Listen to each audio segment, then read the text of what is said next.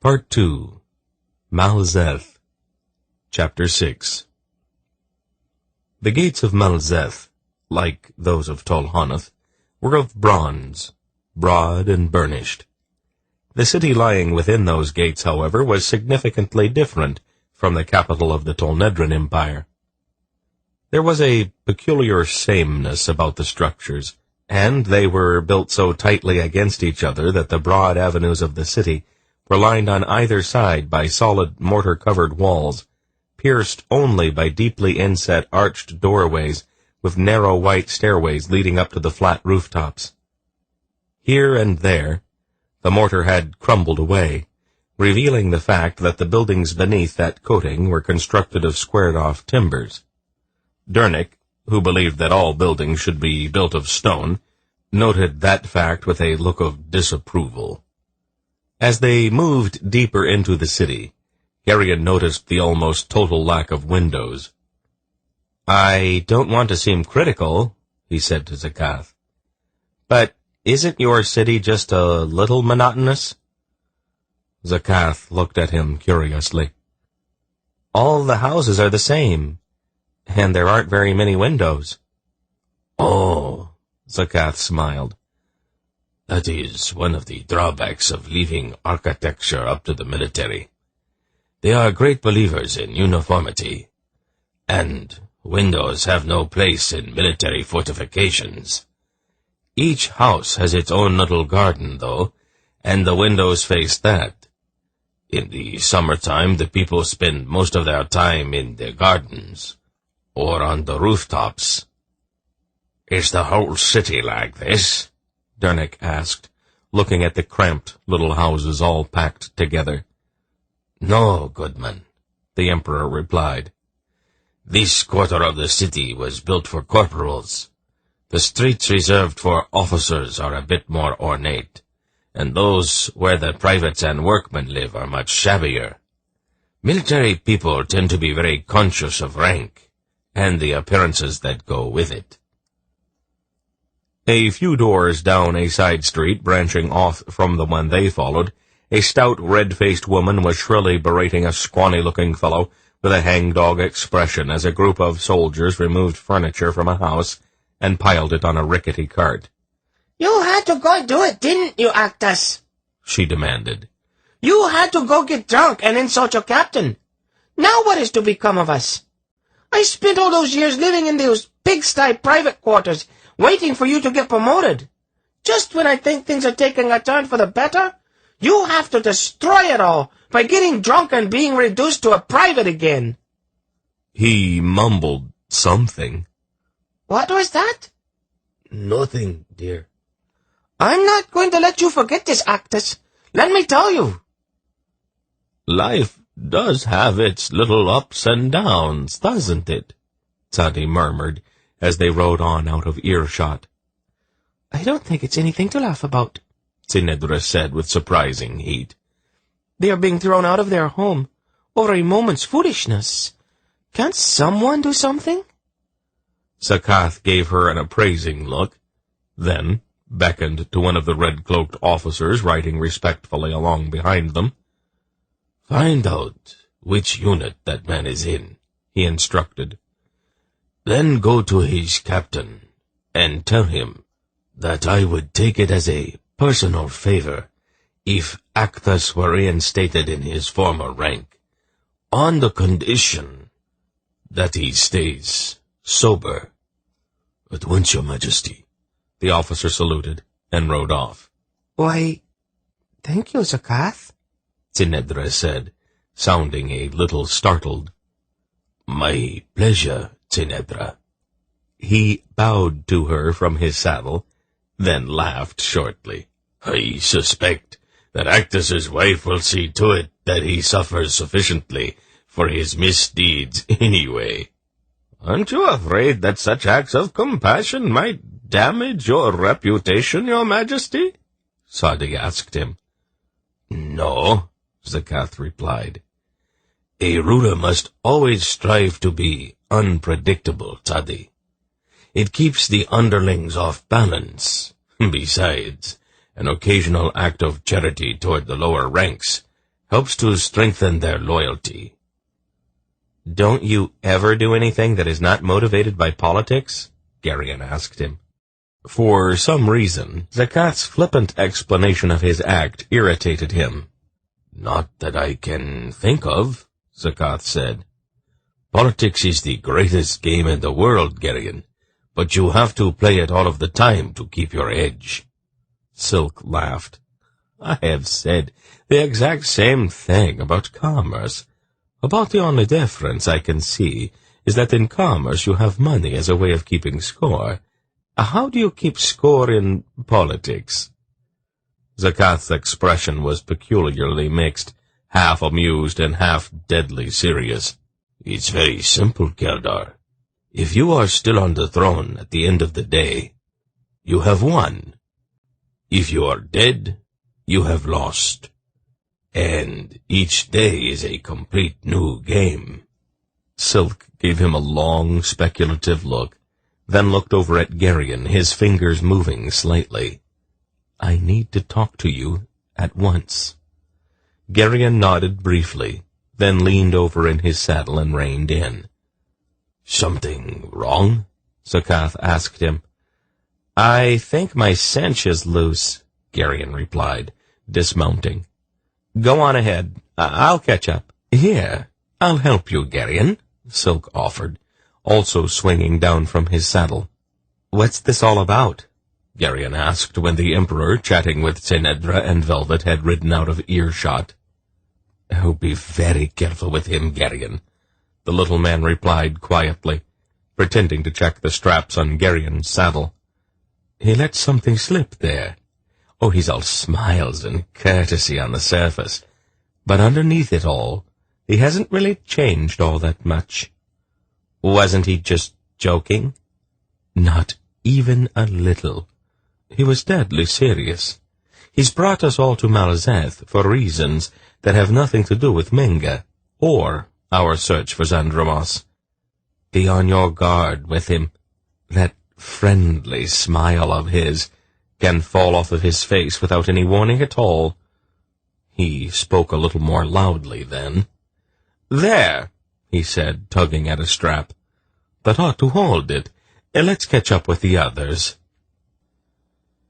They rode into a broad square, surrounded on all sides by canvas booths dyed in various hues of red, green, blue, and yellow. The square teemed with merchants and citizens, all dressed in varicolored, loose-fitting robes that hung to their heels. Where do the common citizens live if the whole city's divided up into sections based on military rank? Dernick asked. Brador, the bald, chubby chief of the Bureau of Internal Affairs, who happened to be riding beside the smith, looked around with a smile. They all have their ranks, good man, he replied. It's according to his individual accomplishments. It's all very rigidly controlled by the Bureau of Promotions. Housing, places of business, suitable marriages, they're all determined by rank. Isn't that sort of over-regimented? Dernick asked pointedly. Malloreons love to be regimented, Goodman Dernick, Brador laughed. Angaraks bow automatically to authority. Mercenes have a deep inner need to compartmentalize things. Karans are too stupid to take control of their own destinies. And the Dowls? Well, nobody knows what the Dowls want. We aren't really all that different from the people in the West, Dernick, Zakath said, back over his shoulder. In Tulnedra and Senderia, such matters are determined by economics. People gravitate to the houses and shops and marriages that they can afford. We have just formalized it, that is all. Tell me, your majesty, Sadi said, how is it that your people are so undemonstrative? I don't quite follow you. Shouldn't they at least salute as you ride by? You are the Emperor, after all. They do not recognize me. Zakath shrugged. The Emperor is a man in crimson robes who rides in a golden carriage, wears a terribly heavy jeweled crown, and is accompanied by at least a regiment of imperial guards, all blowing trumpets. I am just a man in a white linen, riding through town with a few friends." Garrigan thought about that, still mindful of Silk's half-whispered warning. The almost total lack of any kind of self-aggrandizement implicit in Zakath's statement revealed yet another facet of the man's complex personality. He was quite sure that not even King Fulrak of Sindaria, the most modest of all the monarchs of the West, could be quite so self-effacing.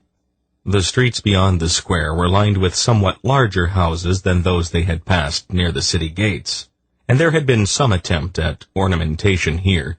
It appeared, however, that Malloreon sculptors had limited talent, and the mortar-cast filigree surmounting the front of each house was heavy and graceless.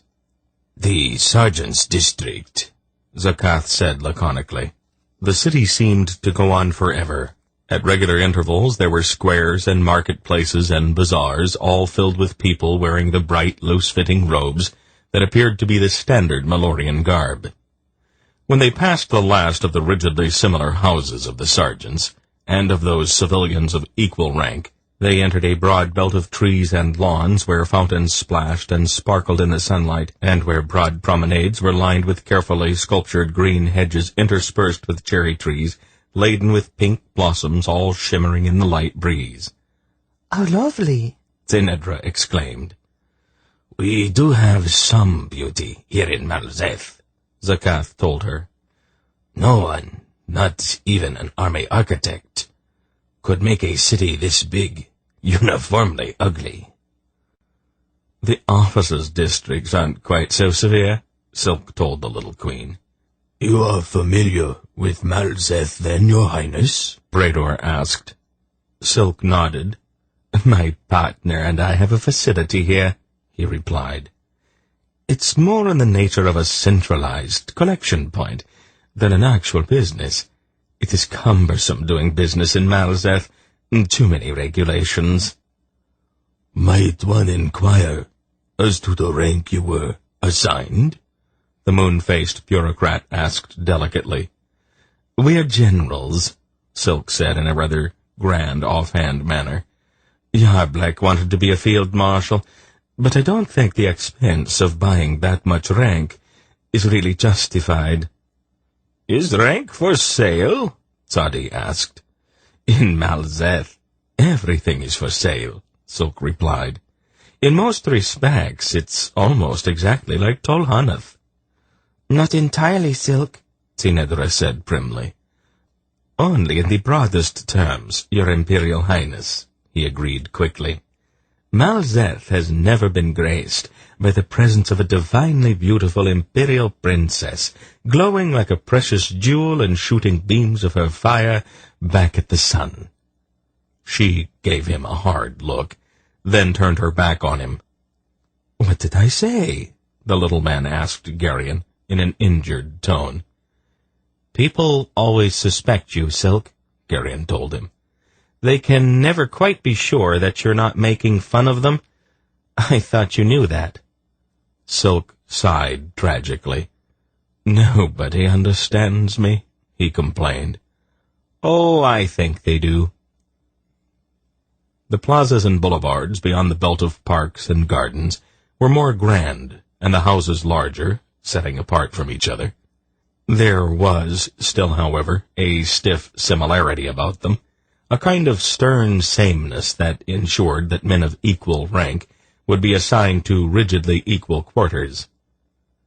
Another broad strip of lawns and trees lay beyond the mansions of the generals, and their mercantile equivalents, and within that encircling green there arose a fair-sized marble city with its own walls and burnished gates. "The Imperial Palace," Zakath said indifferently. He frowned. "What have you done over there?" he asked Brador, pointing at a long row of tall buildings rising near the south wall of the enclosed compound. Brador coughed delicately. "Those are the bureaucratic offices, Your Majesty," he replied in neutral tones. "You will recall that you authorized their construction just before the Battle of Tolmardu." Zakath pursed his lips. "I had not expected something on quite such a grand scale." "There are quite a lot of us, Your Majesty," Brador explained, "and we felt that things might be more harmonious if each bureau had its own building." He looked a bit apologetic. "We really did need the space," he explained defensively to Tzadi. "We were all jumbled together with the military, and very often men from different bureaus had to share the same office. It's really much more efficient this way, wouldn't you say?" "I think I would prefer it, if you didn't involve me in this discussion, Your Excellency," Tzadi answered.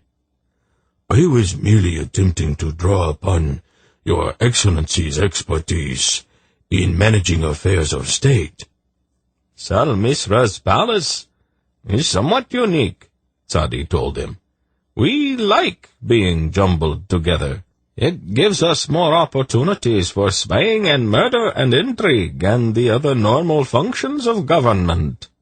As they approached the gates to the imperial complex, Geryon noticed with some surprise that the thick bronze gates had been overlaid with beaten gold, and his thrifty Sendarian heritage recoiled from the thought of such wanton lavishness. Tsinedra, however, looked at the priceless gates with undisguised acquisitiveness. "You wouldn't be able to move them," Silk advised her. "What?" she said inattentively. "The gates, they are much too heavy to steal." "Shut up, Silk," she said absently, her eyes still appraising the gates. He began to laugh uproariously, and she looked at him, her green eyes narrowing dangerously. "I think I'll ride back to see what's keeping Belgarath," the little man said. "Do," she said. Then she looked at Geryon, who was trying to conceal a broad grin. "Something funny?" "No, dear," he replied quickly. "Just enjoying the scenery, that's all." The detachment of guards at the gates was neither as burnished nor plumed as the ceremonial guards at the gates of Tolhanath. They wore polished shirts of chainmail over the customary red tunic, baggy breeches tucked into the tops of knee-high boots, red cloaks, and pointed conical helmets. They nonetheless looked very much like soldiers. They greeted Kalazakath with crisp military salutes, and as the Emperor passed through the gilded gates, trumpeters announced his entrance into the imperial compound with a brazen fanfare. "I have always hated that," the Malloreon ruler said confidentially to Geryon. "That sound grates on my ears." "What irritated me were the people who used to follow me around hoping that I might need something," Geryon told him. "That is convenient sometimes." Geryon nodded. "Sometimes. But it stopped being convenient when one of them threw a knife at my back." "Really? I thought your people universally adored you." "It was a misunderstanding. The young man and I had a talk about it, and he promised not to do it any more." "That is all?" Zakath exclaimed with astonishment. "You did not have him executed?" "Of course not. Once he and I understood each other, he turned out to be extraordinarily loyal." "He was killed at Tolmardu," Geryon sighed sadly. "I am sorry, Geryon," Zakath said. "We all lost friends at Tolmardu." The marble-clad buildings inside the imperial complex were a jumble of conflicting architectural styles, ranging from the severely utilitarian to the elaborately ornate. For some reason, Geryon was reminded of the vast rabbit warren of King Anheg's palace at Val Alorn.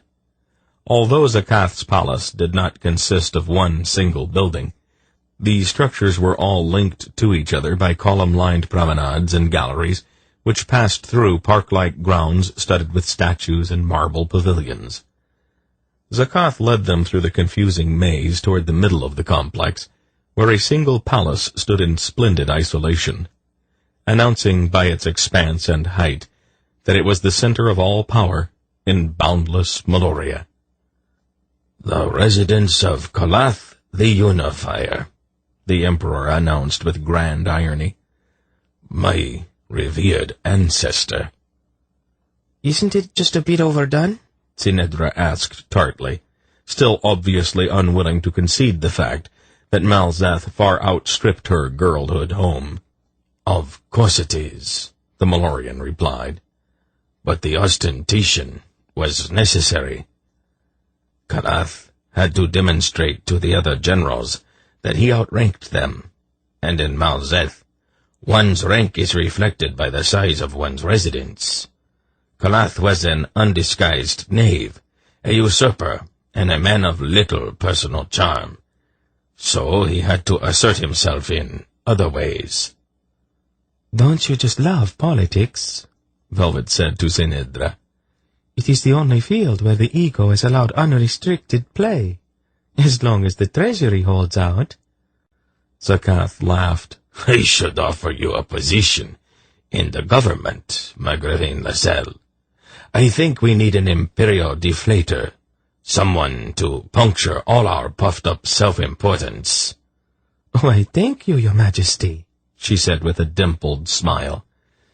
"If it were not for my commitments to the family business, I might even consider accepting such a post.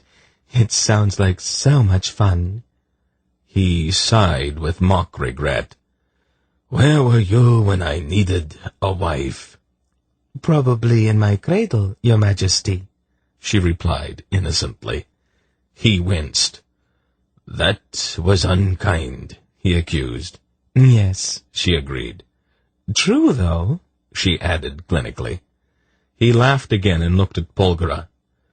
"I am going to steal her from you, my lady," he declared. "To be your court jester, Kalzakath?" Lascelles asked, her face no longer lightly amused. "To entertain you with clever insults and banter? Ah, no, I do not think so. There is another side to me that I don't think you'd like very much.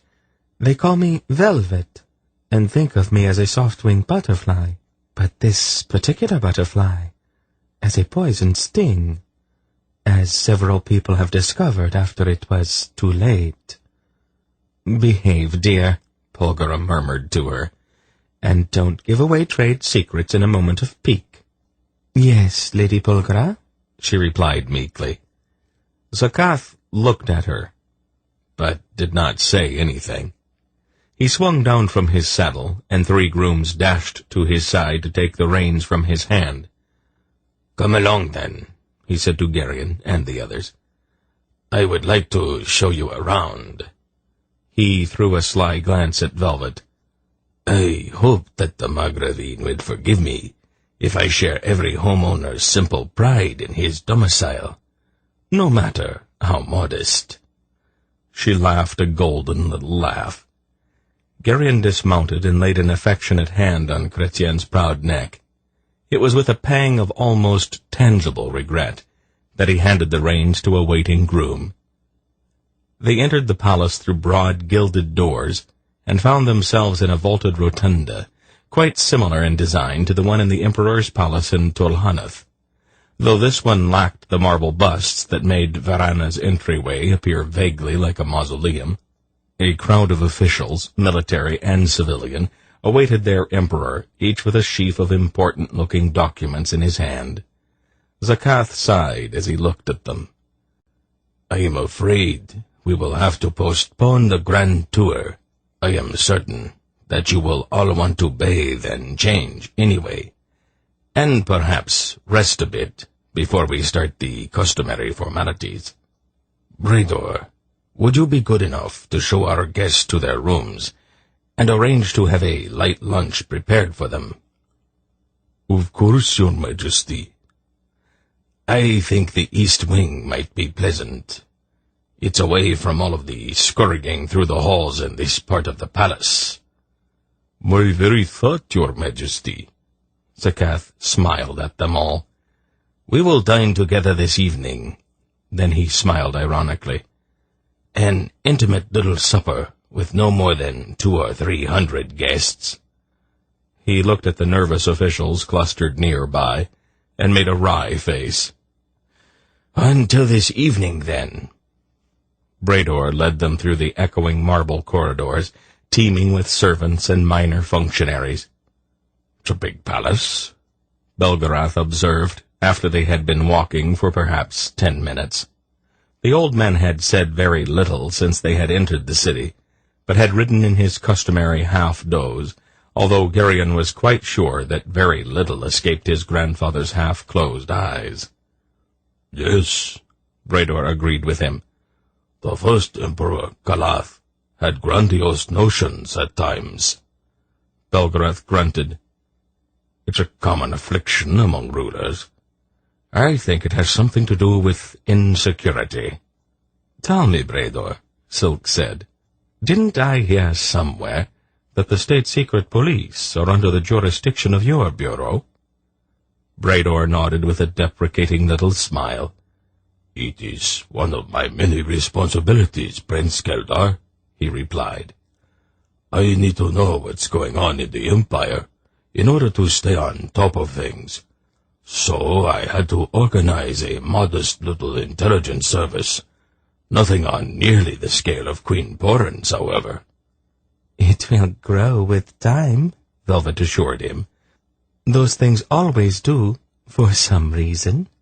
The east wing of the palace was set somewhat apart from the rest of the buildings in the complex, and it embraced a kind of enclosed courtyard or atrium that was green with exotic flowering plants growing about a mirror-like pool at the center.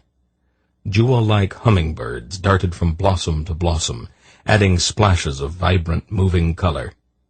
Polgara's eyes came alight when Brador opened the door to the suite of rooms she was to share with Dernek.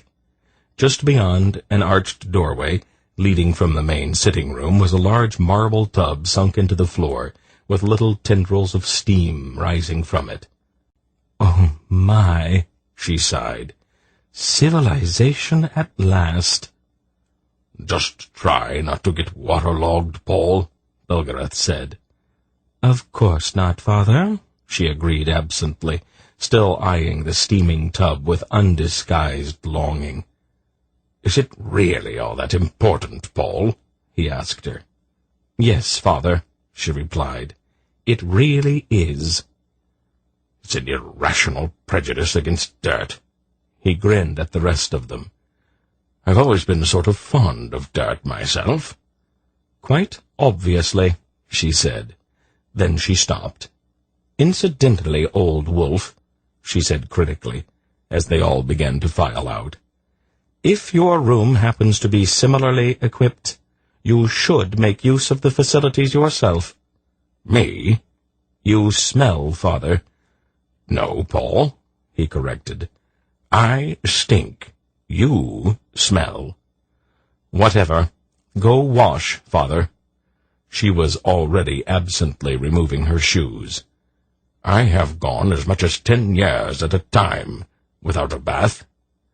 "Yes, Father, I know. Only the gods know how well I know. Now," she said in a very businesslike tone, "if you will all excuse me," she very deliberately began to unbutton the front of her dress. The suite of rooms to which Geryon and Senedra were led was, if anything, even more opulent than that shared by Dernek and Polgara.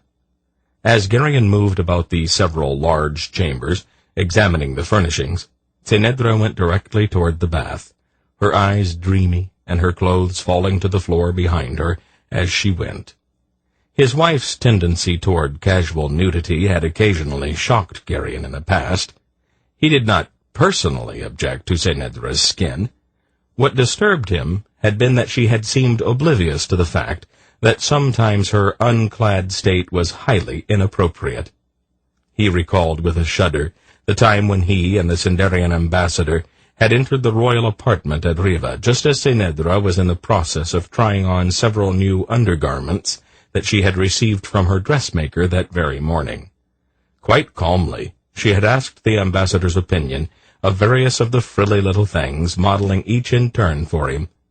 The ambassador, a staid and proper Sundarian gentleman in his 70s, received more shocks in that 10 minutes than he had encountered in the previous half-century, and his next dispatch to King Fulrak had plaintively requested that he be relieved of his post. "Senedra, aren't you at least going to close the door?"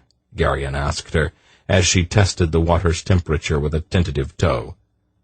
"That makes it very hard for us to talk, Geryon," she replied reasonably, as she stepped down into the tub. "I hate to have to shout." "Oh," he said. "I hadn't noticed that." "Be nice," she told him, sinking into the water with a contented sigh. Curiously, she began to unstopper and sniff the crystal decanters lined along one side of the tub. Geryon assumed they contained assorted condiments with which ladies seasoned their bath water. Some of these she restoppered disapprovingly. Others she liberally sprinkled into her bath. One or two of them she rubbed on herself in various places. "What if somebody comes in?" Geryon asked her pointedly. "Some official or messenger or servant or something." "Well, what if they do?" He stared at her. "Geryon, darling," she said in that same infuriatingly reasonable tone, "if they had not intended for the bath to be used, they would not have prepared it, now would they?" Try as he might, he could not find an answer to that question. She laid her head back into the water, letting her hair fan out around her face. Then she sat up. "Would you like to wash my back for me?" she asked him. An hour or so later, after an excellent lunch served by efficient servants, Silk stopped by. The little thief had also bathed and changed clothes once again. His pearl-gray doublet was formally elegant, and he once again dripped jewels. His short, scraggly beard had been neatly trimmed, and there was a faint air of exotic perfume lingering about him. "Appearances," he responded to Geryon's quizzical look. "One always wants to put one's best foot forward in a new situation." "Of course," Geryon said dryly. "Belgarath asked me to stop by," the little man continued. "There is a large room upstairs. We are gathering there for a council of war." "War?" "Metaphorically speaking, of course." "Oh, of course." The room at the top of a flight of marble stairs to which Silk led Geryon and Senedra was quite large, and there was a throne-like chair on a dais against the back wall. Geryon looked about at the lush furnishings and heavy crimson drapes. "This isn't the throne room, is it?" "No," Silk replied. "At least not Kalazakath's official one. It's here to make visiting royalty feel at home. Some kings get nervous when they don't have official-looking surroundings to play in." "Oh." Belgarath sat with his mismatched boots up on a polished table. His hair and beard were slightly damp, evidence that, despite his pretended indifference to bathing, he had, in fact, followed Polgara's instructions. Polgara and Dernick were talking quietly at one side, and Ariond and Toth were nearby.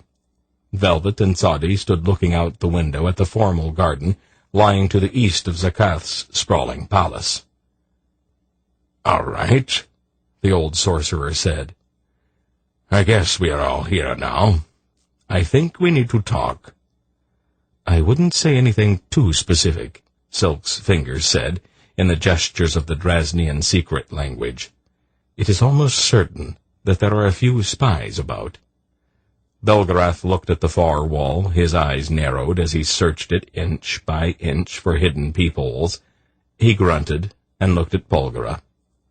"I'll look into it, father," she murmured. Her eyes grew distant, and Geryon felt the familiar surge. After a moment, she nodded and held up 3 fingers. She concentrated for a moment, and the quality of the surge changed, seeming somehow languorous. Then she straightened and relaxed her will. "It's all right now," she told them calmly. "They fell asleep."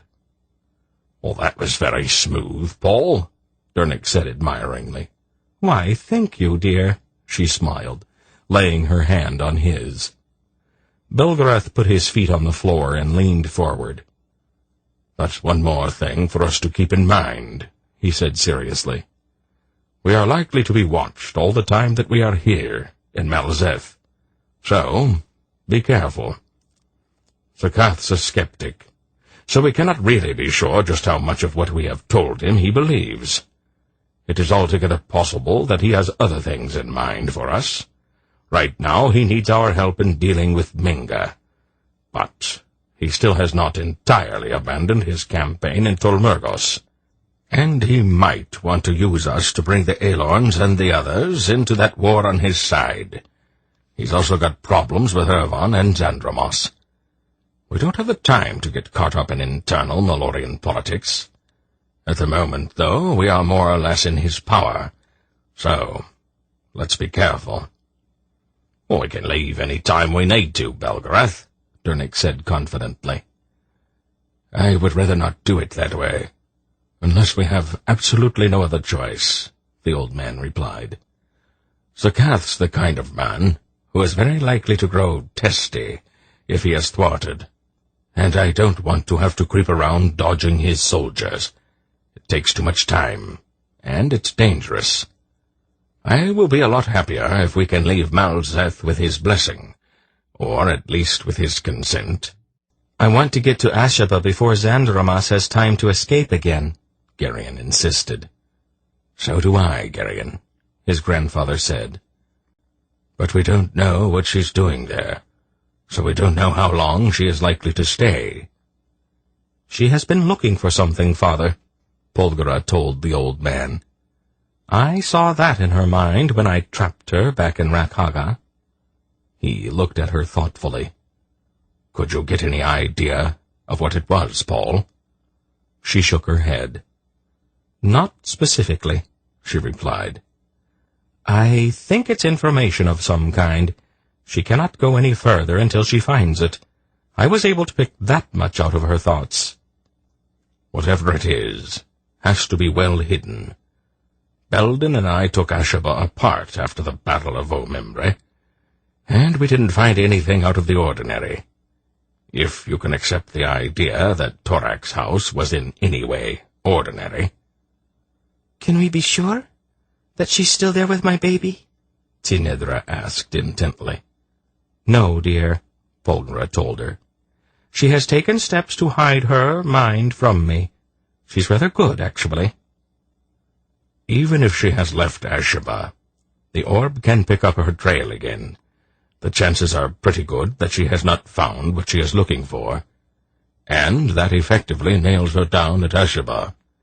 If she has found it, she won't be hard to follow." "We are going on to Ashaba, then?" Sadi asked. "What I am getting at is that our concern about Minga was just a ruse to get us to Malloreon, wasn't it?" "I think I'm going to need more information before I can make any decisions about that. The situation in northern Karanda is serious, certainly, but let's not lose sight of the fact that our primary goal is Xandromos, and she is at Ashaba. Before I can decide anything, though, I need to know more about what's going on here in Malloreon." "My department," Silk volunteered. "And mine," Velvet added. "I might be able to help a bit as well," Sadi noted with a faint smile. He frowned then.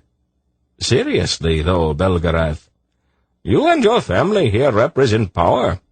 I don't think we're going to have much luck at persuading Kal Zakath to let you go willingly, no matter how cordial he may appear on the surface."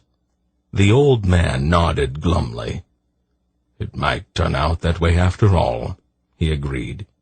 Then he looked at Silk, Velvet, and Sadi. "Be careful," he cautioned them.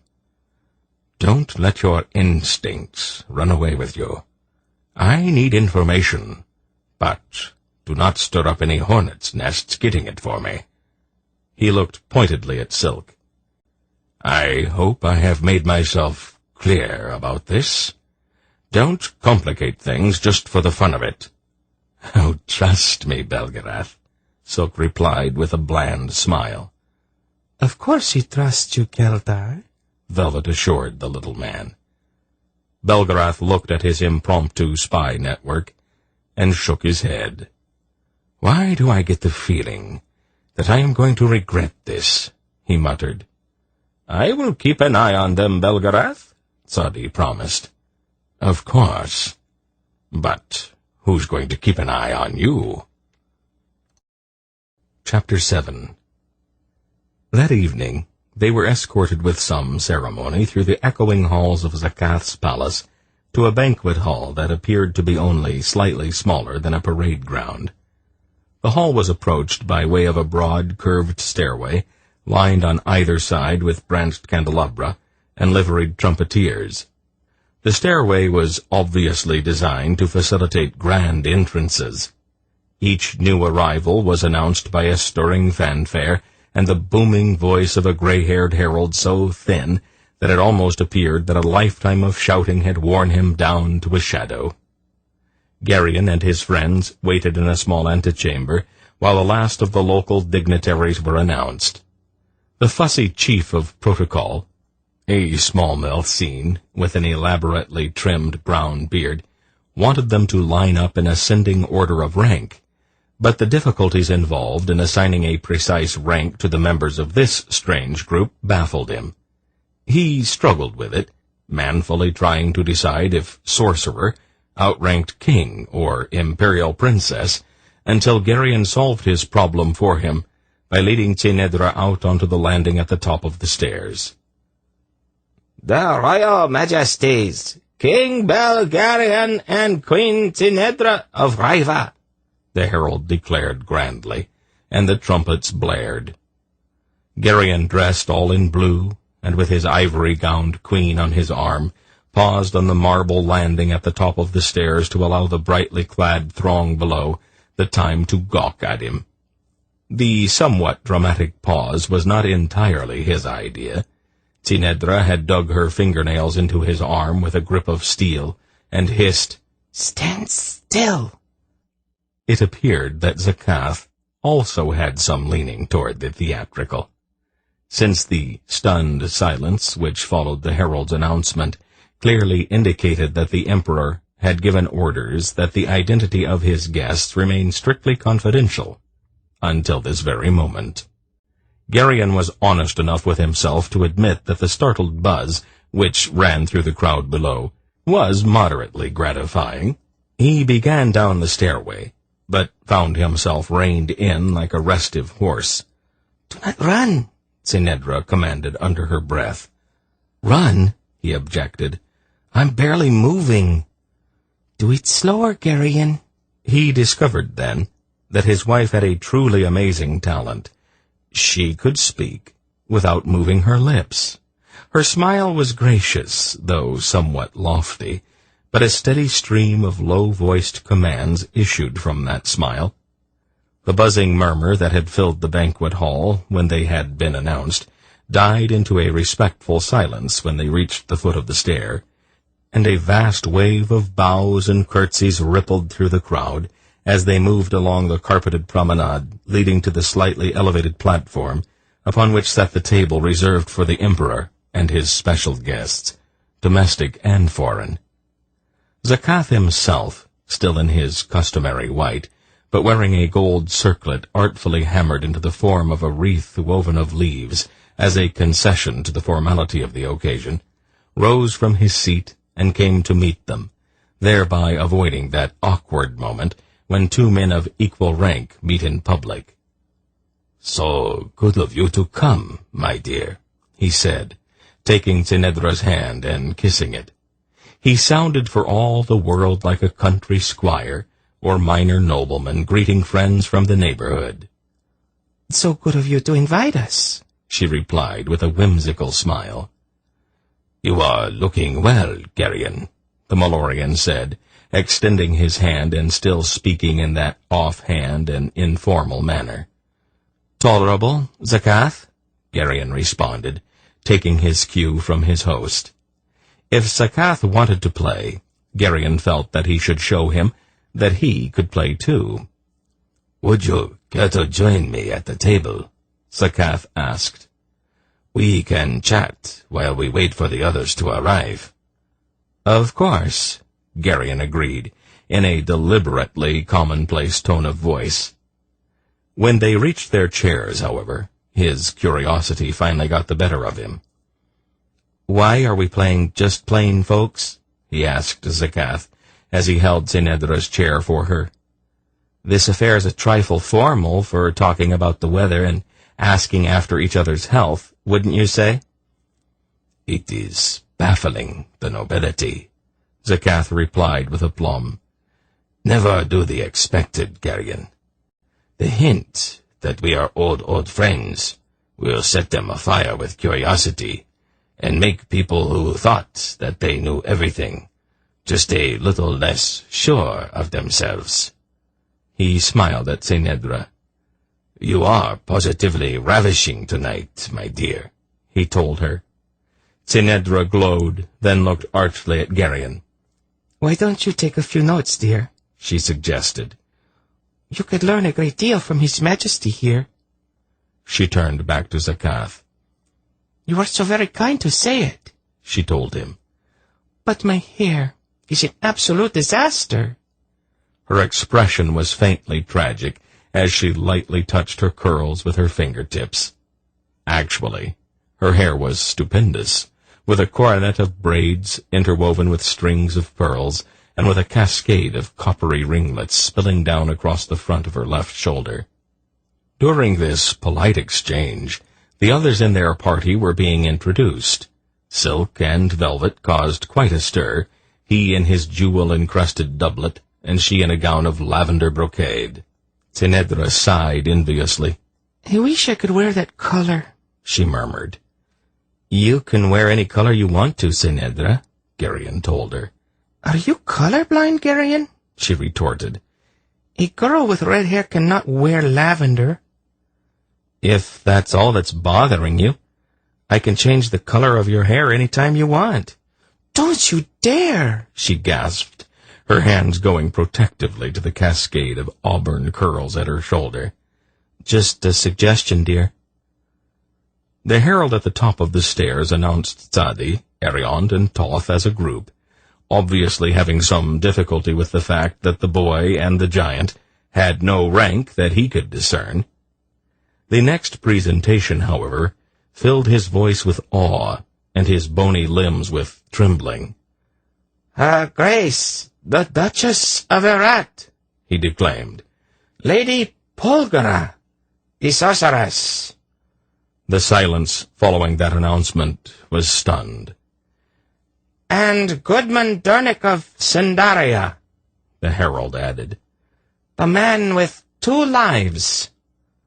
Polgara and the smith descended the stairs to the accompaniment of profound silence. The bows and curtsies which acknowledged the legendary couple were so deep as to resemble genuflections before an altar. Polgara, dressed in her customary silver-trimmed blue, swept through the hall with all of the regal bearing of an empress. She wore a mysterious smile, and the fabled white lock at her brow glowed in the candlelight as she and Durnick approached the platform. Meanwhile, at the top of the stairs, the herald had shrunk back from the next guest, his eyes wide and his face gone quite pale. Just say it, Geryon heard his grandfather tell the frightened man. I am fairly sure that they will all recognize the name. The herald stepped to the marble railing at the front of the landing. Your Majesty, he said falteringly. My lords and ladies, I have the unexpected honor to present Belgarath, the sorcerer. A gasp ran through the hall as the old man, dressed in a cowled robe of soft gray wool, stumped down the stairs with no attempt at grace or dignity. The assembled Malloreon notables pulled back from him as he walked toward the table, where the others had already joined Zeth. About halfway to the imperial platform, however, a blonde Melsine girl in a low-cut gown caught his eye. She stood stricken with awe, unable to curtsy or even to move, as the most famous man in all the world approached her. Belgoroth stopped, looked her up and down quite slowly and deliberately, noting with appreciation just how revealing her gown was. A slow, insinuating smile crept across his face, and his blue eyes twinkled outrageously. "Nice dress," he told her. She blushed furiously. He laughed, reached out and patted her cheek. "There's a good girl," he said. "Father," Polgara said firmly. "Coming, Paul," he chuckled, and moved along the carpet toward the table. The pretty Melsine girl looked after him, her eyes wide and her hand pressed to the cheek he had touched. "Isn't he disgusting?" Zinedra muttered. "It's just the way he is, dear," Geryon disagreed. "He doesn't pretend to be anything else. He doesn't have to."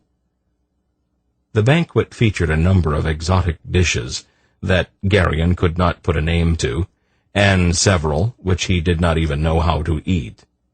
A deceptively innocent-looking rice dish was laced with such fiery seasonings that it brought tears to his eyes and sent his hand clutching for his water goblet. "Balar, Mara, and Nedra," Dernick choked, as he also groped about in search of water. So far as he could remember, it was the first time Geryon had ever heard Dernick swear. He did it surprisingly well. "Piquant," Tzadi commented, as he calmly continued to eat the dreadful concoction. "How can you eat that?" Geryon demanded in amazement. Tzadi smiled. "You forget that I am used to being poisoned, Belgarian. Poison tends to toughen the tongue and fireproof the throat." Zakath had watched their reactions with some amusement. "I should have warned you," he apologized. "The dish comes from Gandahar, and the natives of that region entertain themselves during the rainy season by trying to build bonfires in each other's stomachs. They are elephant trappers for the most part, and they pride themselves on their courage." After the extended banquet, the brown-robed Brador approached Geryon. "If your Majesty wouldn't mind," he said, leaning forward so that Geryon could hear him over the sounds of laughter and sprightly conversation from nearby tables. "There are a number of people who are most eager to meet you." Geryon nodded politely, even though he inwardly winced. He had been through this sort of thing before, and he knew how tedious it usually became. The chief of the Bureau of Internal Affairs led him down from the platform into the swirl of brightly clad celebrants, pausing occasionally to exchange greetings with various fellow officials and to introduce Geryon. Geryon braced himself for an hour or two of total boredom. The plump, bald-headed Brador, however, proved to be an entertaining escort. Though he seemed to be engaging Geryon in light conversation, he was, in fact, providing a succinct and often pointed briefing, even as they went. "We'll be talking with the kinglet of Palia," he murmured, as they approached a group of men in tall, conical felt caps, who wore leather, which had been dyed an unhealthy-looking green color. "He's a fawning bootlicker, a liar, a coward, and absolutely not to be trusted." "Ah, there you are, Brador," one of the felt-capped men greeted the Melsine with a forced heartiness. "Your Highness," Brador replied with a florid bow. "I have the honor to present His Royal Majesty, Belgarian of Riva." He turned to Geryon. "Your Majesty, this is His Highness, King Warasen of Palia." "Your Majesty," Warasen gushed, bowing awkwardly. He was a man with a narrow, pock-marked face, close-set eyes, and a slack-lipped mouth. His hands, Geryon noticed, were not particularly clean. "Your Highness," Geryon replied, with a slightly distant note. "I was just telling the members of my court here that I'd have sooner believed that the sun would rise in the north tomorrow then that the Overlord of the West would appear at Zeth. The world is full of surprises. By the beard of Torak, you are right, Belgarian. You do not mind if I call you Belgarian, do you, your majesty? Torak didn't have a beard, Garion corrected shortly. What? Torak. He didn't have a beard. At least he didn't when I met him. When you... Warrison's eyes suddenly widened. Are you telling me that all those stories about what happened at Tor Mishrek are actually true? He gasped. I'm not sure, Your Highness, Garion told him. I have not heard all of the stories yet. It's been an absolute delight meeting you, old boy, he said, clapping the stunned-looking kinglet on the shoulder with exaggerated camaraderie. It's a shame that we don't have more time to talk. Coming, Brador? He nodded to the petty king of Palia, turned and led the Melcene away. You are very skilled, Belgarian, Brador murmured.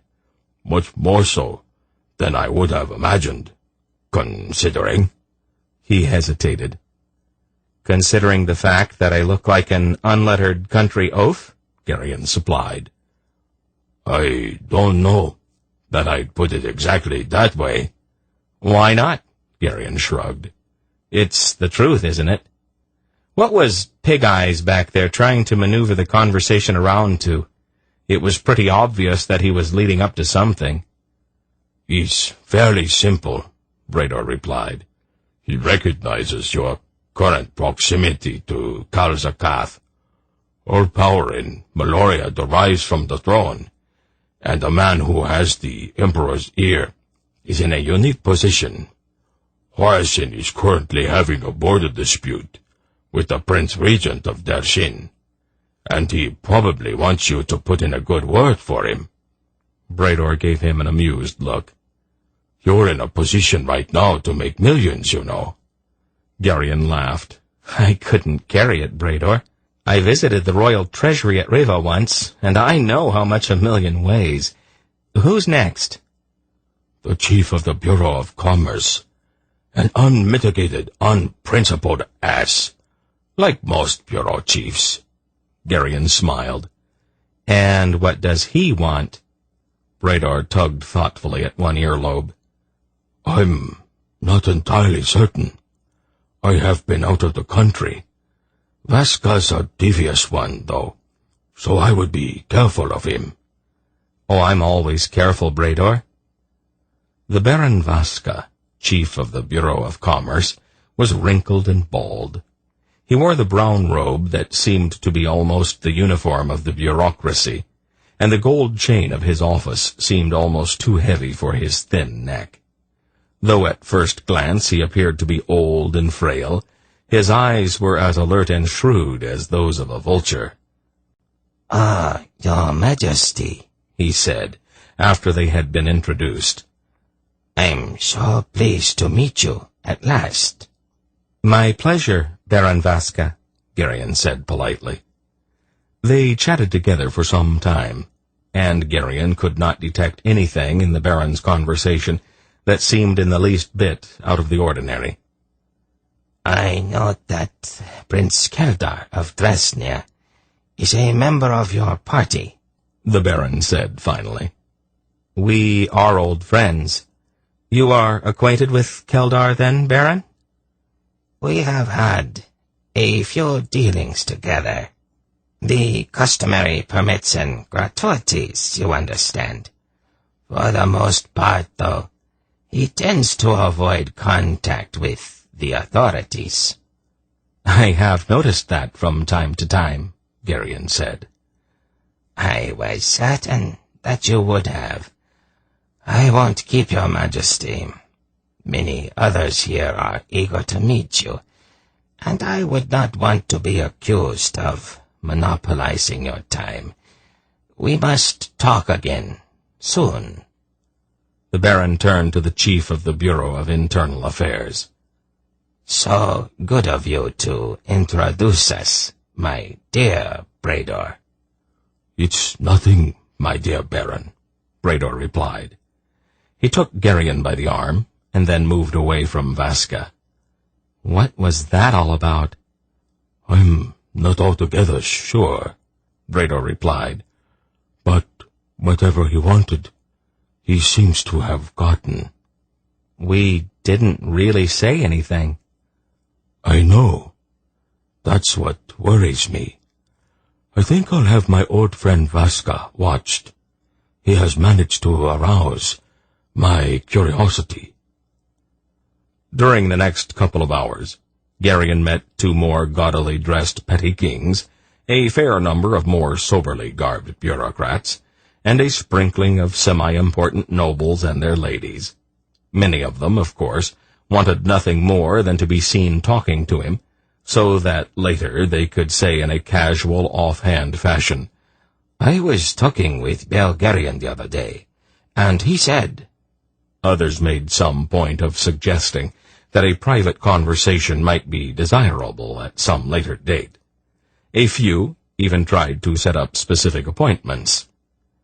It was rather late when Velvet finally came to his rescue. She approached the place where Geryon was trapped by the royal family of Peldane, a stodgy little kinglet in a mustard-yellow turban, his simpering, scrawny wife in a pink gown that clashed horribly with her orange hair, and 3 spoiled royal brats who spent their time whining and hitting each other. "Your Majesty," the blonde girl said with a curtsy, "your wife asks your permission to retire." "Asks? She is feeling slightly unwell?" Geryon gave her a grateful look. "I must go to her at once, then," he said quickly. He turned to the Peldane royalty. "I hope you will all excuse me," he said to them. "Of course, Belgarian," the kinglet replied graciously. "And please convey our regards to your lovely wife," the queenlet added. The royal brood continued to howl and kick at each other. "You looked a bit harried," Velvet murmured as she led Geryon away. "I could kiss you." Now that is an interesting suggestion." Geryon glanced sourly back over his shoulder. "They should drown those 3 little monsters and raise a litter of puppies instead." "Piglets," she corrected. He looked at her. "At least they could sell the bacon," she explained. "That way, the effort would not be a total loss." "Is Senedra really ill?" "Of course not. She has made as many conquests as she wants to this evening, that is all. She wants to save a few for future occasions. Now it's time for the grand withdrawal, leaving a horde of disappointed admirers who were all panting to meet her, crushed with despair." "Well, that's a peculiar way to look at it." She laughed affectionately, linking her arm in his. "Not if you are a woman, it is not." The following morning, shortly after breakfast, Geryon and Belgarath were summoned to meet with Zekath and Brador in the Emperor's private study. The room was large and comfortable, lined with books and maps and with deeply upholstered chairs clustered about low tables. It was a warm day outside, and the windows stood open, allowing a blossom-scented spring breeze to ruffle the curtains. "Good morning, gentlemen," Zekath greeted them as they were escorted into the room. "I hope you slept well." "Once I managed to get Senedra out of the tub," Geryon laughed. "It's just a bit too convenient, I think.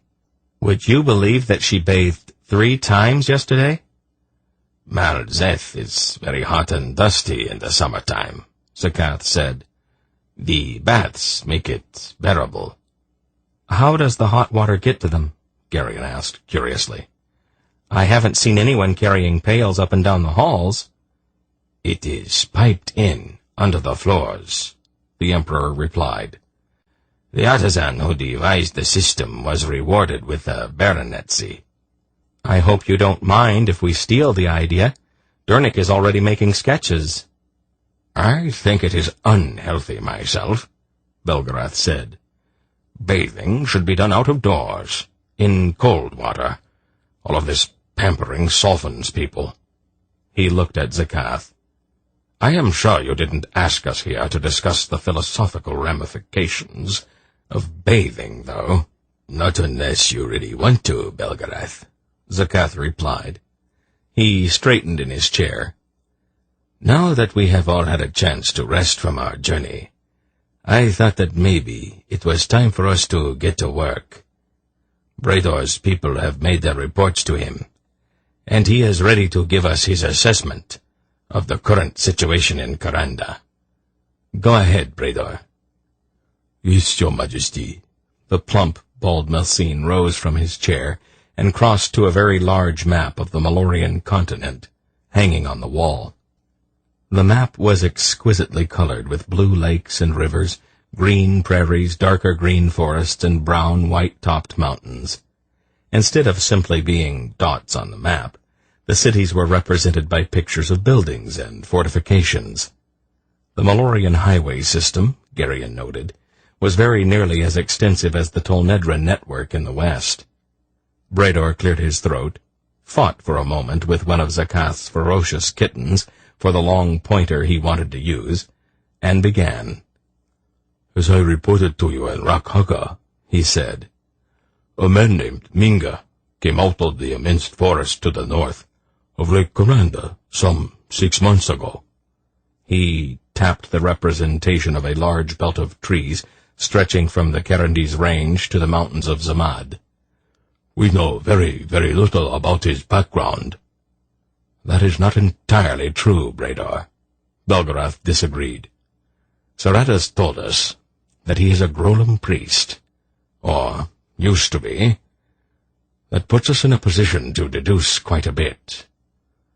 I would be interested to hear whatever you can come up with, Zakath said.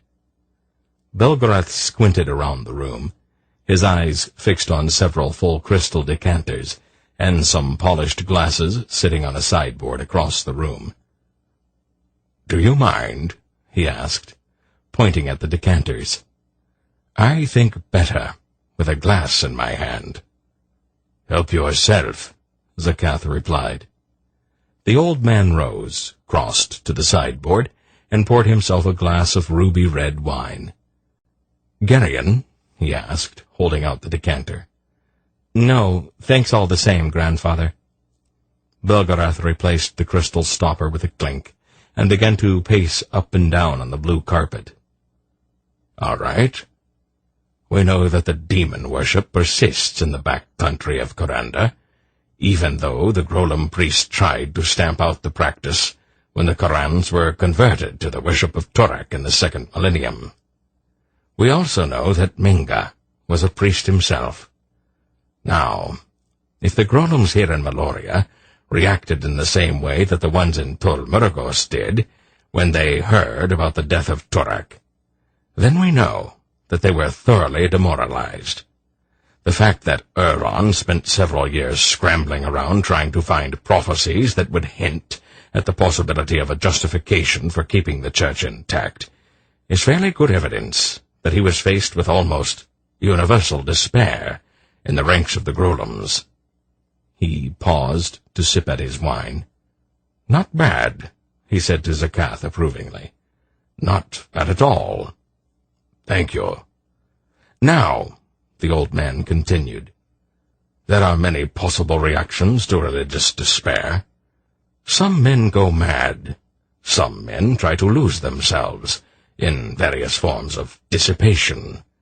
Some men refuse to admit the truth and try to keep the old forms alive.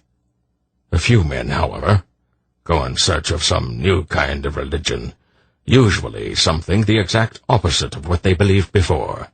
Since the Grolem Church in Karanda had concentrated for aeons on eradicating demon worship, it is only logical that a few of the despairing priests would seek out demon masters in the hope of learning their secrets. Remember, if you can actually control a demon, it gives you a great deal of power, and the hunger for power has always been at the core of the Grolem mentality. "It does fit together, Ancient One," Brador admitted. "I thought so myself. All right. Torak is dead, and Minga suddenly finds that his theological ground has been cut out from under him.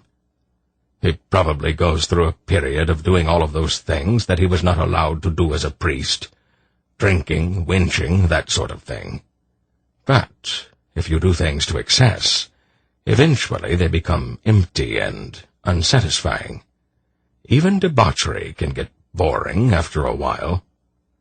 Aunt Paul will be amazed to hear that you said that, Geryon said. You just keep it to yourself, Belgarath told him.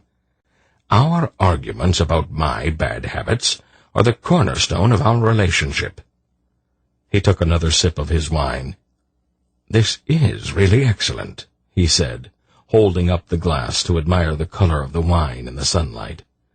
Now then, here we have Minga, waking up some morning with a screaming headache, a mouth that tastes like a chicken coop, and a fire in his stomach that no amount of water will put out. He has no real reason to go on living. He might even take out his sacrificial gutting knife and set the point against his chest. Isn't your speculation going a bit far afield?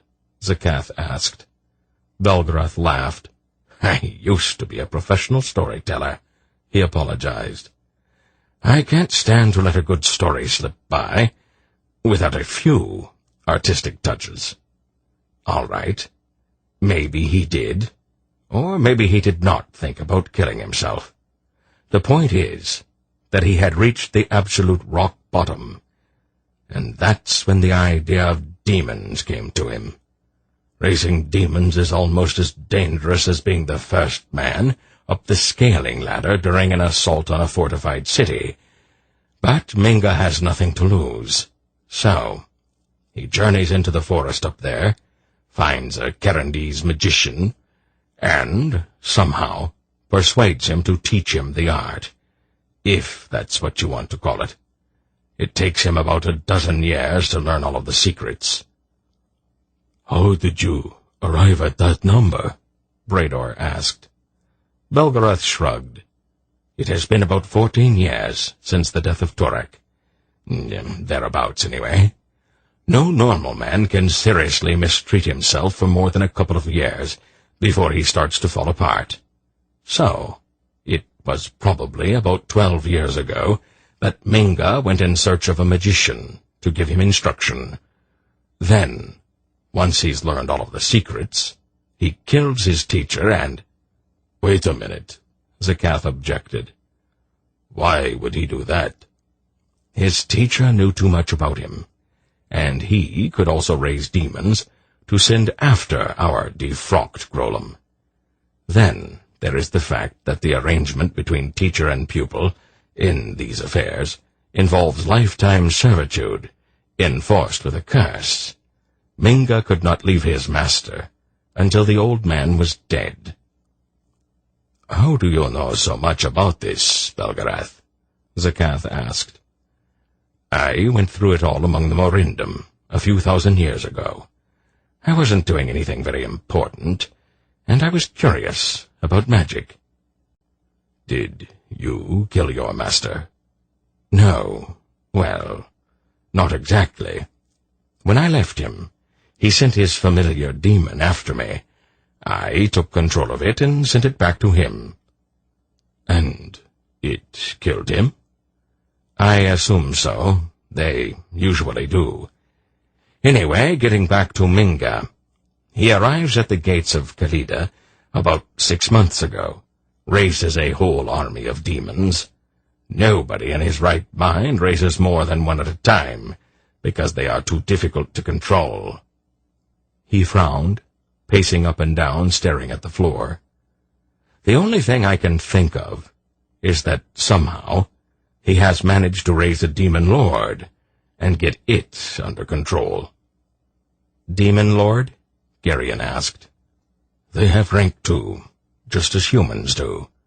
If Minga has a grip on a demon lord, then it is that creature that is calling up the army of lesser demons.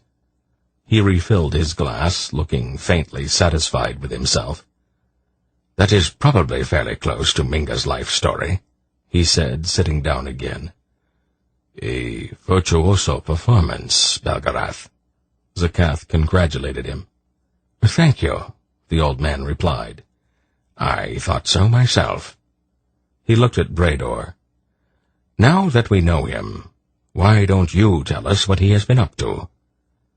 Brador once again took his place beside the map, fending off the same kitten with his pointer. After Minga took Kalida, word of his exploits ran all through Karanda. It appears that the worship of Torak was never really very firmly ingrained in the Karans to begin with, and about the only thing that kept them in line was their fear of the sacrificial knives of the Grolums. Like the Tulls? Girion suggested. Very much so, Your Majesty. Once Torak was dead, however, and his church in disarray, the Karans began to revert. The old shrines began to reappear, and the old rituals come back into practice. Brador shuddered. Hideous rites, he said. Obscene. Even worse than the Grolum rite of sacrifice? Girion asked mildly. There are some justifications for that, Girion, Zekath objected. It was an honor to be chosen, and the victims went under the knife willingly. Not any of them that I ever saw, Girion disagreed. We can discuss comparative theology some other time, Belgarath told them. Go on, Brador. Once the Karans heard about Minga, the Melcene official continued, they began to flock to Kalida to support him, and to enlist themselves on the side of the demons.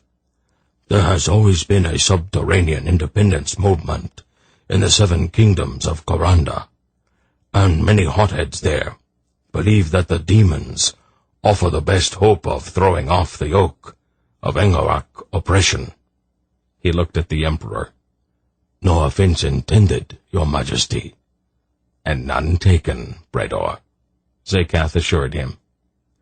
Naturally, the little kinglets in Karanda tried to keep their people from joining Minga.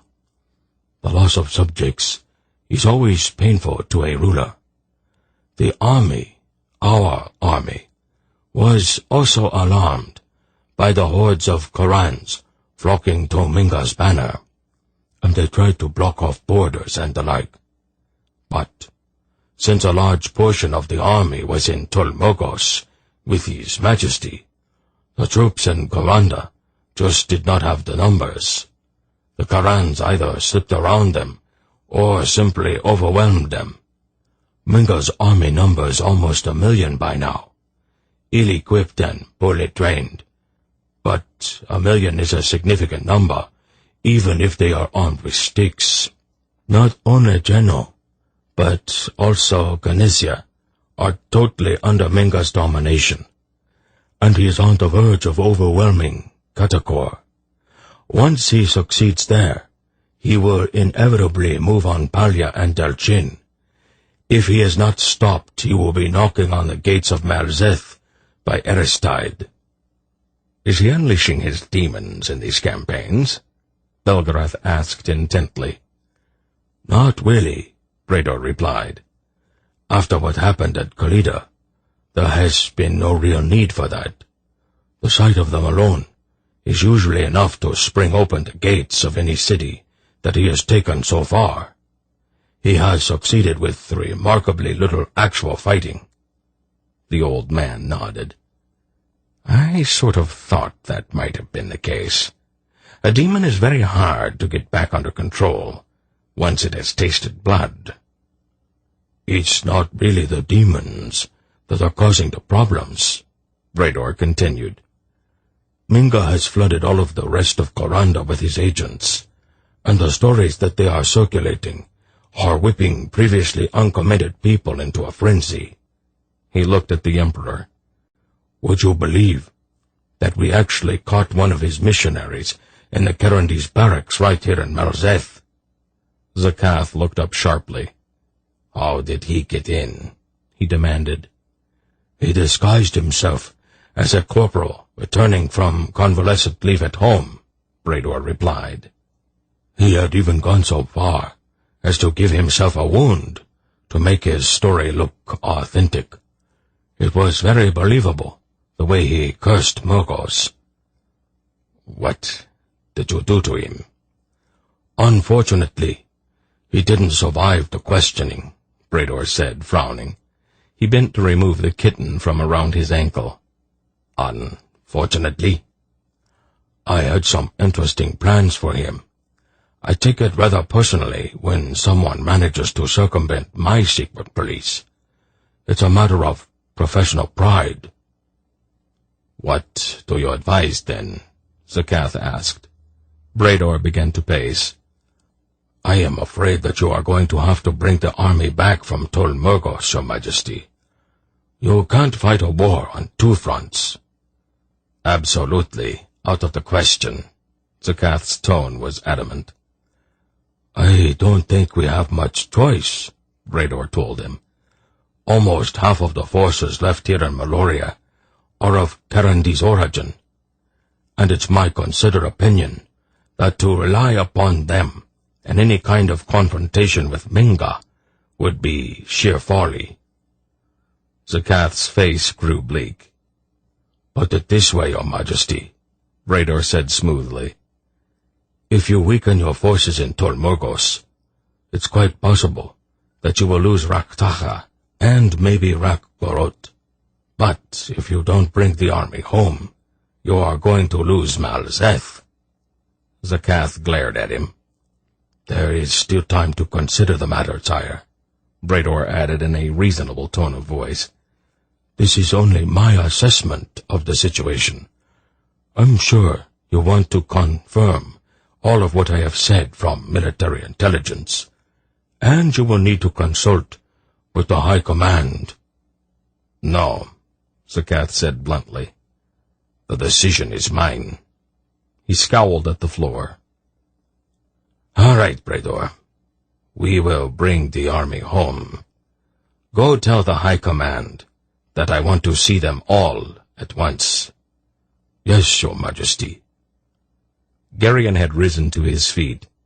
How long will it take to ship in your troops from Tol Murgos? He asked it with a sinking feeling. About 3 months, Zeth replied. I can't wait that long, Zeth. I am very sorry, Geryon, but none of us has any choice. Neither you nor I will leave Zeth until the army gets here. Chapter 8. The following morning, Silk came early to the rooms Geryon shared with Zenedra. The little man once again wore his doublet and hose, though he had removed most of his jewelry. Over his arm he carried a pair of Malloreon robes, the lightweight, varicolored garments worn by most of the citizens of Zeth. Would you like to go into the city? He asked Geryon. I don't think they'll let us out of the palace. I've already taken care of that. Brador gave his permission, provided that we don't try to get away from the people who are going to be following us. Well, that's a depressing thought. I hate being followed. Oh, you get used to it. Have you got anything specific in mind, or is this just a sightseeing tour? I want to stop by our offices here and have a talk with our factor. Geryon gave him a puzzled look. The agent who handles things for us here in Zeth. Oh, I hadn't heard the word before. Oh, that's because you aren't in business. Our man here is named Dolmar. He's a Mersine, very efficient, and he doesn't steal too much. I'm not sure that I'd enjoy listening to you talk business, Geryon said. Silk looked about furtively. You might learn all kinds of things, Geryon, he said, but his fingers were already moving rapidly. Dolmar can give us a report on what's really happening in Karanda, he gestured. I think you had better come along. Well, Geryon said with slightly exaggerated acquiescence, maybe you're right. Besides, the walls here are beginning to close in on me.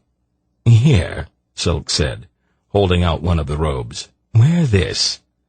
"It's not really cold, Silk." "The robe is not to keep you warm. People in Western clothing attract a lot of attention on the streets of Malzeth, and I don't like being stared at." Silk grinned quickly.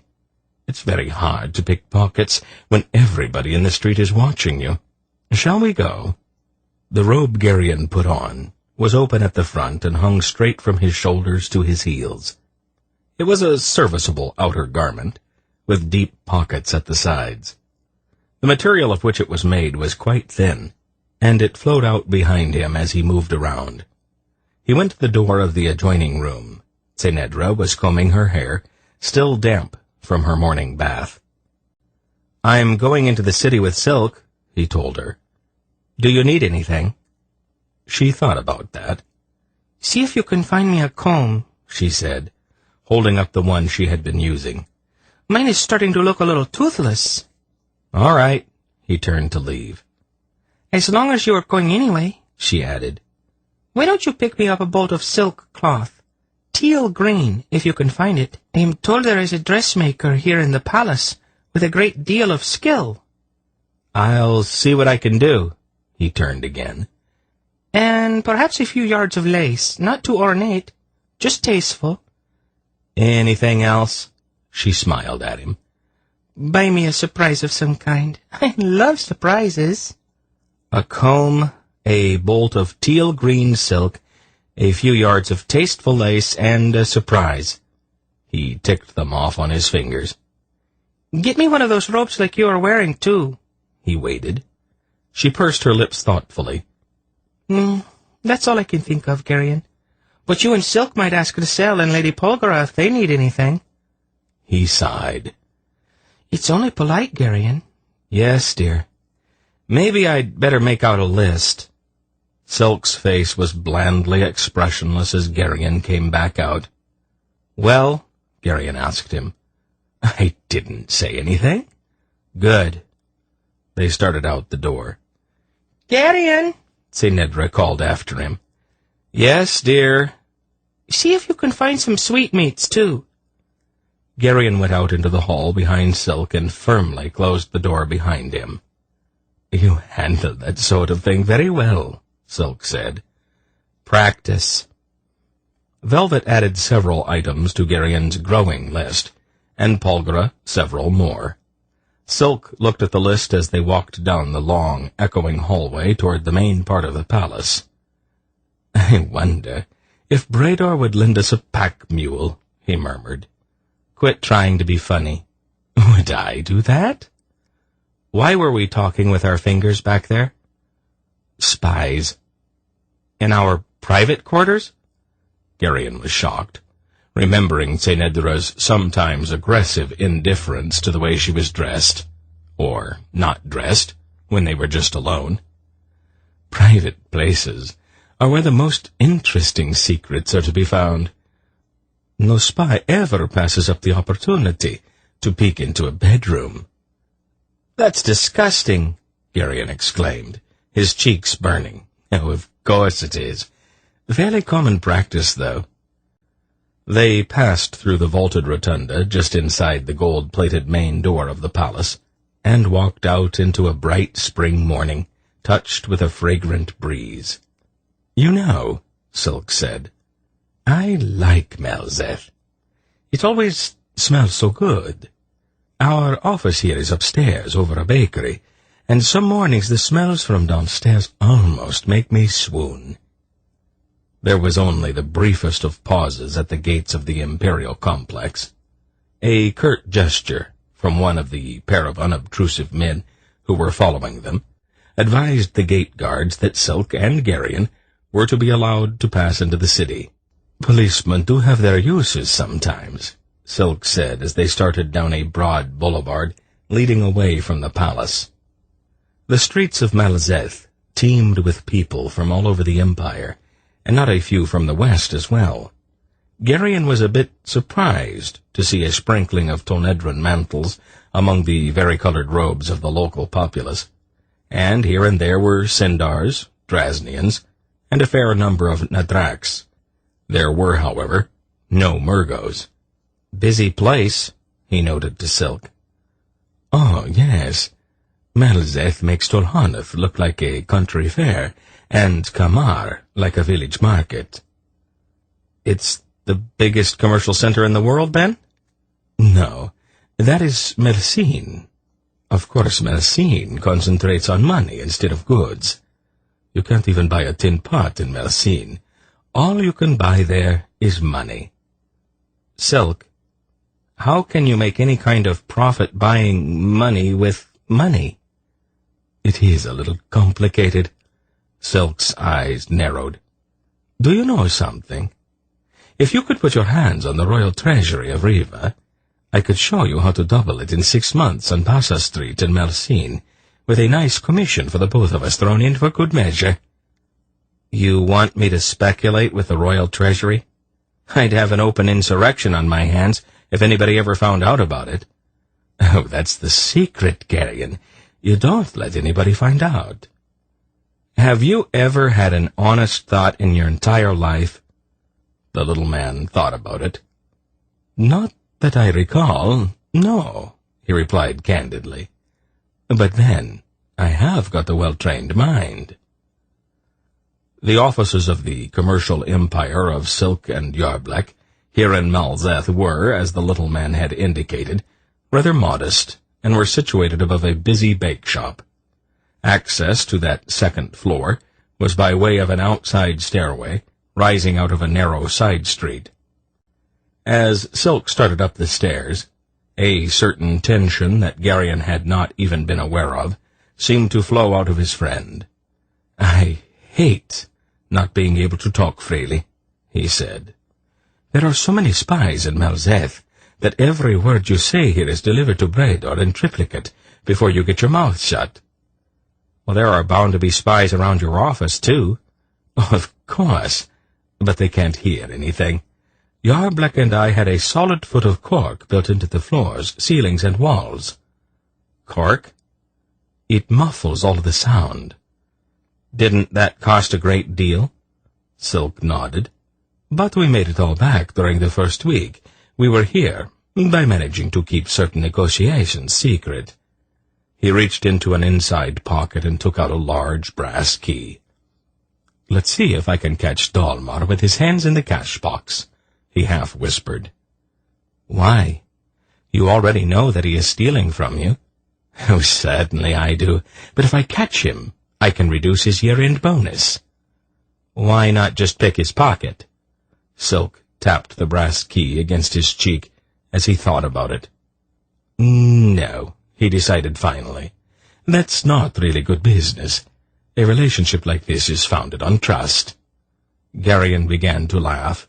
Oh, you have to draw the line somewhere, Garyon. Silk quietly slipped his brass key into the lock and slowly turned it. Then he abruptly shoved the door open and jumped into the room.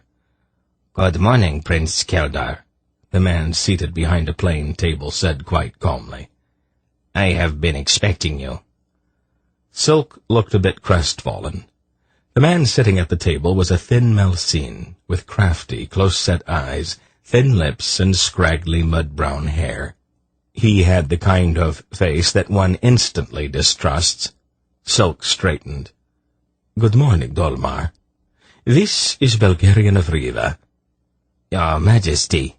Dolmar rose and bowed. Dolmar? The way that all sounds of walking or moving pieces of furniture were muted testified to the thickness of the cork lying beneath. How is business? Silk asked, seating himself and pushing the other chair to Garyon with his foot. We are paying the rent, Dolmar replied cautiously. I'm sure that the baker downstairs is overjoyed. Specifics, Dolmar. I have been away from Malzeth for quite a while. Stunned me with how well my investments here are doing.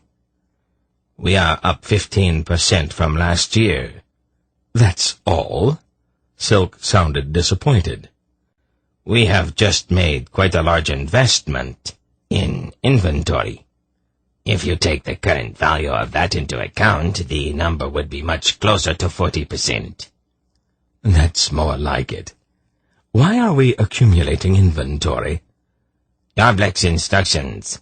He's at Malkamat right now, arranging for ships to take the goods to the west. I expect that he will be here in a week or so. He and that foul-mouthed wench of his. Dolmar stood up, carefully gathered the documents from the table, and crossed to an iron stove sitting in the corner. He bent, opened the stove door, and calmly laid the parchment sheets on the small fire inside. To Gerion's amazement, Silk made no objection to his factor's blatant incendiarism. We have been looking into the wool market, the Malsine reported as he returned to his now empty table. With the growing mobilization, the Bureau of Military Procurement is in certain need of wool uniforms, cloaks, and blankets. If we can buy an option from all of the major sheep producers, we will control the market and perhaps break the stranglehold that the Malsine Consortium has on military purchases. If we can just get our foot in the door of the Bureau, I am sure that we can get a chance to bid on all sorts of contracts. Silk was pulling at his long, pointed nose. His eyes narrowed in thought. Beans, he said shortly. I beg your pardon? Look into the possibility of tying up this year's bean crop. A soldier can live in a worn-out uniform, but he has to eat. If we control the bean crop, and maybe coarse flour as well, the Bureau of Military Procurement won't have any choice. They will have to come to us. Very shrewd, Prince Keldar. Oh, I've been around for a while, Silk replied. The consortium is meeting this week in Malsine, the factor reported. They will be setting the prices of common items. We really want to get our hands on that price list if we can. I'm in the palace, Silk said. Maybe I can pry it out of somebody. There is something else you should know, Prince Keldar. Word has leaked out that the consortium is also going to propose certain regulations to Baron Vaska of the Bureau of Commerce. They will present them under the guise of protecting the economy. But the fact of the matter is that they are aimed at you and Yablek. They want to restrict Western merchants who gross more than 10 million a year to 2 or 3 enclaves on the west coast. That would not inconvenience smaller merchants, but it would probably put us out of business. Can we bribe someone to put a stop to it? We are already paying Vaska a fortune to leave us alone, but the consortium is throwing money around like water. It is possible that the Baron will not stay bribed. Oh, let me nose around inside the palace a bit, before you double Vaska's bribe or anything. Bribery is the standard procedure, Prince Keldar. Oh, I know. But sometimes blackmail works even better. Silk looked over at Gerion, then back at his factor. What do you know about what is happening in Karanda? Enough to know that it is disastrous for business. All sorts of perfectly respectable and otherwise sensible merchants are closing their shops and flocking off to Kalida to enlist in Minga's army. Then they march around in circles singing death to the Angaraks while they wave rusty swords in the air. Any chance of selling them weapons? Silk asked quickly. Probably not. There's not enough real money in northern Karanda to make it worthwhile to try to deal with them. And the political unrest has closed down all of the mines. The market in gemstones has just about dried up. Silk nodded glumly. What's really going on up there, Dolmar? The reports Breda passed on to us were sort of sketchy. Minga arrived at the gates of Kalida with demons. The factor shrugged. The Karans went into hysterics and then fell down in the throes of religious ecstasy. Breda told us about certain atrocities, Gerion said. I expect that the reports he received were a trifle exaggerated, Your Majesty, Dolmar replied. Even the most well-trained observer is likely to multiply mutilated corpses lying in the streets by 10. In point of fact, the vast majority of the casualties were either Malsine or Engarak.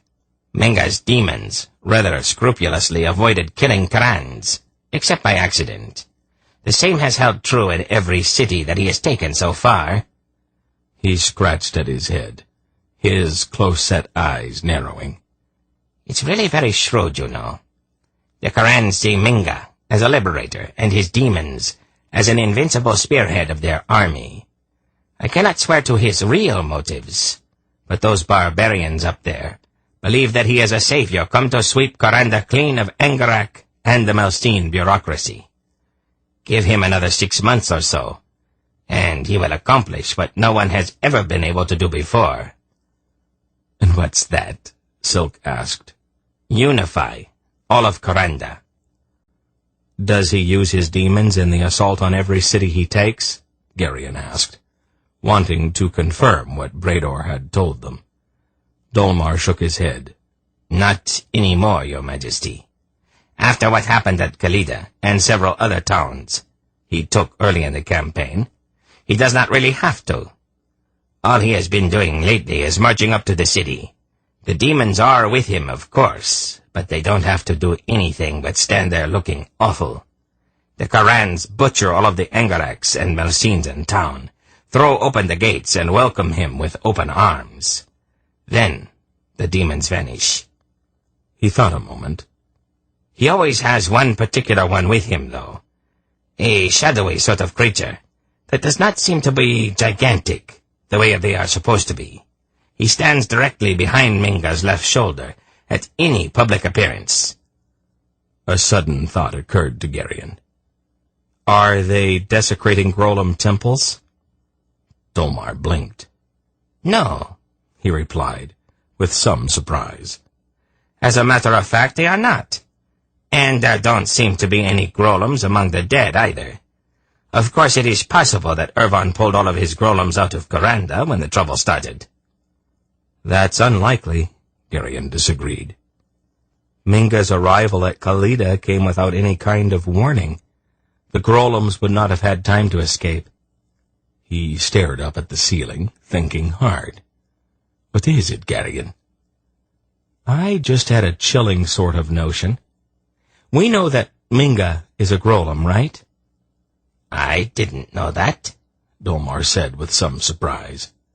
"We got a bit of inside information," Silk told him. "Go ahead, Geryon."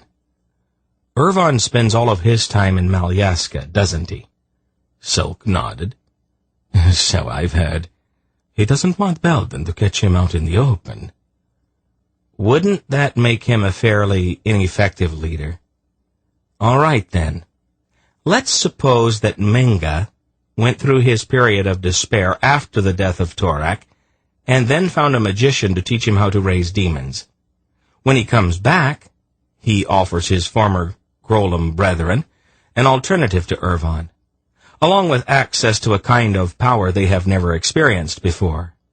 A demon, in the hands of an illiterate and fairly stupid Karendis magician is one thing, but a demon controlled by a Grolem sorcerer would be much worse, I think. If Minga is gathering disaffected Grolems around him and training them in the use of magic, we have a big problem. I don't think I'd care to face a legion of Kabats, would you?" Silk shuddered. "Oh, not hardly," he replied fervently. "He has to be uprooted, then," Dolmar said. "And soon." Geryon made a sour face. "Zakath won't move until he gets his army back from Tol Murgos, about 3 months from now." "In 3 months, Minga is going to be invincible," the factor told him. "Then we'll have to move now, with Zakath or without him," Geryon said. "How do you plan to get out of the city?" Silk asked. "We'll let Belgarath work that out." Geryon looked at Silk's agent. "Can you tell us anything else?" Dolmar tugged at his nose in a curious imitation of Silk's habitual gesture. "It is only a rumor," he said. "Go ahead."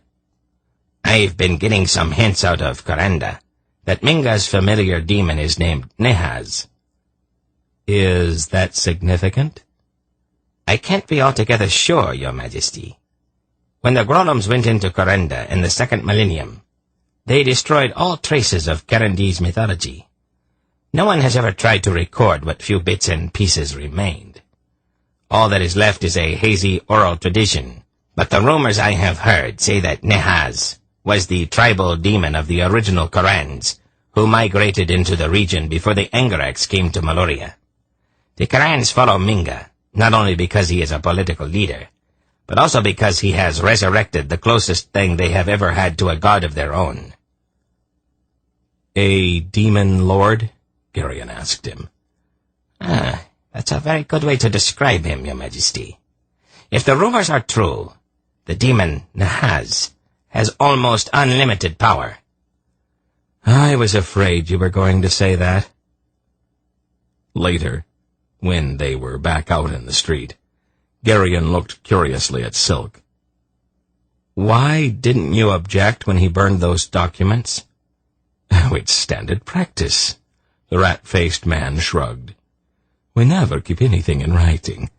Dolmar has everything committed to memory. Doesn't that make it fairly easy for him to steal from you? Of course, but he keeps his thievery within reasonable limits. If the Bureau of Taxation got its hands on written records, though, it could be a disaster. Do you want to go back to the palace now? Geryon took out his list. No, we've got to take care of this first. He looked glumly at the sheet. I wonder how we are going to carry it all. Silk glanced back over his shoulder at the two unobtrusive spies trailing along behind him. Oh, help is only a few paces away, he laughed. As I said before, there are many uses for policemen. During the next several days, Geryon discovered that the imperial palace at Zeth was unlike any court in the West. Since all power rested in Zakath's hands, the bureaucrats and palace functionaries contested with each other for the emperor's favor, and strove with oftentimes wildly complicated plots to discredit their enemies. The introduction of Silk, Velvet, and Tzadi into this murky environment added whole new dimensions to palace intrigue. The trio rather casually pointed out the friendship between Geryon and Zakath, and let it be generally known that they had the Raven King's complete trust. Then they sat back to await developments. The officials and courtiers in the imperial palace were quick to grasp the significance and the opportunities implicit in this new route to the emperor's ear. Perhaps, without formally discussing it, the trio of Westerners neatly divided up the possible spheres of activity. Silk concentrated his attention on commercial matters, Velvet dabbled in politics, and Tzadi delicately dipped his long-fingered hands into the world of high-level crime. Though all of them subtly let it be known that they were susceptible to bribery, they also expressed a willingness to pass along various requests in exchange for information. Thus, almost by accident, Geryon found out that he had a very effective espionage apparatus at his disposal. Silk and Velvet manipulated the fears, ambitions, and open greed of those who contacted them with musician-like skill, delicately playing the increasingly nervous officials like well-tuned instruments. Tzadi's methods, derived from his extensive experience in Salmisra's court, were in some instances even more subtle, but in others, painfully direct. The contents of his red leather case brought premium prices, and several high-ranking criminals, men who literally owned whole platoons of bureaucrats, and even generals, quite suddenly died under suspicious circumstances. One of them even toppling over with a blackened face and bulging eyes in the presence of the emperor himself. Zakath, who had watched the activities of the three with a certain veiled amusement, drew the line at that point. He spoke quite firmly with Geryon about the matter during their customary evening meeting on the following day. "I don't really mind what they are doing, Geryon," he said, idly stroking the head of an orange kitten who lay purring in his lap. "They are confusing all of the insects who scurry around in the dark corners of the palace. and a confused bug cannot consolidate his position. I like to keep all of these petty bootlickers frightened and off balance, since it makes it easier to control them. I really must object to poison, however. It is far too easy for an unskilled poisoner to make mistakes. Saadi could poison one specific person at a banquet with 100 guests, Geryon assured him. I have every confidence in his ability, Zakath agreed. But the trouble is that he is not doing the actual poisoning himself. He is selling his concoctions to rank amateurs. There are some people here in the palace that I need. Their identities are general knowledge, and that keeps the daggers out of their entrails. A mistake with some poison, however, could wipe out whole branches of my government. Could you ask him not to sell any more of it here in the palace? I would speak to him personally, but I do not want it to seem like an official reprimand. I'll have a talk with him, Geryon promised. I would appreciate it, Geryon. The Emperor's eyes grew sly. Just the poisons, though. I find the effects of some of his other compounds rather amusing. Just yesterday, I saw an 85-year-old general in hot pursuit of a young chambermaid.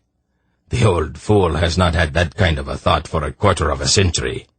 And the day before that, the chief of the Bureau of Public Works, a pompous ass who makes me sick just to look at him, tried for a solid half-hour in front of dozens of witnesses to walk up the side of a building. I have not laughed so hard in years. Niacin elixirs do strange things to people. I'll ask Saadi to confine his dealings to recreational drugs. Geryon smiled. Recreational drugs, Zakath laughed. I like that description. I've always had a way with words, Geryon replied modestly. The orange kitten rose, yawned, and jumped down from the Emperor's lap. The mackerel tabby mother cat promptly caught a black and white kitten by the scruff of the neck and deposited it exactly where the orange one had been lying. Then she looked at Zakath's face and meowed questioningly. "Thank you," Zakath murmured to her. Satisfied, the cat jumped down, caught the orange kitten, and began to bathe it, holding it down with one paw. "Does she do that all of the time?" Geryon asked. Zakath nodded. "She is busy being a mother. But she does not want me to get lonely." "Well, that's considerate of her." Zakath looked at the black and white kitten in his lap, who had all four paws wrapped around his hand and was gnawing on one of his knuckles in mock curiosity. "I think I could learn to survive without it," he said, wincing. Chapter 9. The simplest way to avoid the omnipresent spies infesting the imperial palace was to conduct any significant conversations out in the open. And so, Geryon frequently found himself strolling around the palace grounds with one or more of his companions. On a beautiful spring morning, a few days later, he walked with Belgarath and Polgra through the dappled shade of a cherry orchard, listening to Velvet's latest report on the political intrigues which seethed through the corridors of Zakath's palace. "The surprising thing is that Brador is probably aware of most of what is going on," the blonde girl told them. "He does not look all that efficient, but his secret police are everywhere." Velvet was holding a spray of cherry blossoms in front of her face, rather ostentatiously inhaling their fragrance. "At least they can't hear us out here," Geryon said. "No, but they can see us. If I were you, Belgarian, I still would not talk too openly, even out of doors. I happened to come across one industrious fellow yesterday who was busily writing down every word of a conversation being conducted in whispers some 50 yards away." "Well, that's a neat trick," Belgarath said. "How did he manage it?" "He is stone deaf," she replied. "Over the years, he has learned to understand what people are saying by reading the shape of the words from their lips." Clever," the old man murmured. "Is that why you are so busily sniffing cherry blossoms?" She nodded with a dimpled smile. "That, and the fact that they have such a lovely fragrance." He scratched at his beard, his hand covering his mouth. "All right. What I need is some sort of disruption, something to draw Bredor's police off, so that we can slip out of Zeth without being followed. Zakath is rock hard on the point of not doing anything until his army gets back from Tolmergos. So, it's obvious that we're going to have to move without him. Is there anything afoot that might distract all of the spies around here?" "Not really, Ancient One. The petty kinglet of Palia and the Prince Regent of Delshin are scheming against each other, but that has been going on for years. The old king of Vorisebo is trying to get imperial aid in wresting his throne back from his son, who deposed him a year or so ago. Baron Vaska, the chief of the Bureau of Commerce, is trying to assimilate the Bureau of Military Procurement, but the generals have him stalemated. Those are the major things in the air right now. There are a number of minor plots going on as well, but nothing earth-shaking enough to divert the spies who are watching us." "Can you stir up anything?" Polgara asked, her lips scarcely moving. "I can try, Lady Polgara," Velvet replied. "But Bredor is right on top of everything that's happening here in the palace. I'll talk with Keldar and Sadi. It is remotely possible that the three of us can engineer something unexpected enough to give us a chance to slip out of the city." "It's getting fairly urgent, Lysel. If Sandra Moss finds what she is looking for at Ashaba, she will be off again, and we will wind up trailing along behind her in the same way that we were back in Tolmergos."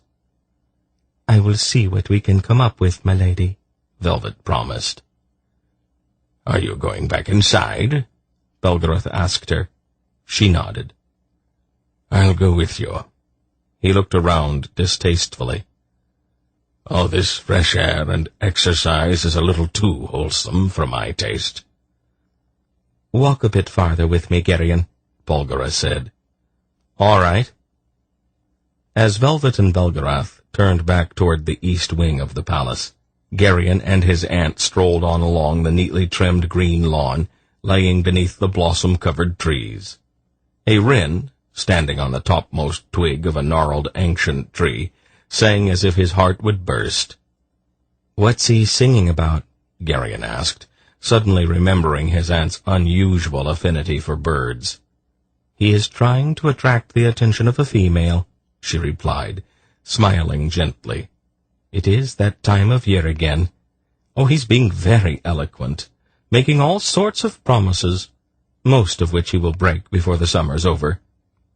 He smiled affectionately, put his arm about her shoulders. She sighed happily.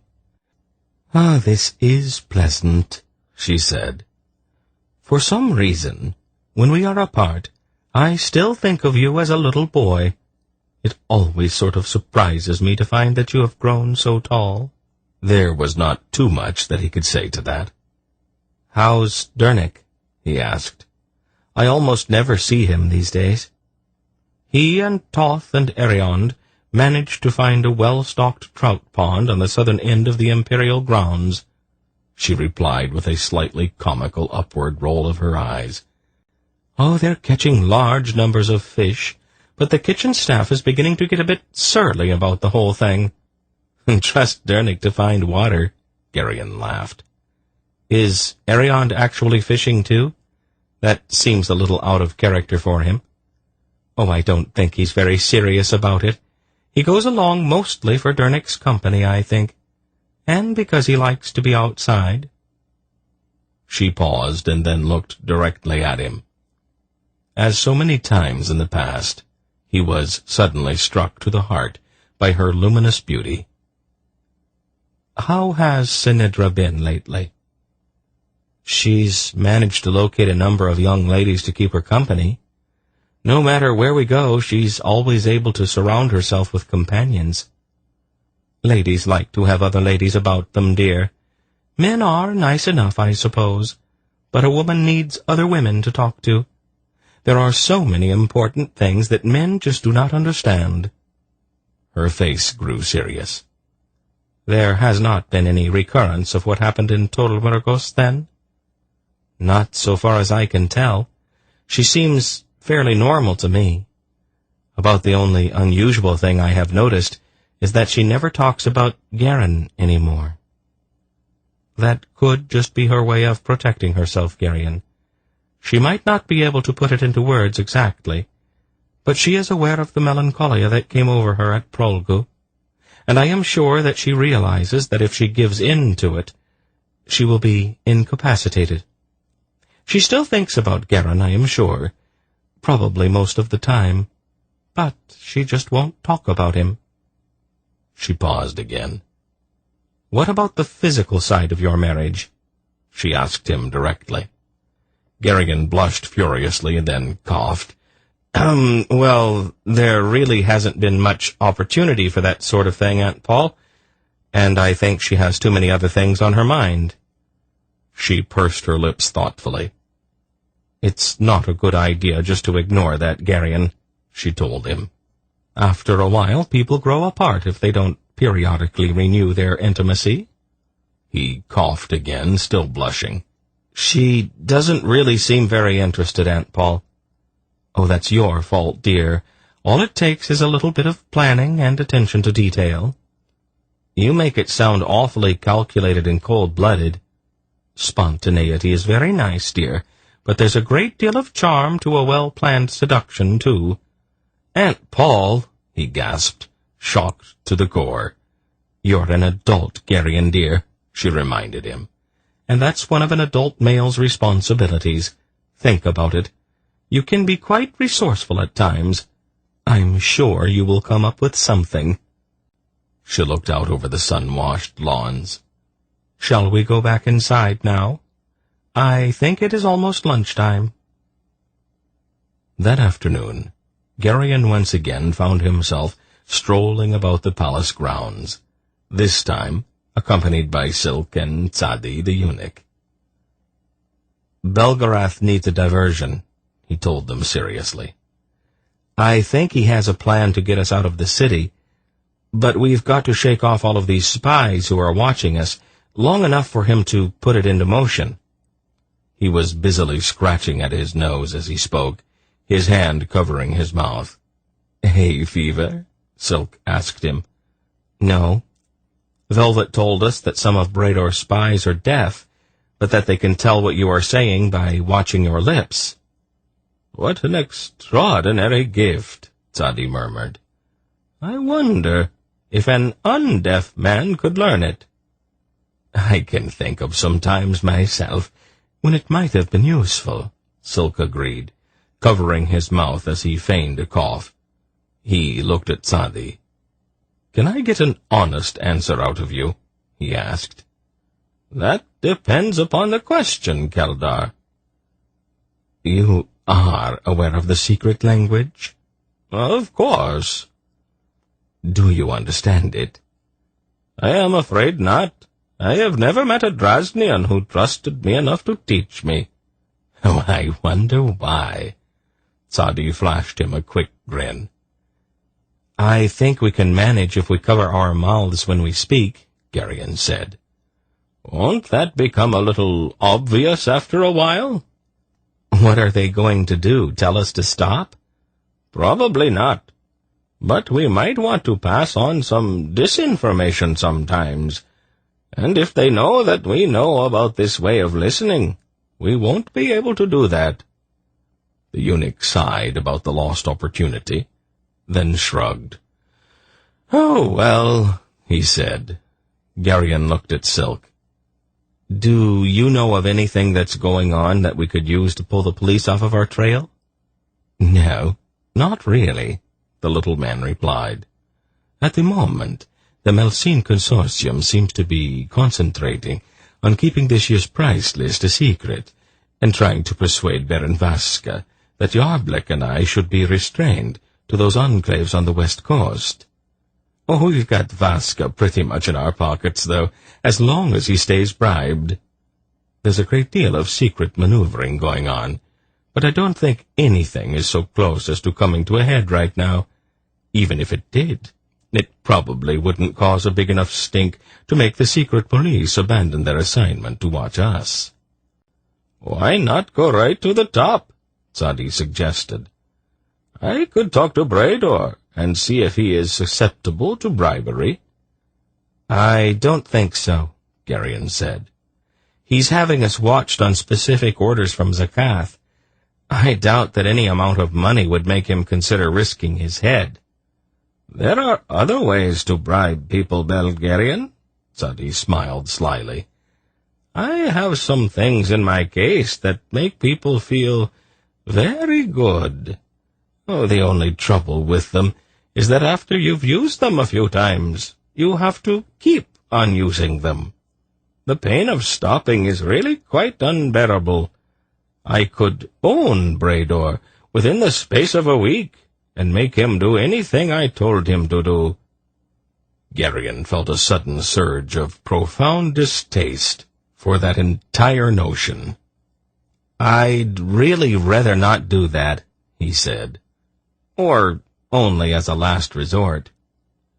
You Aelorns have a peculiar notion of morality, the eunuch said, rubbing at his shaved scalp. You chop people in two without turning a hair, but you get queasy at the idea of poisons or drugs. It's a cultural thing, Toddy, Silk told him. Have you found anything else that might work to our advantage? Toddy considered it. Not by itself, no, he replied. A bureaucracy lends itself to endemic corruption, though. There are a number of people in Malloreon who take advantage of that. Caravans have a habit of getting waylaid in the Delazian Mountains, or on the road from Magaren. A caravan needs a permit from the Bureau of Commerce, and Vaska has been known on occasion to sell information about departure times and routes to certain robber chiefs. Or, if the price is right, he sells his silence to the merchant barons of Melcine. The eunuch chuckled. Once he sold information about one single caravan to 3 separate robber bands. There was a pitched battle on the plains of Delchin, or so I'm told. Geryon's eyes narrowed in thought. I'm beginning to get the feeling that we might want to concentrate our attention on this Baron Vaska. Velvet told us that he is also trying to take the Bureau of Military Procurement away from the army. I didn't know that, Silk said with some surprise. Little Iselle is developing quite rapidly, isn't she? It's the dimples, Prince Keldar, Sadi said. I'm almost totally immune to any kind of feminine blandishment, but I have to admit that when she smiles at me, my knees turn to butter. She's absolutely adorable and totally unscrupulous, of course. Silk nodded. Yes, we are moderately proud of her. Why don't you two go look her up? Geryon suggested. Pool your information about this highly corruptible Baron Vaska. Maybe we can stir something up, something noisy. Open fighting in the halls of the palace might just be the sort of thing we need to cover our escape. You have a genuine flair for politics, Belgarian, Sadi said admiringly. I'm a quick learner, Geryon admitted. And, of course, I keep company with some very disreputable men.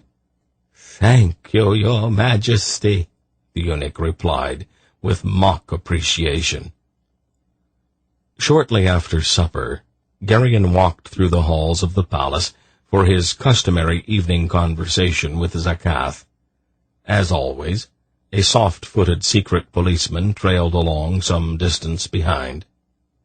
Zakath's mood that evening was pensive, almost approaching the bleak, icy melancholy that had marked him back in Rakhaga. "Bad day?" Geryon asked him, removing a sleeping kitten from the carpet-covered footstool in front of his chair. Then he leaned back and set his feet on the stool. Zakath made a sour face. "I have been whittling away at all of the work that piled up while I was in Tolmurgos. The problem is that now that I am back, the pile just keeps getting higher." "I know the feeling," Geryon agreed. "When I get back to Riva, it's probably going to take me a year to clear my desk. Are you open to a suggestion?" "Suggest away, Geryon. Right now, I will listen to anything." He looked reprovingly at the black-and-white kitten who was biting his knuckles again. "Not so hard," he murmured, tapping the ferocious little beast on the nose with his forefinger. The kitten laid back its ears and growled a squeaky little growl at him. "I'm not trying to be offensive or anything," Geryon began cautiously. "But I think you are making the same mistake that Urgot made." "That's an interesting observation. Go on." "It seems to me that you need to reorganize your government." Zakath blinked. "Now, that is a major proposal. I don't get the connection, though. Urgot was a hopeless incompetent. At least he was before you came along and taught him the fundamentals of ruling. What is this mistake that he and I have in common?" "Urgot is a coward," Geryon said, "and probably always will be. You are not a coward. Sometimes a bit crazy, maybe, but never a coward. The problem is that you are both making the same mistake. You are trying to make all of the decisions yourselves, even the little ones. Even if you stop sleeping altogether, you won't find enough hours in the day to do that." "So I have noticed. What is the solution?" "Delegate responsibility. Your bureau chiefs and generals are competent. Corrupt, I'll grant you, but they know their jobs. Tell them to take care of things and only bring you the major decisions. And tell them that if anything goes wrong, you will replace them." "That is not the Angrak way, Geryon. The ruler, or emperor in this case, has always made all decisions. It has been that way since before the cracking of the world. Torak made every decision in antiquity, and the emperors of Malloreon have followed that example, no matter what we may have felt about him personally." "Urgot made the exact same mistake," Geryon told him. "What you are both forgetting is that Torak was a god, and his mind and will were unlimited. Human beings cannot possibly hope to imitate that sort of thing." "None of my bureau chiefs or generals could be trusted with that kind of authority," Zakath said, shaking his head. "They are almost out of control as it is." "Oh, they'll learn the limits," Geryon assured him. "After a few of them have been demoted or dismissed, the rest will get the idea." Zakath smiled bleakly. "That is also not the Angrak way, Geryon. When I make an example of someone, it usually involves the headsman's block." "That's an internal matter, of course," Geryon admitted. "You know your people better than I do. But if a man has talent, you can't really call on him again if you have removed his head, can you? Don't waste talent, Zakath. It's too hard to come by." "You know something," Zakath said, with a slightly amused look. "They call me the man of ice. But in spite of your mild-seeming behavior, you are even more cold-blooded than I am. You are the most practical man that I have ever met." "I was raised in Sandaria, Zakath," Geryon reminded him. Practicality is a religion there. I learned to run a kingdom from a man named Faldor. A kingdom is very much like a farm, really. Seriously, though, the major goal of any ruler is to keep things from flying apart, and gifted subordinates are too valuable a resource to waste. I've had to reprimand a few people, but that's as far as it ever went. That way, they were still around in case I needed them. You might want to think about that a little bit. I will consider it. Zeth straightened. By the way, speaking of corruption in government. Oh? Were we speaking about that? We are about to. My bureau chiefs are all more or less dishonest, but your three friends are adding levels of sophistication to the petty scheming and deceit here in the palace that we are not really prepared to cope with. Oh? The lovely Malloreon Lecelle has actually managed to persuade the King of Palia and the Prince Regent of Delchin that she is going to intercede with you in their behalf. Each of them is absolutely convinced that their long-term squabble is about to come out into the open. I do not want them to declare war on each other. I have got trouble in Karanda already. I'll have a word with her, Geryon promised. And Prince Keldar virtually owns whole floors of the Bureau of Commerce. He is getting more information out of there than I am. The merchants in Melcine gather every year to set prices for just about everything that is sold in Malloreon. It is the most closely guarded secret in the Empire, and Keldar just bought it. He has deliberately been undercutting those prices, and he is disrupting our whole economy. Geryon frowned. He didn't mention that. I do not mind his making a reasonable profit, as long as he pays his taxes. But I cannot really have him gaining absolute control over all commerce in Malloreon, can I? He is an Elon, after all, and his political loyalties are a little obscure.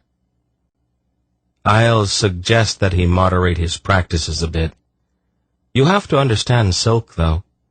I don't believe he even cares about the money. All he's interested in is the game. It is still Sadi, who concerns me the most, though. Oh? He has become rather intensely involved in agriculture. Sadi? There's a certain plant that grows wild in the marshes of Kamat. Sadi is paying a great deal for it, and one of our prominent bandit chiefs has put all of his men to work harvesting it, and protecting the crop, of course. There have already been some pitched battles up there, I understand. A bandit who is harvesting crops is too busy to be robbing travelers on the highways, though, Geryon pointed out. That is not exactly the point, Geryon. I did not mind so much when Sadi was making a few officials feel good and act foolish. But he is importing this plant into the city by the wagon load and spreading it around through the workforce and the army. I don't care for the idea at all. I'll see what I can do to get him to suspend operations, Geryon agreed. Then he looked at the Malloreon Emperor through narrowed eyes. You do realize, though, that if I rein the three of them in, they'll just switch over to something new, and probably just as disruptive. Wouldn't it be better if I just took them out of Malzeth entirely? Zeth smiled. Nice try, Geryon. But I don't think so. I think we will just wait until my army gets back from Tol Muragos. Then we can all ride out of Malzeth together. You are the most stubborn man I have ever met, Geryon said with some heat. Can't you get it through your head that time is slipping away from us?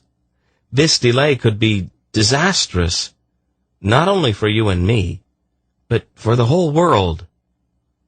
The fabled meeting between the Child of Light and the Child of Dark again. I am sorry, Geryon, but Xandromos is just going to have to wait for you. I don't want you and Belgarath roaming at will through my empire. I like you, Geryon, but I do not altogether trust you." Geryon's temper began to heat up. He thrust his jaw out pugnaciously as he rose to his feet. "My patience is starting to wear a little thin, Zakath. I have tried to keep things between us more or less civil, but there is a limit, and we are getting rather close to it. I am not going to lie around your palace for 3 months." "That is where you are wrong," Zakath snapped, also rising to his feet and unceremoniously dumping the surprised kitten to the floor. Geryon ground his teeth together, trying to get his temper under control. "Up to now, I've been polite. But I would like to remind you about what happened back at Rakhaga. We can leave here any time we want to, you know." "And the minute you do, you are going to have 3 of my regiments right on your heels." Zakath was beginning to shout now. "Not for very long," Geryon replied ominously. "What are you going to do?" Zakath demanded scornfully. "Turn all of my troops into toads or something? No, Geryon. I know you well enough to know that you would not do that." Geryon straightened. "You're right," he said. "I wouldn't. But I was thinking of something a bit more elemental. Torak used the orb to crack the world, remember? I know how it was done, and I could do it myself if I had to. Your troops are going to have a great deal of trouble following us if they suddenly run into a trench 10 miles deep and 50 miles wide, stretching all the way across the middle of Malloreon." "You wouldn't," Zakath gasped. "Try me." With a tremendous effort, Geryon brought his anger under control. "I think perhaps it is time for us to break this off," he said. "We're starting to shout threats at each other like a pair of schoolboys. Why don't we continue this conversation some other time, after we have both had a chance to cool off a bit?" He could see a hot retort hovering on Zakath's lips. But then, the Emperor also drew himself up and regained his composure, though his face was still pale with anger. "I think perhaps you are right." Geryon nodded curtly and started toward the door. "Geryon," Zakath said then. "Yes?" "Sleep well." "You too." Geryon left the room. Her Imperial Highness, the Princess Tsenedra, Queen of Riva, and beloved of Belgarion, Overlord of the West, was feeling pecky. Pecky was not a word that Her Imperial Highness would normally have used to describe her mood.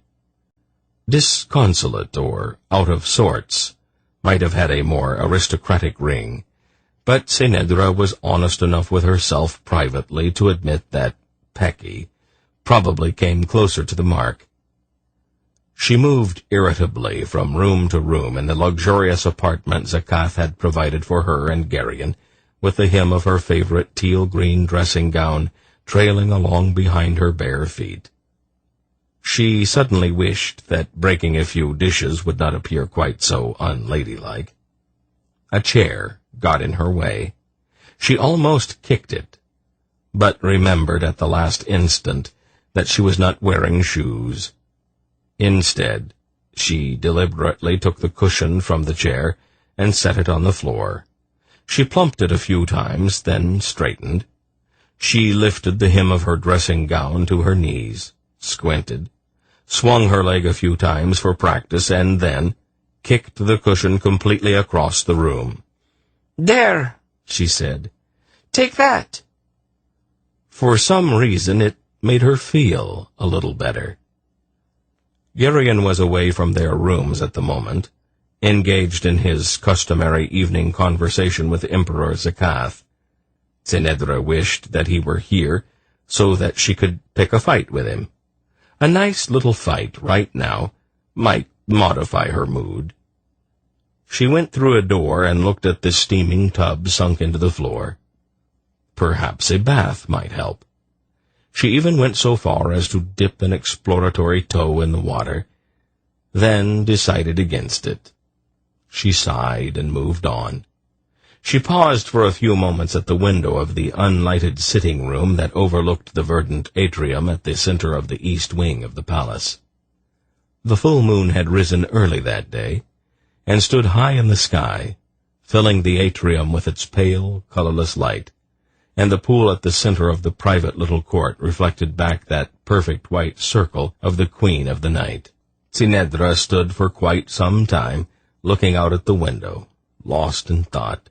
She heard the door open and then slam shut. "Zenedra, where are you?" Garion's voice sounded a trifle testy. "I am in here, dear." "Why are you standing around in the dark?" he asked, coming into the room. "I was just looking at the moon. Do you realize that it is the same moon that shines down on Tolhanath? And Riva, too, for that matter." "I hadn't really thought about it," he replied shortly. "Why are you being so grumpy with me?" "Oh, it's not you, Zenedra," he answered apologetically. "I had another fight with Zeth, is all." "That is getting to be a habit." "Why is he so unreasonably stubborn?" Garion demanded. "That's part of the nature of kings and emperors, dear." "What's that supposed to mean?" "Nothing." "Do you want something to drink? I think we've still got some of that wine left."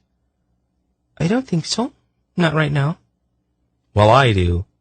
After my little chat with his pig-headed imperialness, I need something to calm my nerves."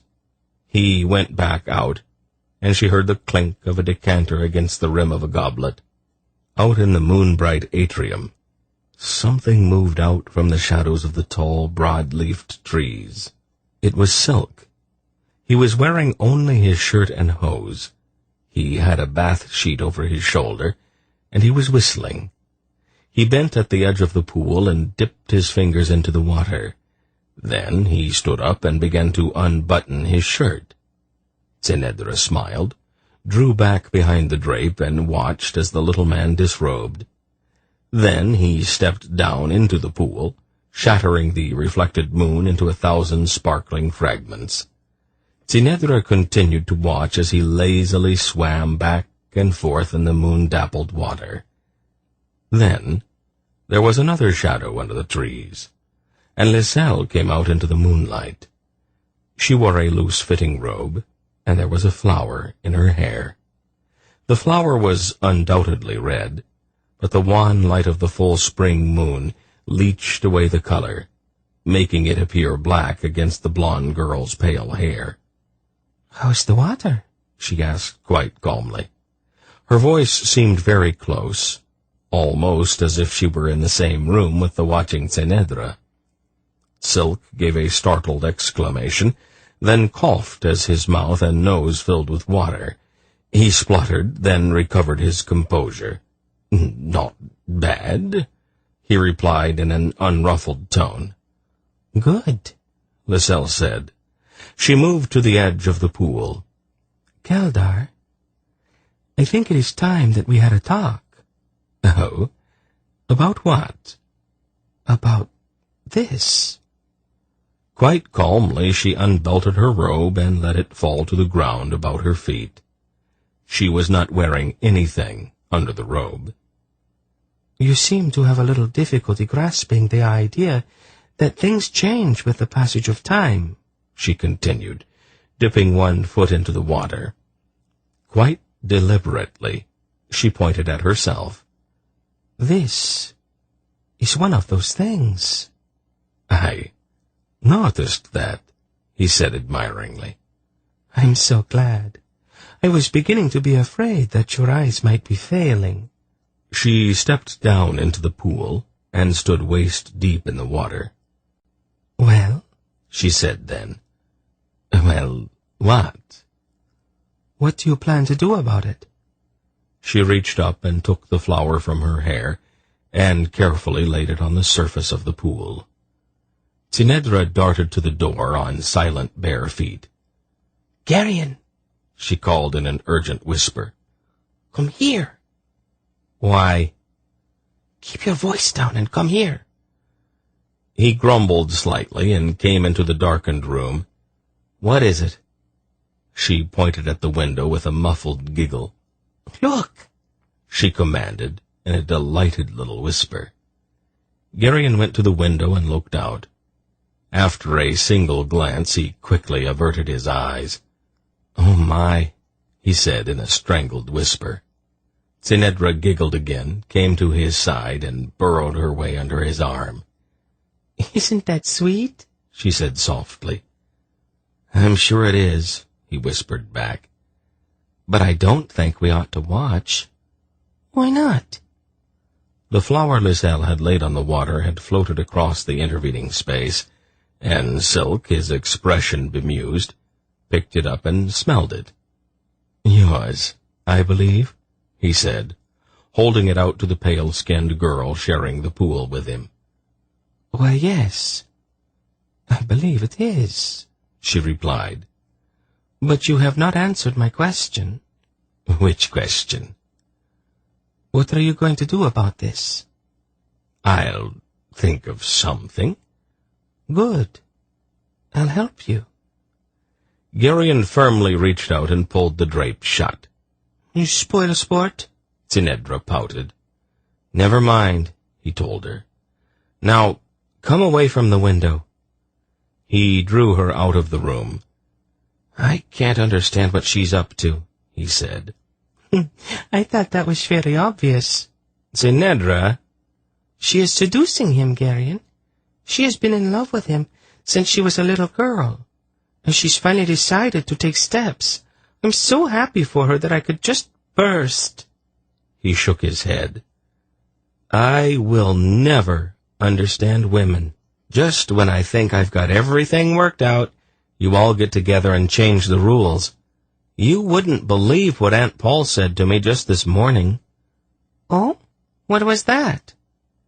She said that I ought to... He stopped abruptly, his face suddenly going beet red.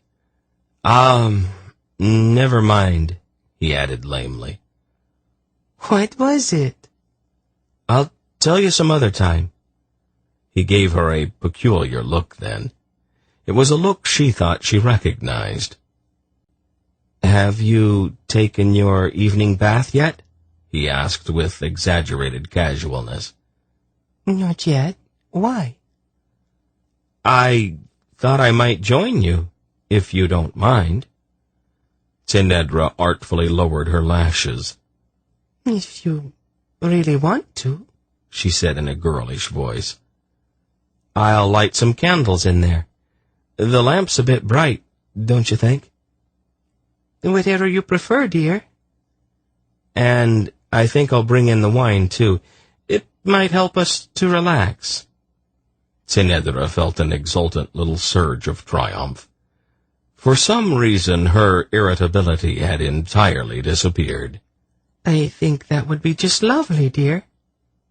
Well, he said, extending a slightly trembling hand to her. Shall we go in, then? Why don't we? Chapter 10. The following morning, when they gathered for breakfast, Silk's expression was faintly abstracted, as if he had just realized that someone had, somehow, out-bargained him. The little man steadfastly refused to look at Velvet, who kept her eyes demurely on the bowl of strawberries and cream that she was eating. You seem a trifle out of sorts this morning, Prince Keldar, Tinedra said to him in an offhand manner, though her eyes sparkled with suppressed mirth. Whatever is the matter? He threw her a quick, suspicious look. There, she said, fondly patting his hand. I am sure that you will feel much better after breakfast. I'm not very hungry, he replied. His voice was just a little sullen. He stood abruptly. "I think I will go for a walk," he said. "But, my dear fellow," she protested, "you haven't eaten your strawberries.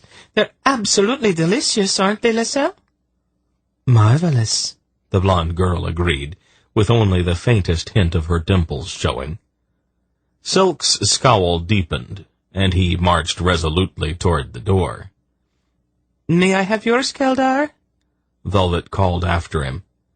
"If you're not going to eat them, that is." He slammed the door as he went out, and Senedra and Velvet exploded into gales of silvery laughter. "What is this?" Polgara asked them. "Oh, nothing," Senedra said, still laughing. "Nothing at all, Lady Polgara. Prince Keldar had a little adventure last night, and that didn't turn out exactly the way he expected it to." Velvet gave Senedra a quick look and flushed slightly. Then she laughed again. Polgara looked at the giggling pair, and then one of her eyebrows went up. "Oh, I see," she said. The flush on Velvet's cheeks grew rosier, although she continued to laugh. "Oh, dear," Polgara sighed. "Is something wrong, Paul?" Dernick asked her. She looked at the good, honest man, assessing his strict Sendarian principles. "Just a small complication, Dernick," she replied. "Nothing that can't be managed." "Oh, that's good." He pushed back his bowl. "Do you need me for anything this morning?" "No, dear," she replied, kissing him. He returned her kiss and then stood up, looking across the table at Toth and Ariond, who sat waiting expectantly. "Shall we go, then?" he asked them. The three of them trooped out, their faces alight with anticipation. "I wonder how long it's going to take them to empty all of the fish out of that pond," Polgara mused. "Forever, I am afraid, Lady Polgara," Tzadi told her, popping a strawberry into his mouth. "The groundskeepers restock it every night." She sighed. "Oh, I was afraid of that." About mid-morning, Geryon was pacing up and down one of the long echoing halls. He felt irritable, and a sort of frustrated impatience seemed to weigh him down. The urgent need to get to Ashaba, before Xandromos escaped him again, was so constantly on his mind now that he could think of almost nothing else. Although they had come up with several possible schemes, Silk, Velvet, and Tzadi were still searching for a suitable diversion, something startling enough to draw off Brador's secret policeman, so that they could all make good their escape. There was obviously little chance of changing Zakath's mind, and it began to look increasingly as if Geryon and his friends were going to have to do it the other way, as Belgarath sometimes put it. Despite his occasional threats to Zakath, Geryon did not really want to do that. He was quite sure that to do so would permanently end his growing friendship with this strange man who ruled Malloria. He was honest enough to admit that it was not only the friendship he would regret losing, but the political possibilities implicit in the situation as well. He was about to return to his rooms when a scarlet-liveried servant came up to him. "Your Majesty," the servant said with a deep bow, "Prince Keldar asked me to find you for him. He would like to have a word with you." "Where is he?" Geryon asked. "In the formal garden near the north wall of the complex, Your Majesty. There is a half-drunk Nadrak with him, and a woman with a remarkably foul mouth. You would not believe some of the things she said to me." "I think I know her," Geryon replied, with a faint smile. "I'd believe it." He turned then and walked briskly through the hallways and out into the palace grounds. Yarbluk had not changed. Though it was pleasantly warm in the neatly manicured formal garden, he nonetheless still wore his shabby felt overcoat and his shaggy fur hat. He was sprawled on a marble bench under a leafy arbor, with a broached ale keg conveniently at his hand.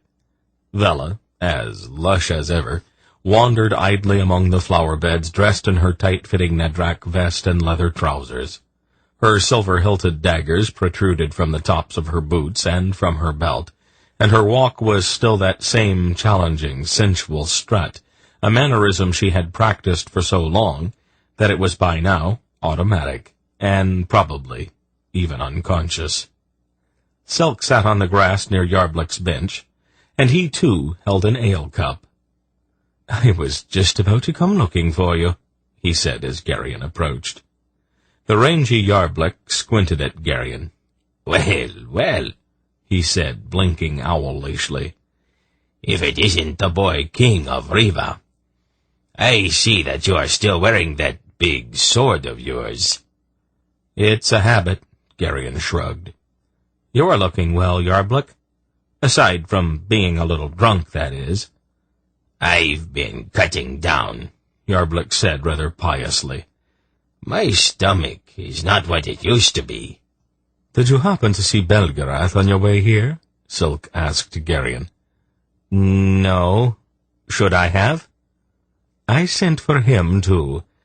Yarblick has got some information for us, and they want the old man to get it firsthand." Geryon looked at Silk's coarse-faced partner. "How long have you been in Malzeth?" "We got in last night," Yarblick replied, dipping his cup into the ale keg again. "Dolmar told me that you were all here in the palace, so I came by this morning to look you up." "How long are you going to stay in town?" Silk asked him. Yarblick tugged at his scraggly beard and squinted up at the arbor. That's kind of hard to say. Dolmar picked up most of what I need, but I want to nose around the markets a bit. There is a Tonedrin in Boktor who said that he's interested in uncut gemstones. I could pick up a quick fortune on that transaction, particularly if I could sneak the stones past Dresnian customs." "Don't Queen Porin's customs agents search your packs pretty thoroughly?" "From top to bottom," Yarblick laughed. "And they pat me down as well. They don't, however, lay one finger on Vela. They have all learned how quick she is with her daggers. I have made back what I paid for her 12 times over by hiding little packages here and there in her clothes." He laughed coarsely. "And, of course, the hiding is sort of fun, too." He belched thunderously. "Pardon me," he said. Belgarath came across the lawn. The old man had resisted all of Zakath's tactful offers of less disreputable raiment, and still wore, defiantly, Geryon thought, his stained tunic, patched hose, and mismatched boots. "Well, I see that you've finally got here," he said to Yarblick, without any preamble. "I got tied up in Malkamat," the Nedrak replied. "Kal Zakath is commandeering ships all up and down the west coast to bring his army back from stinking Tol Murgos. I had to hire boats and hide them in the marshes north of the ruins of Tol Mishrak." He pointed at the ale keg. "You want some of this?" "Naturally. Have you got another cup?" Yarblick patted here and there at his voluminous coat, reached into an inside pocket and drew out a squat, dented tankard. "I like a man who comes prepared." "A proper host is always ready. Help yourself. Just try not to spill too much." The Nedrak looked at Geryon. "How about you? I think I could find another cup." "No, thanks anyway, Yarblick. It's a little early for me." Then a short, gaudily dressed man came around the arbor. His clothes were a riot of frequently conflicting colors. One sleeve was green, the other red. One leg of his hose was striped in pink and yellow, and the other covered with large blue polka dots. He wore a tall, pointed cap with a bell attached to the peak. It was not his outrageous clothing that was so surprising, however. What caught Gerion's eye first was the fact that the man was quite casually walking on his hands with both feet extended into the air. "Did I hear somebody offer somebody a little drop of something to drink?" he asked, in a strange, lilting brogue that Gerion did not quite recognize. Yarblick gave the colorful little fellow a sour look, and reached inside his coat again. The acrobat flexed his shoulders, thrusting himself into the air, flipped over in midair, and landed on his feet. He briskly brushed off his hands and came toward Yarblick with an ingratiating smile. His face was nondescript, the kind of face that would be forgotten almost as soon as it was seen, but for some reason it seemed to Gerion to be naggingly familiar. "Ah, good Master Yarblick," the man said to Silk's partner. "I'm sure that you're the kindest man alive. I was near to perishing of thirst, don't you know?" He took the cup, dipped into the ale keg, and drank noisily. Then he let out his breath with a gusty sound of appreciation. "'Tis a good brew you have there, Mr. Yarblick," he said, dipping again into the keg.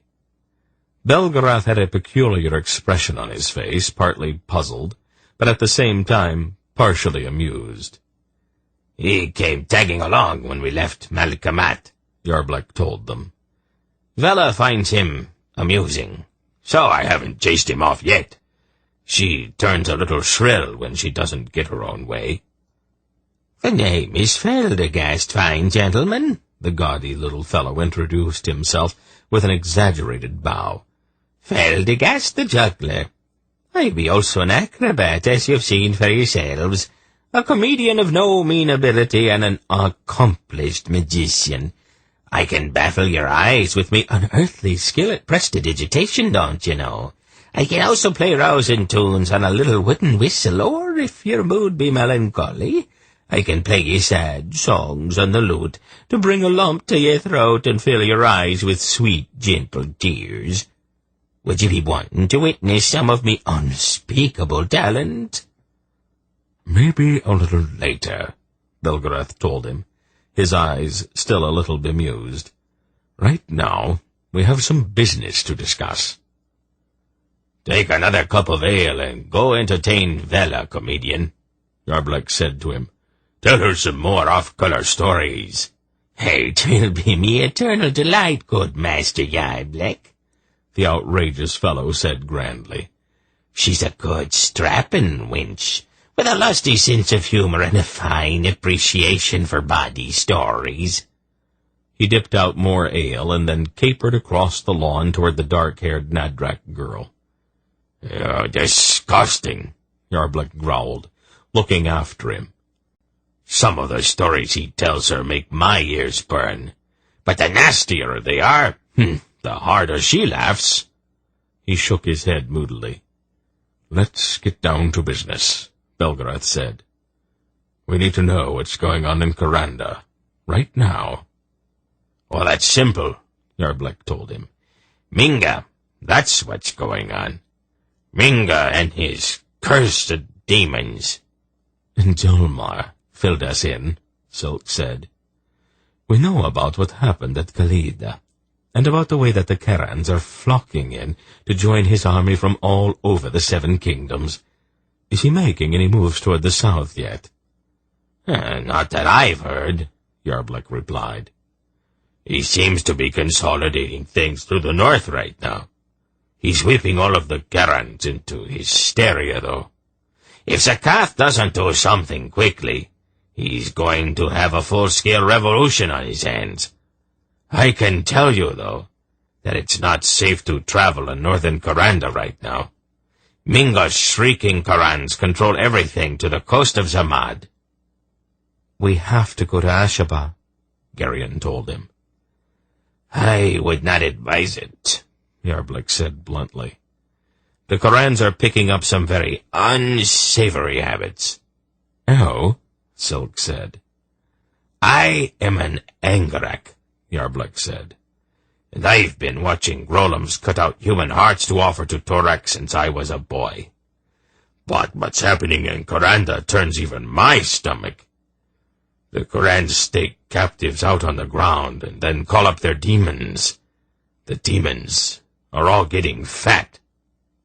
Would you care to be a little more specific? Not really. Use your imagination, Silk. You've been in Morinland. You know what demons eat. Oh, you're not serious. Oh, yes. And the Karans eat the scraps. As I said, some very unsavory habits. There are also some rumors about the demons breeding with human females. That's abominable, Geryon gasped. It is indeed, Yarblek agreed with him. The women usually don't survive their pregnancies, but I have heard of a few live births. We have to put a stop to that, Belgarath said bleakly. Good luck, Yarblek said. Me, I'm going back to Garog Nadrak just as soon as I can get my caravan put together.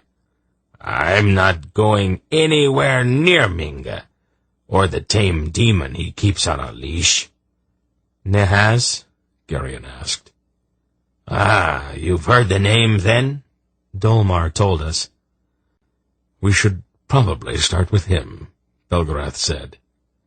If we can drive Nehaz back to wherever he came from, it's likely that the rest of the demons will follow their lord.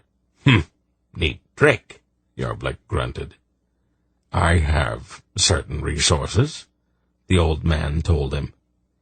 Once the demons are gone, Minga won't have anything left but a ragtag army of Karandese fanatics. We will be able to go on about our business, and leave the mopping up to Zakath. He smiled briefly. That might occupy his mind enough to keep him from breathing down our necks. Vela was laughing raucously as she and Feldegast, the juggler, approached the arbor. The little comedian was walking on his hands again, erratically, and with his feet waving ludicrously in the air. He tells a good story, the lush-bodied Nadrak girl said, still laughing. But he can't hold his liquor. I didn't think he drank all that much, Silk said. It wasn't the ale that fuddled him so bad, she replied. She drew a silver flask from under her belt.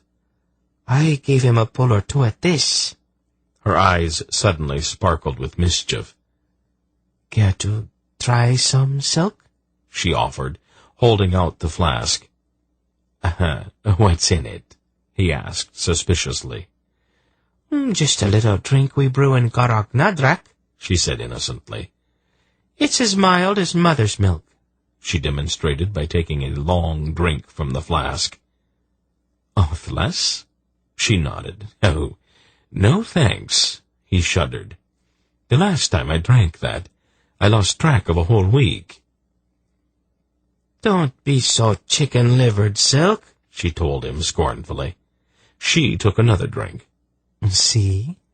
It doesn't hurt a bit. She looked at Geryon. My lord, she said to him. How's your pretty little wife? She's well, Vela. I'm glad to hear that. Have you got her pregnant again yet? Geryon flushed. No, he replied. Oh, you're wasting time, my lord. Why don't you run back to the palace and chase her around the bedroom a time or two? Then she turned to Belgarath. Well? She said to him. Well, what? She smoothly drew one of her knives from her belt. Would you like to try again? She asked, turning deliberately so that her well-rounded posterior was available to him. Thanks, all the same, Vela, he said with a kind of massive dignity. But it's a bit early. Oh, that's all right, old man, she said. I'm ready for you this time. Any time you're in a patting frame of mind, feel free. I sharpened all my knives before we came, especially for you. Oh, you're too kind. The drunken Feldegast lurched, tried to regain his balance, and toppled over in an unceremonious heap. When he stumbled to his feet, his plain face was splotched and distorted, and he stood hunched over with his back bowed to the point where he almost looked deformed. "I think the girl got the best of you, my friend," Belgarath said jovially, as he moved quickly to help the inebriated juggler to right himself. "You really ought to straighten up, though. If you stand around bent over like that, you will tie your insides in knots." Geryon saw his grandfather's lips moving slightly as he whispered something to the tipsy entertainer. Then, so faint that it was barely discernible, he felt the surge of the old man's will. Feldegast straightened, his face buried in his hands. "Oh dear, oh dear, oh dear," he said. "Have you poisoned me? Me, girl?" he demanded of Vela. "I can't remember ever being taken by the drink so fast." He took his hands away. The splotches and distortion were gone from his face, and he looked as he had before. "Don't ever try to drink with a Nadrak woman," Belgarath advised him, "particularly when she is the one who brewed the liquor." "It seems that I heard a snatch of conversation whilst I was entertaining the wench here. Is it Karanda you be talking about, and the woeful things happening there?" "We were," Belgarath admitted. "I display me talents betimes in wayside inns and taverns, for pennies and a drink or two, don't you know, and a great deal of information comes into places like that. Sometimes, if you make a man laugh and be merry, you can draw more out of him than you can with silver or strong drink. As it happened, I was in such a place not long ago, dazzling the onlookers with the brilliance of me performance, and happens that whilst I was there, a wayfarer came in from the east. A great brute of a man he was. He told us of the distressful news from Karanda. And after he had eaten and finished more pots of good strong ale than was good for him, I sought him out and questioned him further. A man in me profession can't never know too much about the places where he might be called upon to display his art, don't you know? This great brute of a man, who should not have feared anything, walks and was a-shaking and trembling like a frightened babe. And he tells me that I should stay out of Karanda as I valued my life. Then he tells me a very strange thing, which I have not yet put the meaning to. It tells me that the road between Kalida and Malyaska is thick with messengers going to and fro, hither and yon. Isn't that an amazing thing? How could a man account for it?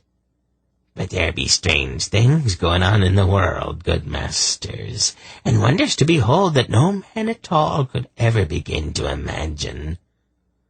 The juggler's lilting brogue was almost hypnotic in its charm and liquidity. Geryon found himself somehow caught up in the really quite commonplace narrative. He felt a peculiar disappointment as the gaudy little man broke off his story. "I hope that me tale has brought ye some small entertainment, an enlightenment, good masters," Feldegast said ingratiatingly. His grass-stained hand held out suggestively. "I make me way in the world with me wits and me talents, giving of them as free as the birds, but I'm always grateful for little tokens of appreciation, don't you know?" "Pay him," Belgarath said shortly to Geryon. "What?" "Give him some money."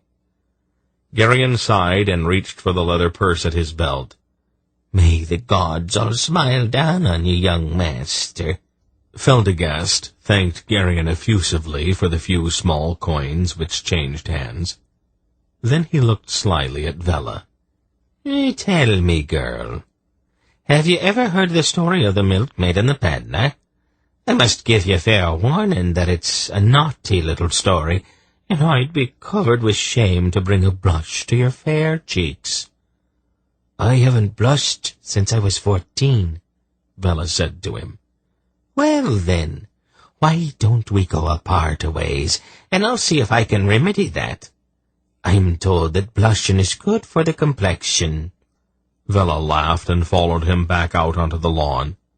Silk, Belgarath said brusquely. I need that diversion, now. We don't really have anything put together yet, Silk objected. Make something up then. The old man turned to Yarblick.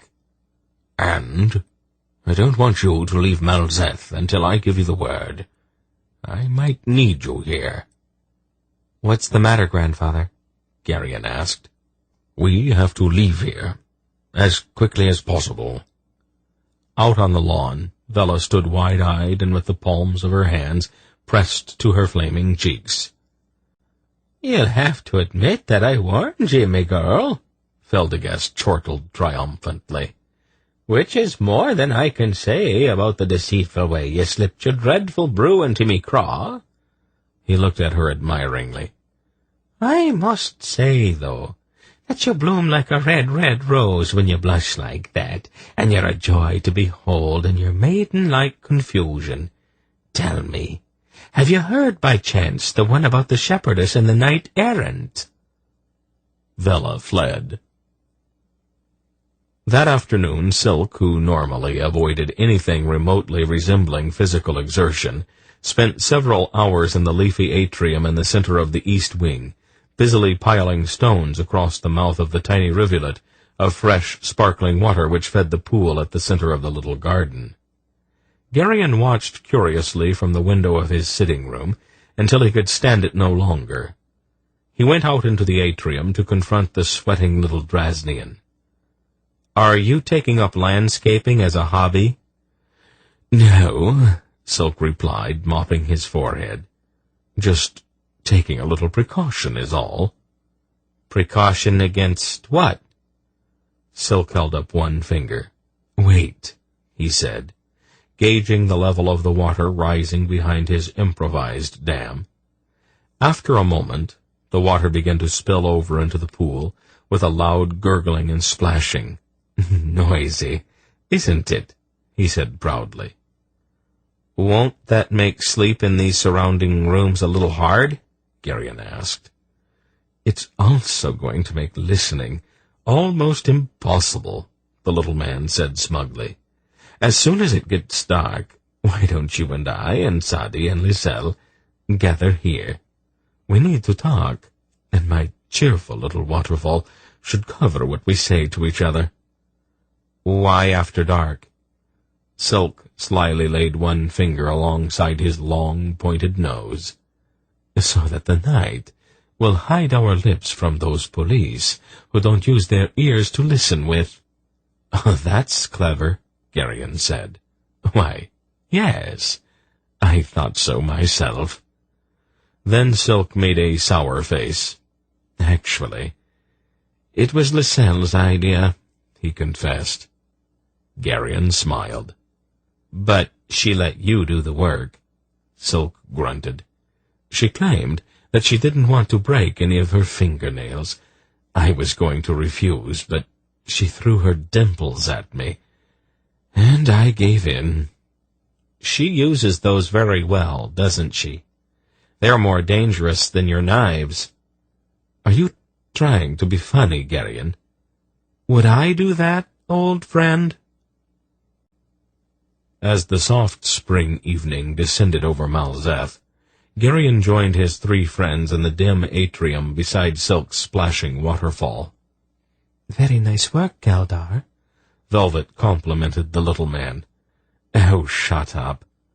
"Why, Galdar." "All right," Geryon said, by way of calling the meeting to order. "What have we got that we can work with? Belgarath wants us out of Malzeth almost immediately." "I have been following your advice, Belgarian," Sadi murmured, "and I have been concentrating my attention on Baron Vaska. He is a man of eminent corruption, and he has his fingers in so many pies that he sometimes loses track of just who is bribing him at any given moment." "Exactly what is he up to right now?" "He's still trying to take over the Bureau of Military Procurement," Velvet reported. "That bureau is controlled by the General Staff, however. It's mostly composed of colonels, but there's a General Bregar serving as bureau chief. The colonels aren't too greedy, but Bregar has a large payroll. He has to spread quite a bit of money around among his fellow generals to keep Vaska in check. Geryon thought about that. "Aren't you bribing Vaska as well?" he asked Silk. Silk nodded glumly. "The price is going up, though. The consortium of Mercine merchant barons is laying a lot of money in his path, trying to get him to restrict Yarblek and me to the west coast." "Can he raise any sort of force? Fighting men, I mean." "He has contacts with a fair number of robber chiefs," Sadi replied. "And they have some pretty rough and ready fellows working for them." "Is there any band operating out of Malzeth right now?" Sadi coughed rather delicately. "I just brought a string of wagons down from Kamat," he admitted. "Agricultural products for the most part." Geryon gave him a hard look. "I thought I asked you not to do that anymore." "The crop had already been harvested, Belgarian," the eunuch protested. "It doesn't make sense to just let it rot in the fields, does it?" "Oh, that is sound business thinking, Geryon," Silk interceded. "Anyway," Sadi hurried on, "the band that's handling the harvesting and transport for me is one of the largest in this part of Malloria, 200 or 300 anyway, and I have a goodly number of stout fellows involved in local distribution." "You did all of this in just a few weeks?" Geryon was incredulous.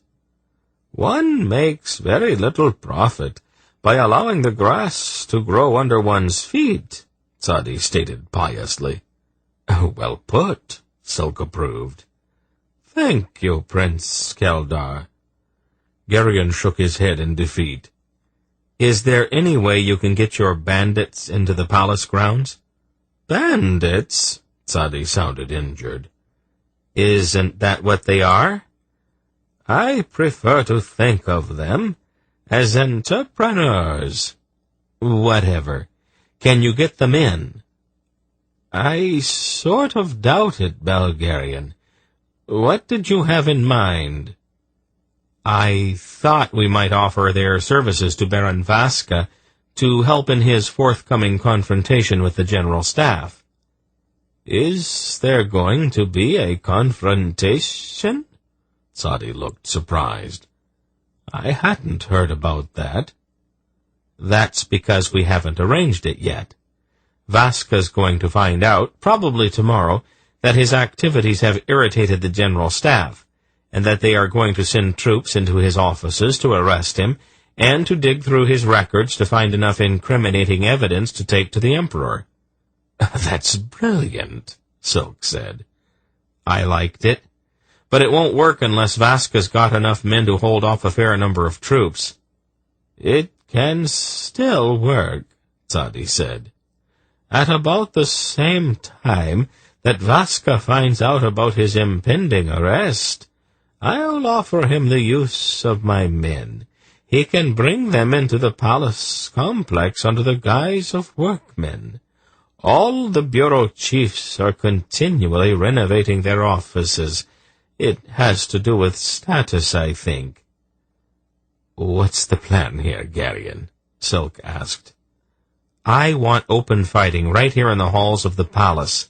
That should attract the attention of Brador's policemen." "He was born to be a king, wasn't he?" Velvet approved. "Only royalty has the ability to devise a deception of that scale." "Thanks," Geryon said dryly. "It's not going to work, though, if Vaska just takes up defensive positions in his bureau offices. We also have to persuade him to strike first.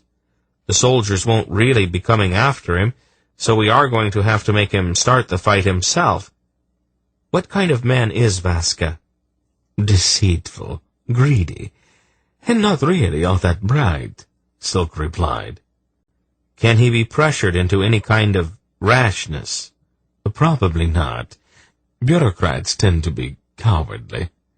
I don't think he will make a move until he sees the soldiers coming. I believe I can make him bolder, Sadi said. I have something very nice in a green vial that would make a mouse attack a lion. Geryon made a face. I don't much care for that way. It's the results that count, Belgarian, Sadi pointed out. If things are that urgent right now, delicate feelings might be a luxury that we cannot afford. All right, Geryon decided. Do whatever you have to. Once things are in motion, I might be able to throw in just a bit of additional confusion, Velvet said. The King of Palia and the Prince Regent of Delshin both have sizable retinues, and they are on the verge of open war anyway.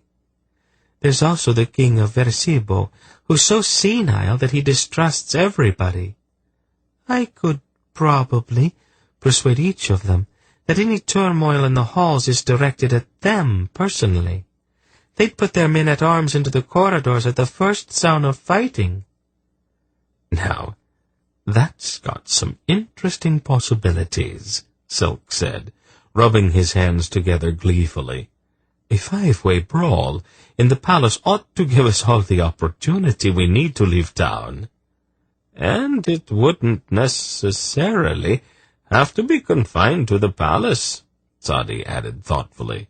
A bit of judicious misdirection could probably spread it out into the city itself. A general riot in the streets would attract quite a bit of attention, wouldn't you say?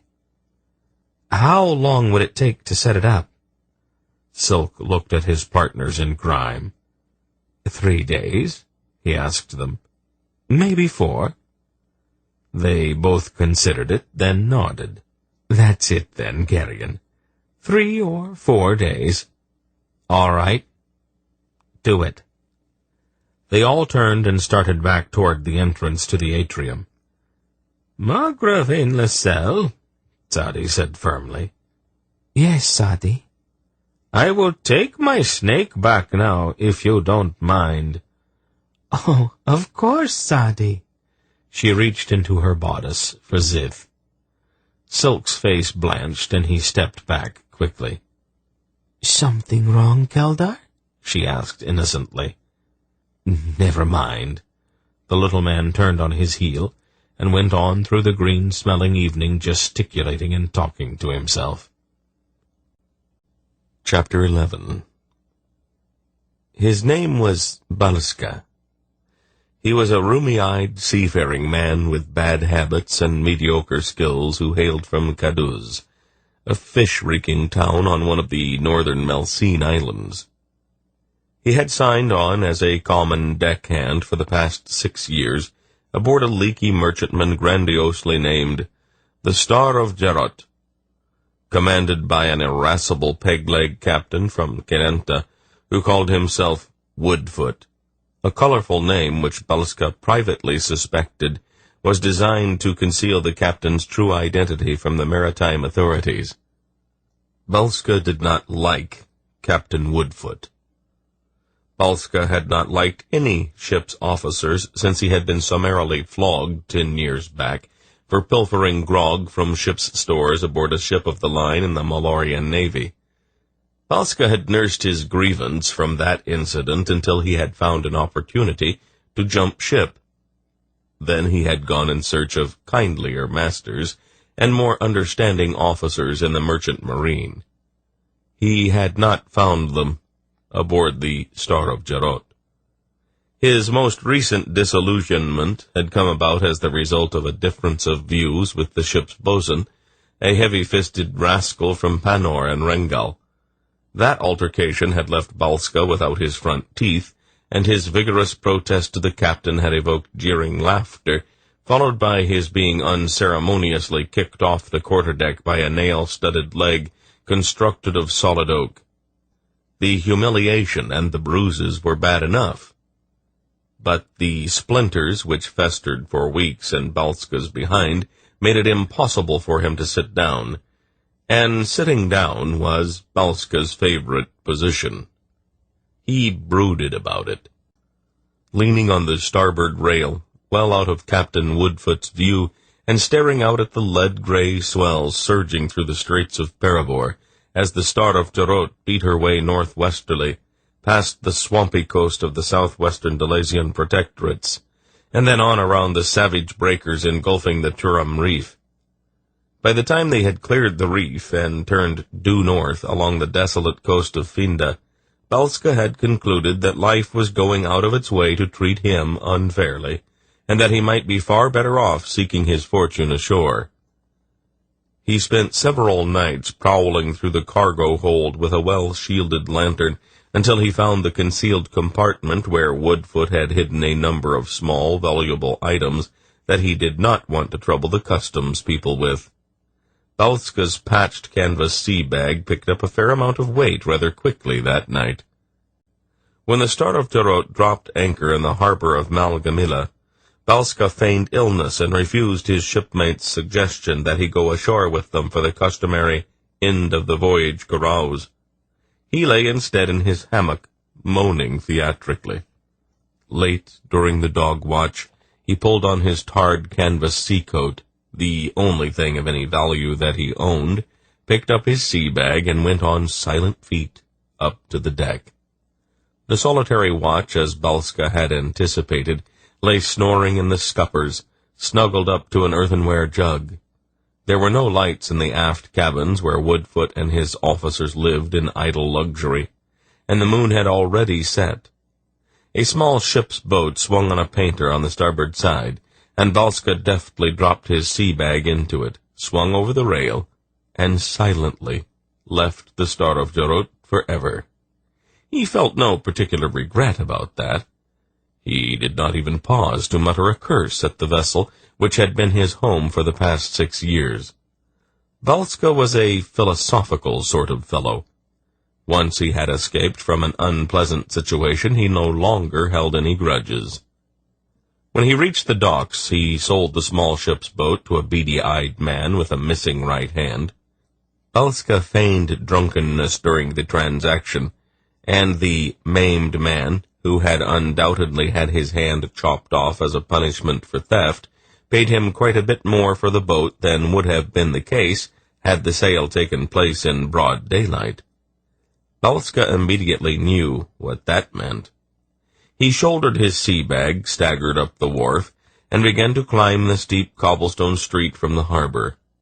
At the first corner he made a sudden turn to the left and ran like a deer, leaving the surprised press gang the beady-eyed man had sent after him floundering far behind. Balska was stupid, certainly, but he was no fool. He ran until he was out of breath and quite some distance from the harbor with all of its dangers. He passed a number of alehouses along the way, regretfully perhaps, but there was still business to attend to, and he needed his wits about him. In a dim little establishment well hidden up a dank, smelly alleyway, he sold Captain Woodfoot's smuggled treasures, bargaining down to the last copper with the grossly fat woman who ran the place. He even traded his sea-coat for a landsman's tunic, and emerged from the alley with all trace of the sea removed from him, except for the rolling gait of a man whose feet have not touched dry land for several months. He avoided the harbor with its press gangs and cheap grog shops, and chose instead a quiet street that meandered past boarded-up warehouses. He followed that until he found a sedate workman's alehouse where a buxom barmaid rather sullenly served him. Her mood, he surmised, was the result of the fact that he was her only customer, and that she had quite obviously intended to close the doors and seek her bed, or someone else's, for all he knew. He jollied her into some semblance of good humor for an hour or so, left a few pennies on the table, and squeezed her ample bottom by way of farewell. Then he lurched into the empty street in search of further adventure. He found true love under a smoky torch on the corner. Her name, she said, was Elawanda. Balska suspected that she was not being entirely honest about that, but it was not her name that he was interested in. She was quite young, and quite obviously sick. She had a racking cough, a hoarse, croaking voice, and her reddened nose ran constantly. She was not particularly clean, and she exuded the rank smell of a week or more of dried sweat. Balska, however, had a sailor's strong stomach, and an appetite whetted by 6 months' enforced abstinence at sea. Elawanda was not very pretty, but she was cheap. After a brief haggle, she led him to a rickety crib in the alley that reeked of moldy sewage. Although he was quite drunk, Balska grappled with her on a lumpy pallet until dawn was staining the eastern sky. It was noon when he awoke with a throbbing head. He might have slept longer, but the cry of a baby coming from a wooden box in the corner drove into his ears like a sharp knife. He nudged the pale woman lying beside him, hoping that she would rise and quiet her squalling brat. She moved limply under his hand, her limbs flaccid. He nudged her again, harder this time. Then he rose up and looked at her. Her stiff face was locked in a dreadful rictus, a hideous grin that made his blood run cold. He suddenly realized that her skin was like clammy ice. He jerked his hand away, swearing under his breath. He reached out gingerly and peeled back one of her eyelids. He swore again. The woman had called herself Elawanda, and was as dead as last week's mackerel. Balska rose and quickly pulled on his clothes. He searched the room thoroughly, but found nothing worth stealing except for the few coins he had given the dead woman the previous night. He took those, then glared at the naked corpse lying on the pallet. "What an whore," he said, and kicked her once in the side. She rolled limply off the pallet and lay face down on the floor. Balska slammed out into the stinking alley, ignoring the wailing baby he had left behind him. He had a few moments' concern about the possibility of certain social diseases. Something had killed Elawanda, and he had not really been all that rough with her. As a precaution, he muttered an old sailor's incantation, which was said to be particularly efficacious in warding off the pox. Reassured, he went looking for something to drink. By mid-afternoon he was pleasantly drunk, and he lurched out of a congenial little wine shop and stopped, swaying slightly, to consider his options. By now, Woodfoot would certainly have discovered that his hidden cabinet was empty, and that Balska had jumped ship. Since Woodfoot was a man of limited imagination, he and his officers would certainly be concentrating their search along the waterfront. It would take them some time to realize that their quarry had moved somewhat beyond the sight, if not the smell, of salt water. Balska prudently decided that if he were to maintain his lead on his vengeful former captain, it was probably time for him to head inland. It occurred to him, moreover, that someone might have seen him with Elawanda, and that her body probably had been found by now. Balska felt no particular responsibility for her death, but he was by nature slightly shy about talking with policemen. All in all, he decided it might just be time to leave Malgamila. He started out confidently, striding toward the east gate of the city, but after several blocks his feet began to hurt. He loitered outside a warehouse where several workmen were loading a large wagon. He carefully stayed out of sight until the work was nearly done, then heartily offered to lend a hand. He put 2 boxes on the wagon, then sought out the teamster, a shaggy-bearded man smelling strongly of mules. "Where be ye bound, friend?" Balska asked him, as if out of idle curiosity. "Zeth," the teamster replied shortly. "What an amazing coincidence," Balska exclaimed. "I have business there myself." In point of fact, Balska had cared very little where the teamster and his wagon had been bound. All he wanted to do was to go inland, to avoid Woodfoot or the police. "What say I ride along with you for company?"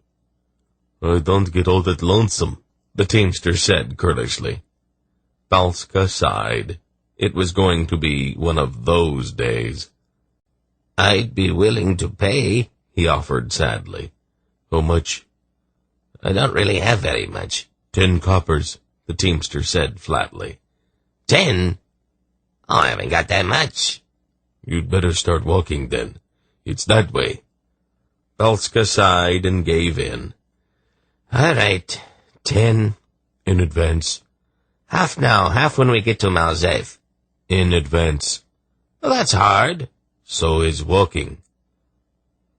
Balska stepped around a corner, reached into an inside pocket, and carefully counted out the 10 copper coins.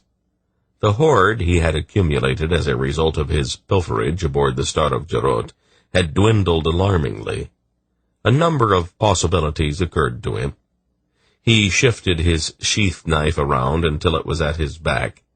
If the teamster slept soundly enough, and if they stopped for the night in some secluded place, Balska was quite certain that he could ride into Malzeth the proud owner of a wagon and a team of mules. Not to mention whatever was in the boxes. Balska had killed a few men in his time, when it had been safe to do so, and he was not particularly squeamish about cutting throats, if it was worth his while.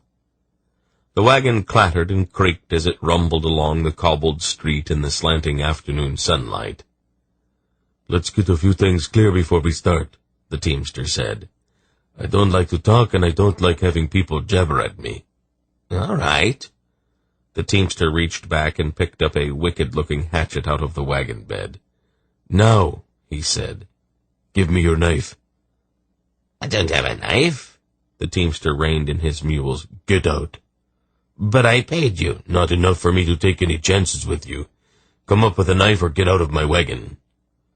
Balska glared at him, then at the hatchet. Slowly he drew out his dagger and handed it over. "Good. I'll give it back to you when we get to Malzeth. Oh, by the way, I sleep with one eye open and with this in my fist." He held the hatchet in front of Balska's face. "If you even come near me while we are on the road, I will brain you with it." Balska shrunk back. "I'm glad that we understand each other." The teamster shook his reins, and they rumbled out of Malgamila. Balska was not feeling too well when they reached Malzeth. He assumed at first that it was a result of the peculiar swaying motion of the wagon. Though he had never been seasick in all of his years as a sailor, he was frequently land-sick. This time, however, was somewhat different. His stomach, to be sure, churned and heaved, but unlike his previous bouts of malaise, this time he also found that he was sweating profusely, and that his throat was so sore that he could barely swallow. He had alternating bouts of chills and fever, and there was a foul taste in his mouth. The surly teamster dropped him off at the main gates of Malzeth, idly tossed his dagger at his feet, and then squinted at his former passenger. "You don't look so good. You ought to go see a physician or something." Balska made an indelicate sound. "People die in the hands of physicians. Or if they do manage to get well, they go away with empty purses." "Suit yourself." The teamster shrugged and drove his wagon into the city, without looking back. Balska directed a number of muttered curses after him, bent, picked up his knife, and walked into Malzeth. He wandered about for a time, trying to get his bearings, then finally accosted a man in a seacoat. "Excuse me, mate," he said, his voice becoming raspy as a result of his sore throat. "but where's a place where a man can get a good cup of grog at a reasonable price?" "Try the Red Dog Tavern," the sailor replied. "It's 2 streets over on the corner." "Thanks, mate," Balska said. "You don't look like you're feeling too good." "A little touch of Cold, I think. Balska flashed him a toothless grin. Nothing that a few cups of grog won't fix. That's the honest truth. The sailor laughed his agreement. It's the finest medicine in the world. The Red Dog Tavern was a dark grog shop that faintly resembled the forecastle of a ship. It had a low-beamed ceiling of dark wood and portholes instead of windows. The proprietor was a bluff, red-faced man with tattoos on both arms, and an exaggerated touch of salt water in his speech. His "ahies" and "mateys" began to get on Balska's nerves after a while, but after 3 cups of grog, he didn't mind so much. His sore throat eased, his stomach settled down, and the trembling in his hands ceased. He still, however, had a splitting headache. He had 2 more cups of grog, then fell asleep, with his head cradled on his crossed arms. "Ahoy, mate. Closing time," the Red Dog's proprietor said some time later, shaking his shoulder. Balska sat up, blinking. "Must have dropped off for a few minutes," he mumbled hoarsely. "More like a few hours, matey." The man frowned, then laid his hand on Balska's forehead. "You're burning up, matey. You'd better get to your bed. Where's a good place to get a cheap room?" Balska asked, rising unsteadily. His throat hurt worse now than it had before, and his stomach was in knots again. "Try the 3rd door up the street. Tell them that I sent you." Balska nodded, bought a bottle to take with him, and surreptitiously filched a rope-scarred marlinspike from the rack beside the door on his way out. "Good tavern," he croaked to the proprietor as he left. "I like the way you've got it fixed up." The tattooed man nodded proudly. "My own idea," he said. "I thought to myself that a seafaring man might like a home-like sort of place to do his drinking in, even when he's this far from deep water. Come back again." "I'll do that," Balska promised. It took him about half an hour to find a solitary passer-by hurrying home, with his head down and his hands jammed into his tunic pockets. Balska stalked him for a block or so, his rope-soled shoes making no sound on the cobblestones. Then, as the passer-by went into the dark mouth of an alleyway, Balska stepped up behind him and rapped him smartly across the base of the skull with the marlinspike. The man dropped like a pole-axed ox. Balska had been in enough shipboard fights and tavern brawls to know exactly where and how hard to hit his man. He rolled the fellow over, hit him alongside the head once again, just to be on the safe side, then methodically began to go through the unconscious man's pockets. He found several coins and a stout knife. He put the coins in his pocket, tucked the knife under his broad leather belt, and pulled his victim into the alley out of the light. Then he went on down the street, whistling an old sea song. He felt much worse the following day. His head throbbed. His throat was so swollen that he could barely talk. His fever, he was sure, was higher, and his nose ran constantly. It took 3 pulls on his bottle to quiet him. He knew that he should go out and get something to eat, but the thought of food sickened him. He took another long drink from his bottle, lay back on the dirty bed in the room he had rented, and fell back into a fitful doze. When he awoke again, it was dark outside, and he was shivering violently.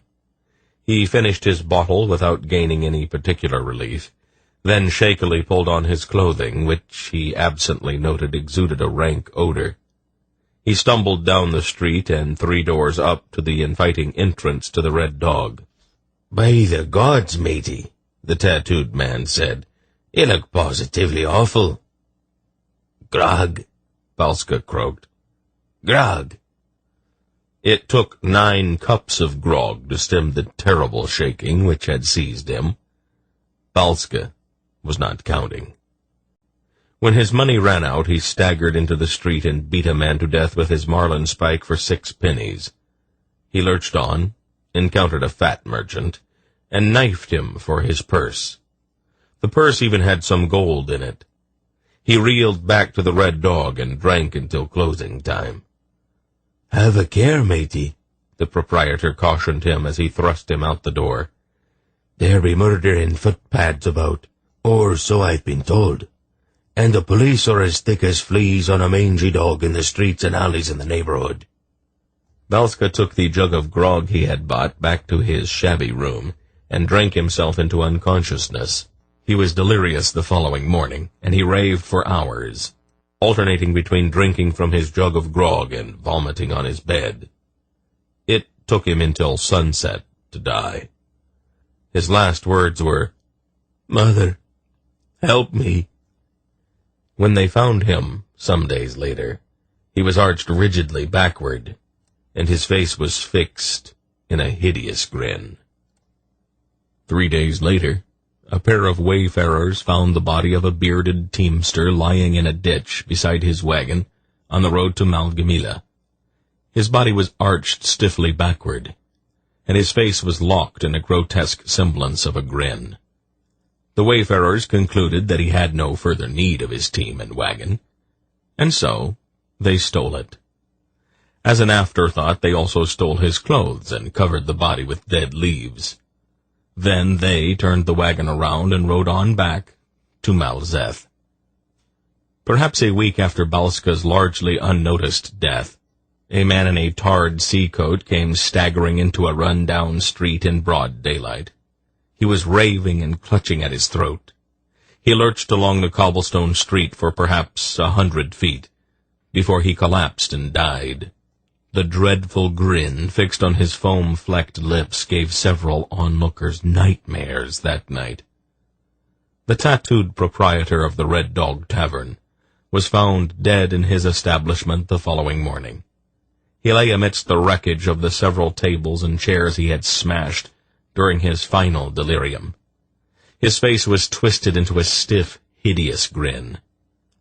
During the course of that day, a dozen more men in that part of the city, all regular patrons of the Red Dog Tavern, also died. The next day, 3 dozen more succumbed. The authorities began to take note of the matter. But by then, it was too late. The curious intermingling of classes characteristic of a great city made the confining of the infection to any one district impossible. Servants who lived in that shabby part of town carried the disease into the houses of the rich and the powerful. Workmen carried it to construction sites, and their fellow workmen carried it home to other parts of the city. Customers gave it to merchants, who in turn gave it to other customers. The most casual contact was usually sufficient to cause infection. The dead had at first been numbered in the dozens, but by the end of the week hundreds had fallen ill. The houses of the sick were boarded up despite the weak cries of the inhabitants from within. Grim carts rumbled through the streets, and workmen with camphor-soaked cloths about their lower faces picked up the dead with long hooks.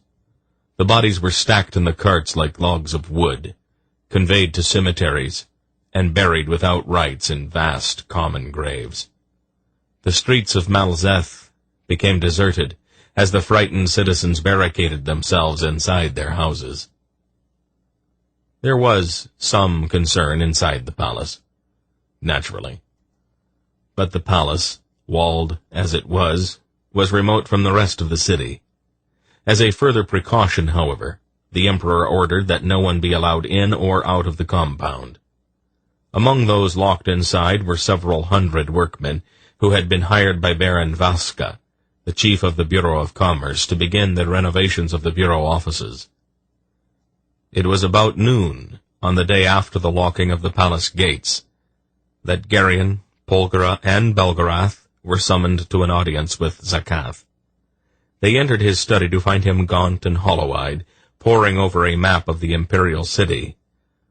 "Come in, he said, when they arrived. They entered, and sat down in the chairs he indicated, with an absent wave of his hand. "You look tired," Polgara noted. "I have not slept for the past 4 days," Zakath admitted. He looked wearily at Belgarath. You say that you are 7,000 years old? Approximately, yes. You have lived through pestilence before? Several times. How long does it usually last? It depends upon which disease it is. Some of them run their course in a few months. Others persist until everybody in the region is dead. Paul would know more about that than I would. She is the one with all of the medical experience. Lady Polgara, the Emperor appealed to her. I will need to know the symptoms before I can identify the disease. Zakath burrowed through the litter of documents on the table in front of him. Here it is. He picked up the scrap of parchment and read from it. High fever, nausea, vomiting, chills, profuse sweating, sore throat, headache. Finally, delirium, followed shortly by death. She looked at him gravely. That does not sound too good. Is there anything peculiar about the bodies after they have died? They all have an awful grin on their faces, he told her, consulting his parchment. She shook her head. Oh, I was afraid of that. What is it? A form of plague. Plague? His face had gone suddenly pale. I thought there were swellings on the body with that. This does not mention it. He held up the scrap of parchment. There are several different varieties of the disease, Zakath. The most common involves the swellings you have mentioned. Another attacks the lungs. The one you have here is quite rare, and dreadfully contagious. Can it be cured? Not cured, no. Some people manage to survive it, but that is probably the result of mild cases or their body's natural resistance to disease. Some people seem to be immune. They don't catch it no matter how many times they have been exposed. What can I do? She gave him a steady look. You won't like this. I like this plague even less. Seal up Zeth. Seal the city, in the same way that you have sealed the palace. You can't be serious. Deadly serious. You have to keep the infection confined to Zeth, and the only way to do that is to prevent people from carrying the disease out of the city to other places. Her face was bleak. And when I say seal the city, Zakath, I mean totally. Nobody leaves. I have got an empire to run, Polgara. I cannot seal myself up here and just let it run itself. I have to get messengers in and send orders out. Then, inevitably, you will rule an empire of the dead. The symptoms of this disease do not begin to show up until a week or two after the initial infection, but during the last several days of that period, the carrier is already dreadfully contagious. You can catch it from somebody who looks and feels perfectly healthy. If you send out messengers, sooner or later, one of them will be infected, and the disease will spread throughout all of Malloreon. His shoulders slumped in defeat, as the full horror of what she was describing struck him. How many? He asked quietly. I don't quite understand the question. How many will die here in Zeth, Polgara? She considered it. Half, she replied. If you are lucky. Half, he gasped. Polgara, this is the largest city in the world. You are talking about the greatest disaster in the history of mankind. I know. And that's only if you are lucky. The death rate could go as high as 4/5 of the population. He sank his face into his trembling hands.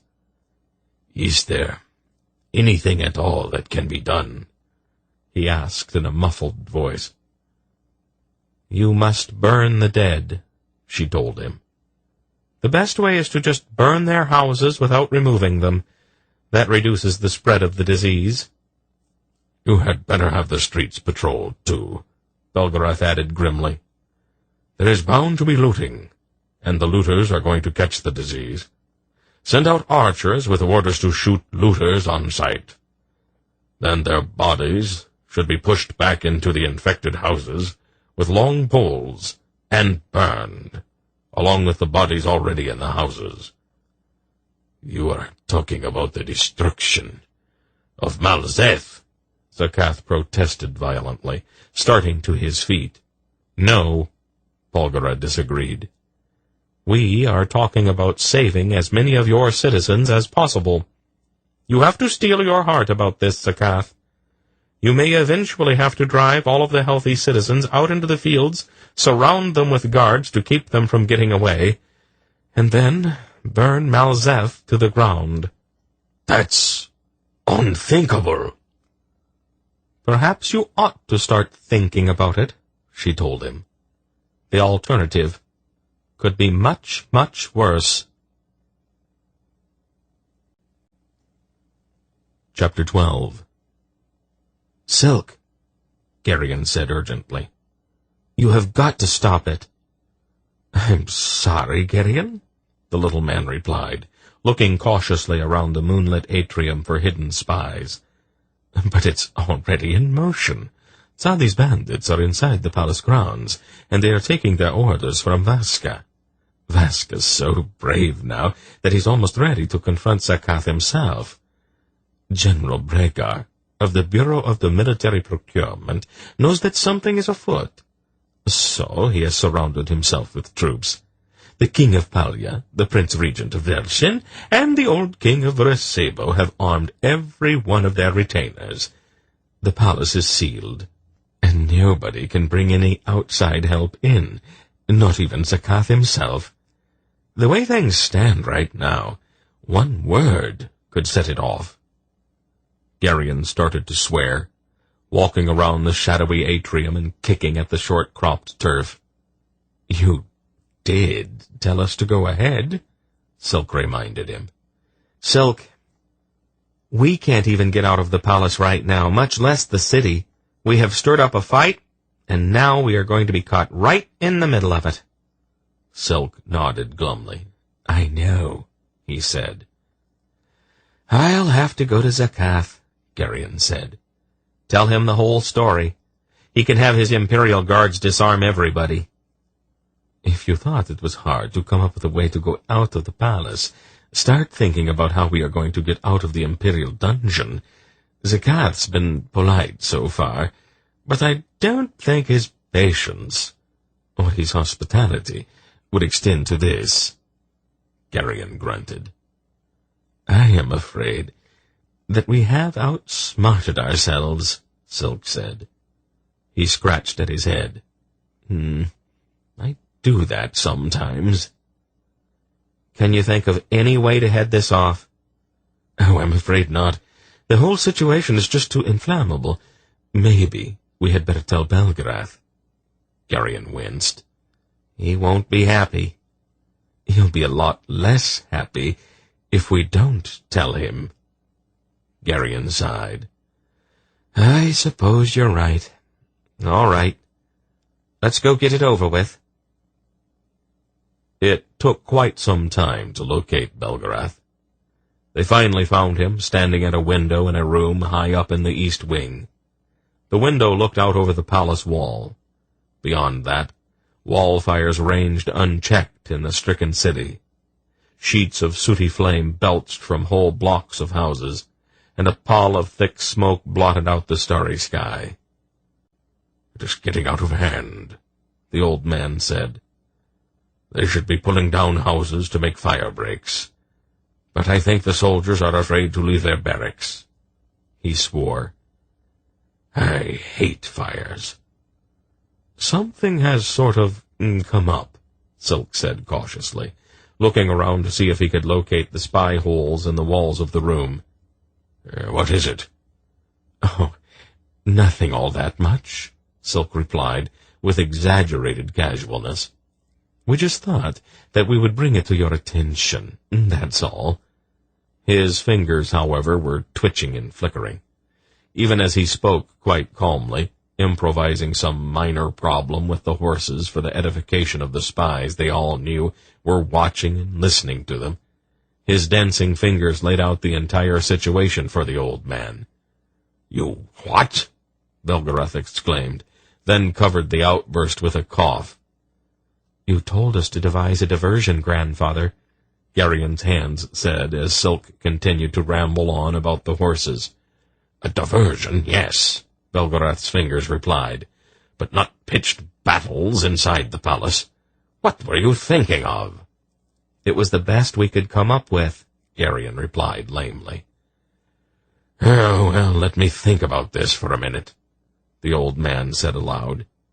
He paced back and forth for a while, his hands clasped behind his back and his face furrowed with concentration. "Let's go talk with Darnick," he said finally. "He is more or less in charge of the horses, so we will need his advice." Just before he turned to lead them from the room, however, his fingers flickered one last time. "Try not to walk too softly on the way downstairs," he told them. "I need to give you some instructions, and wiggling our fingers takes too long."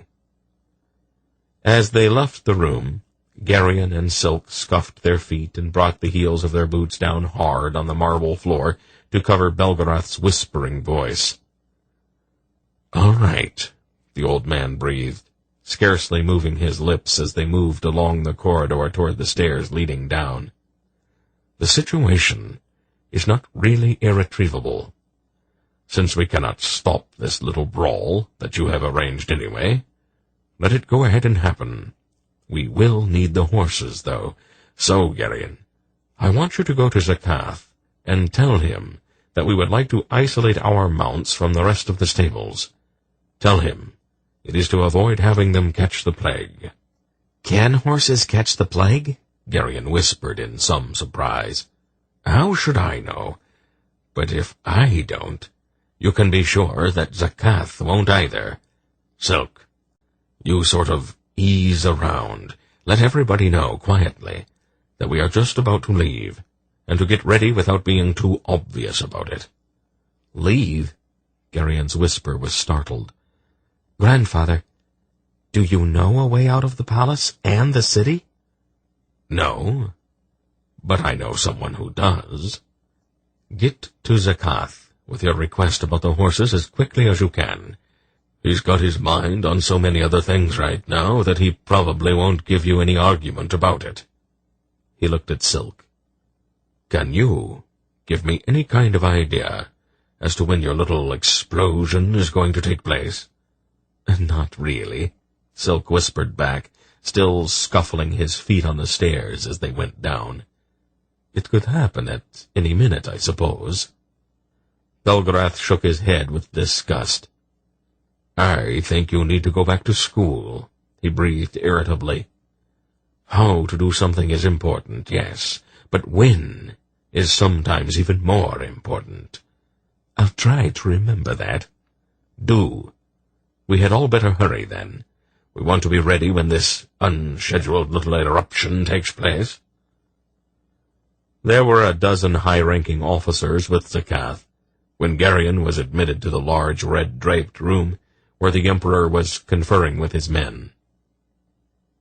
"I will be with you in a bit, Gerion," the haggard-looking man said. Then he turned back to his generals. "We have to get orders to the troops. I need a volunteer to go out into the city." The generals looked at each other, scuffing their feet on the thick blue carpet. "Am I going to have to order someone to go?" Zakath demanded with exasperation. Excuse me?" Gerion interjected mildly. "But why does anybody have to go at all?" "Because the troops are all sitting on their hands in the barracks while Malzeth burns," Zakath snapped. "They have to start tearing down houses to make fire breaks, or we will lose the whole city. Someone has to order them out." Have you got troops posted outside the palace walls? Yes. They have orders to keep the populace away. Why not just shout at them from the top of the wall? Tell one of them to go get a colonel or somebody, and then yell your orders down to him, Geryon suggested. Tell him to put the troops to work. Nobody can catch the plague from 100 yards away, I don't think. Zekath stared at him, and then suddenly began to laugh. Why, didn't I think of that? He asked. Probably because you were not raised on a farm, Geryon replied. If you're plowing a different field from the man you want to talk to, you shout back and forth. Otherwise, you do an awful lot of unnecessary walking. All right, Zekath said briskly, looking at his generals. Which one of you has the biggest mouth? A red-faced officer with a big paunch and snowy white hair grinned suddenly. In my youth, I could be heard all the way across the parade ground, Your Majesty, he said. Good. Go see if you can still do it. Get hold of some colonel with a glimmer of intelligence. Tell him to abandon any district that is already burning, and to tear down enough houses around the perimeter to keep the fire from spreading. Tell him that there's a generalcy in it for him if he saves at least half of Malzeth. Provided that he doesn't get the plague and die, one of the other generals muttered. That's what soldiers get paid for, gentlemen. Taking risks. When the trumpet blows, you are supposed to attack. And I am blowing the trumpet right now. Yes, Your Majesty, they all replied in unison, turning smartly and marching out. That was a clever idea, Geryon, Zekath said gratefully. Thank you. He then sprawled wearily in a chair. Just common sense, Geryon shrugged, also sitting down. Kings and emperors are not supposed to have common sense. It is too common. You are going to have to get some sleep, Zekath, Geryon told him seriously. You look like a man on his last legs. Gods, Zekath replied. I would give half of Karanda right now for a few hours' sleep. Of course, I don't have half of Karanda anymore. Go to bed, then. I can't. There is too much to do.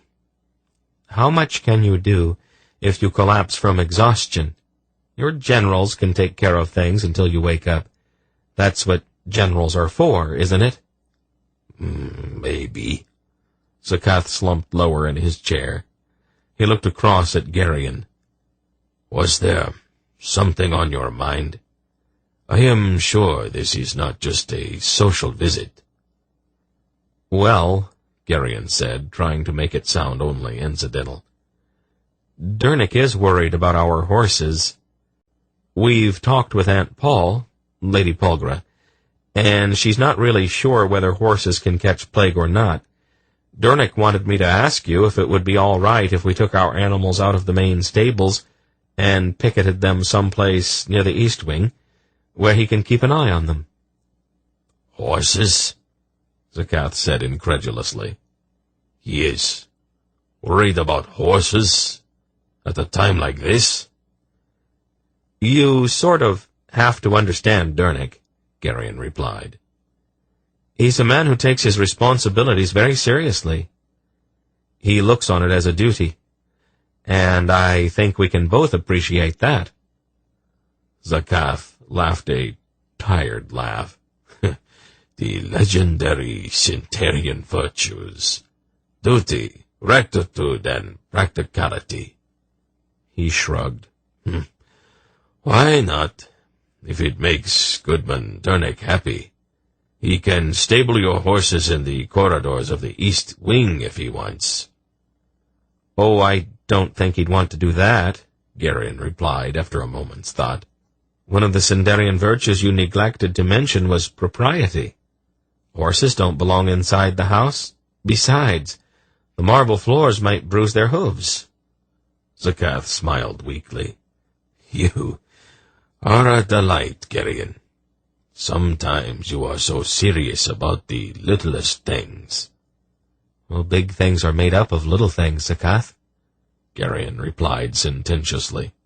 He looked at the exhausted man across the table, feeling a peculiar regret at being forced to deceive somebody that he genuinely liked.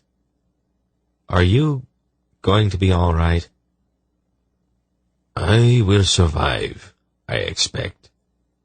You see, Geryon, Zeth said, one of the big secrets about this world is that the people who desperately cling to life are usually the ones who die. Since I don't really care one way or the other, I will probably live to be 100. I wouldn't base any plans on that kind of superstition, Geryon told him.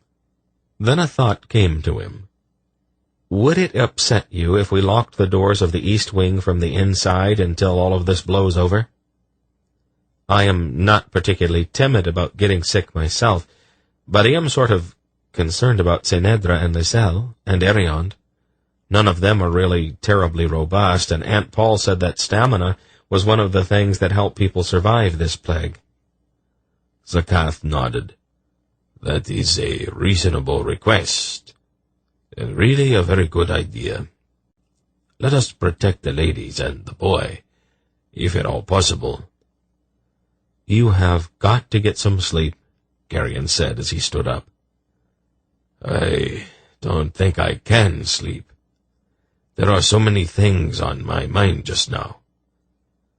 I'll have someone send Andel to you, Geryon suggested. If she is half as good as Aunt Paul thinks she is, she should be able to give you something that would put a regiment to sleep. He looked at the exhausted man he cautiously considered to be his friend. I won't be seeing you for a while. Good luck. Try to take care of yourself, all right? I will try, Geryon. I will try. Gravely they shook hands, and Geryon turned and quietly left the room. They were busy for the next several hours. Despite Geryon's subterfuge, Brador's secret police dogged their every step. Durnik, Toth, and Eriond went to the stables and came back with the horses, trailed closely by the ubiquitous policeman. "What is holding things up?" Belgarath demanded, when they had all gathered once again in the large room at the top of the stairs, with its dais and the throne-like chair at one end. "I'm not sure," Silk replied carefully, looking around.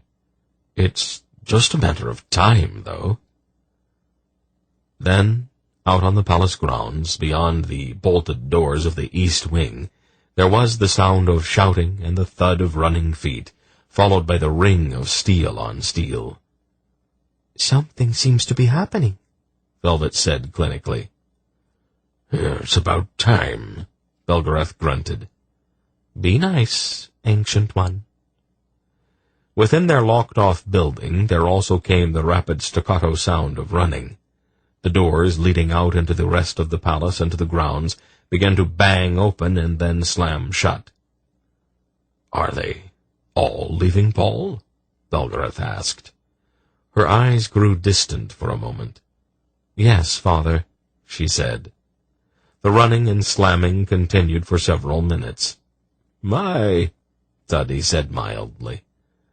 "Weren't there a lot of them?" "Will you three stop congratulating yourselves and go bolt those doors again?" Belgarath snapped. Silk grinned and slipped out the door. He came back a few minutes later frowning. "We've got a bit of a problem. The guards at the main door seem to have a strong sense of duty. They have not left their posts." "Great diversion, Silk," Belgarath said sarcastically. "Toth and I can deal with them," Durnik said confidently. He went to the box beside the fireplace and picked up a stout chunk of oak firewood. "That might be just a bit direct, dear," Polgara interrupted. I'm sure you don't want to kill them, and sooner or later they will wake up and run straight to Zakath. I think we will need to come up with something a little more sneaky. I don't care much for that word, Paul, he said stiffly. Would diplomatic put a better light on it? He thought about it. No, not really. It means the same thing, doesn't it? Well, she conceded, yes, probably. But it sounds nicer, doesn't it? Polgara, the smith said firmly. It was the first time Geryon had ever heard him use her full name. I'm not trying to be unreasonable. But how can we face the world if we lie and cheat and sneak every time we go around a corner? I mean, really, Paul. She looked at him. Oh, my Dernick, she said. I love you. She threw her arms about her husband's neck with a sort of girlish exuberance. You are too good for this world, do you know that? Well, he said, slightly abashed by a show of affection that he obviously believed should be kept very private. It's a matter of decency, isn't it? Of course, Dernick, she agreed, in an oddly submissive tone. Whatever you say. What are we going to do about the guards? Geryon asked. I can manage them, dear, Polgara smiled. I can arrange it so they won't see or hear a thing. We will be able to leave with no one the wiser, assuming that father knows what he is talking about. Belgarath looked at her, then suddenly winked. Oh, trust me.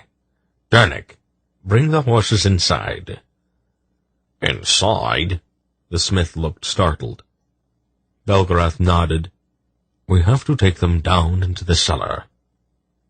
I didn't know that this wing had a cellar, Silk said. Neither does Zakath, Belgarath smirked. Or Brador. Geryon? Zenedra said sharply.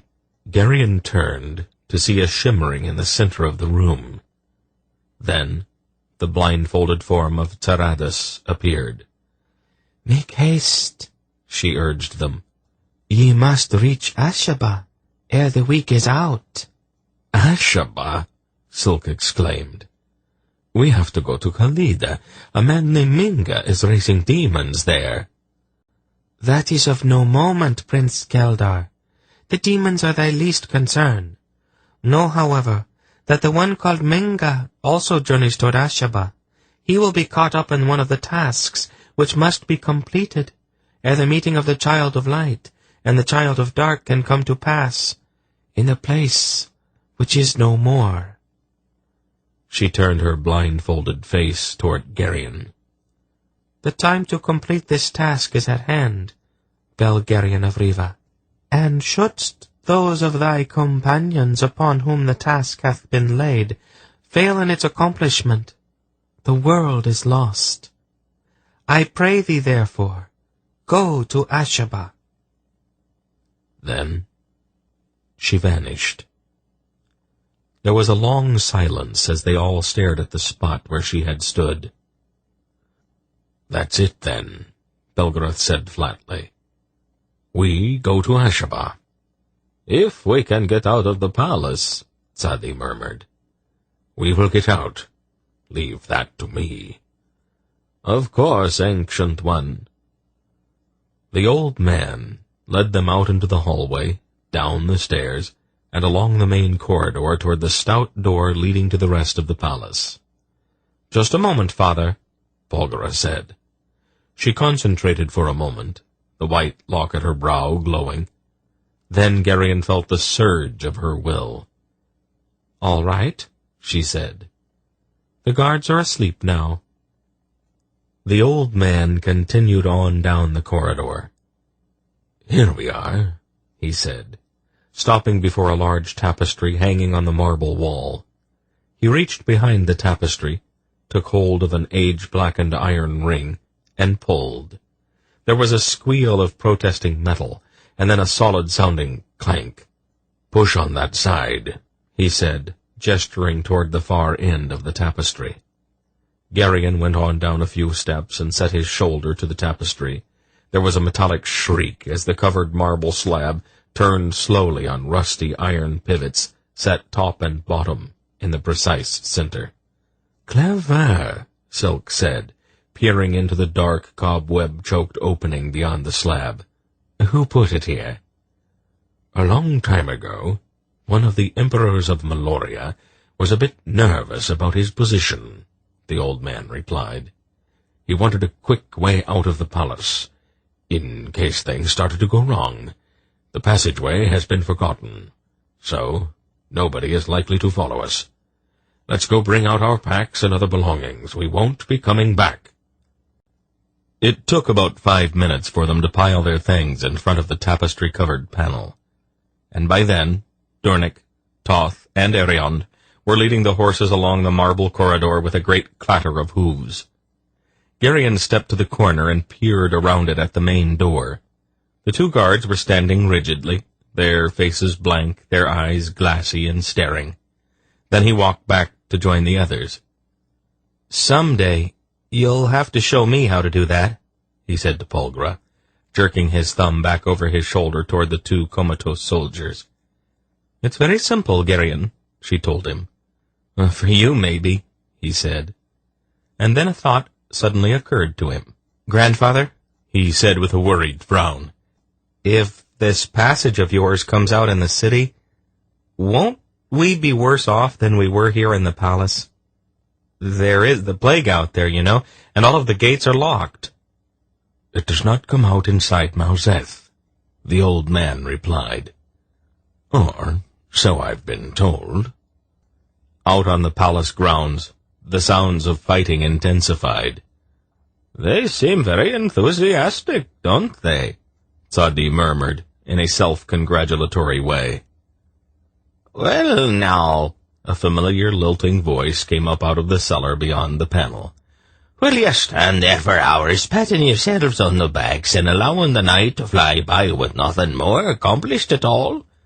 We've got miles and miles to go, don't you know? And we won't get out of Zeth this month unless we make a start now, will we?" "Let's go," Belgarath said shortly. The horses were reluctant to enter the dark, musty place behind the marble panel, but Eriond and Horse confidently went through with Geryon's big gray Chrétien close behind, and the other animals somewhat skittishly followed. It was not really a cellar, Geryon realized. A flight of shallow stairs led down to what could be more properly described as a rough stone passageway. The horses had some difficulty negotiating the stairs, but eventually, following Eriond, Horse, and Chrétien, they reached the bottom. At the top of the stairs, the giant Toth pushed the hidden panel shut again, and the latch made an ominously heavy clank as it closed. "One moment, Father," Polgara said. In the close and musty-smelling darkness, Geryon felt that faint surge of her will. "There," she said. "The soldiers are awake again, and they don't even know that we have been here." At the bottom of the stairs, the comic juggler, Feldegast, stood holding a well-shielded lantern. "'Tis a fine night for a little stroll," he observed.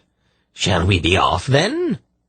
"I hope you know what you are doing," Belgarath said to him. "How could ye possibly doubt me, old man?" the comedian said with an exaggerated expression of injury. "I'm the very soul of circumspection, don't you know?" He made a faint grimace. "There's only one teensy-weensy little problem. It seems that a certain portion of this passageway collapsed in on itself a while back, so we'll be forced to go through the streets up above for a trifling bit of a way." "Just how trifling?"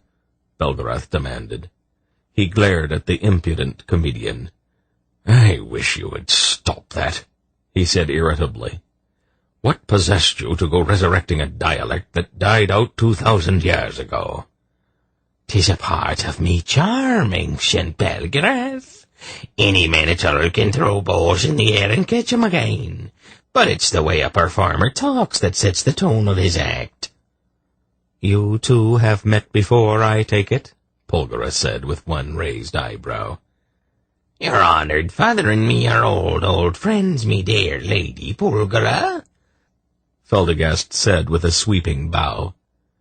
I know you all by his descriptions. I must admit, however, that I'm overcome altogether by your unearthly beauty. This is a rare rogue you've found, father, she said, with a peculiar smile on her face. I think I could grow to like him. I don't really advise it, Paul. He is a liar and a sneak, and he has uncleanly habits. You are evading the question, Feldegast, if that's what you want to call yourself. How far do we have to go through the streets? Not far at all, me decrepit old friend. 1/2 mile, perhaps, until the roof of the passage is stout enough again to keep the paving stones where they belong, instead of on the top of our heads. Let's press on, then. 'Tis a long, long way to the north wall of Zeth, and the night is wearing on. Decrepit, Belgarath objected mildly. Merely me way of putting things, ancient one, Feldegast apologized.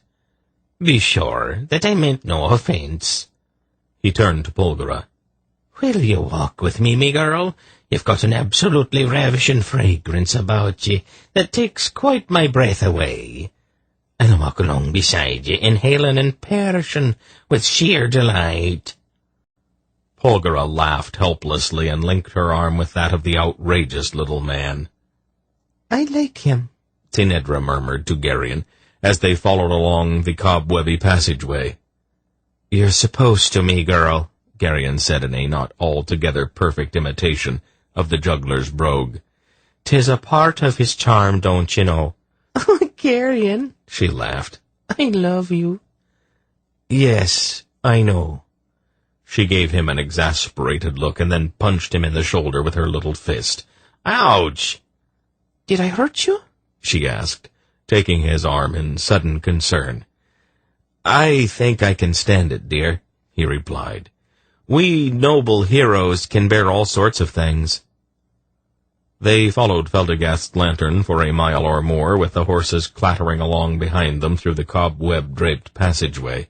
Occasionally, they heard the rumble of the dead carts bearing their mournful freight through the streets above. Here, in the musty darkness, however, there was only the sound of the furtive skittering of an occasional errant mouse and the whisper-like tread of watchful spiders moving cautiously across the vaulted ceiling.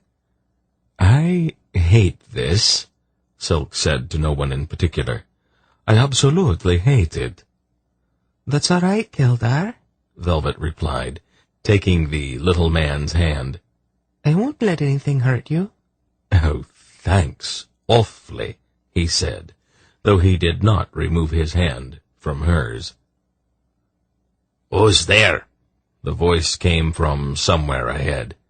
Oh, 'tis only me, good Master Yarbleck, Feldegast replied. Me, and a few lost, strayed souls trying to find their way on this dark, dark night. Do you really enjoy him all that much? Yarbleck said sourly to someone else. He is the delight of my life. Vela's voice came through the darkness. At least with him, I don't have to look to my daggers every minute to defend my virtue. Yarbleck sighed gustily. I had a feeling that you were going to say something like that. My lady, Vela said, making an infinitely graceful curtsy to Polgara, as the sorceress and the juggler, arm in arm, moved up to the place where a moss-grown rockfall blocked the passageway.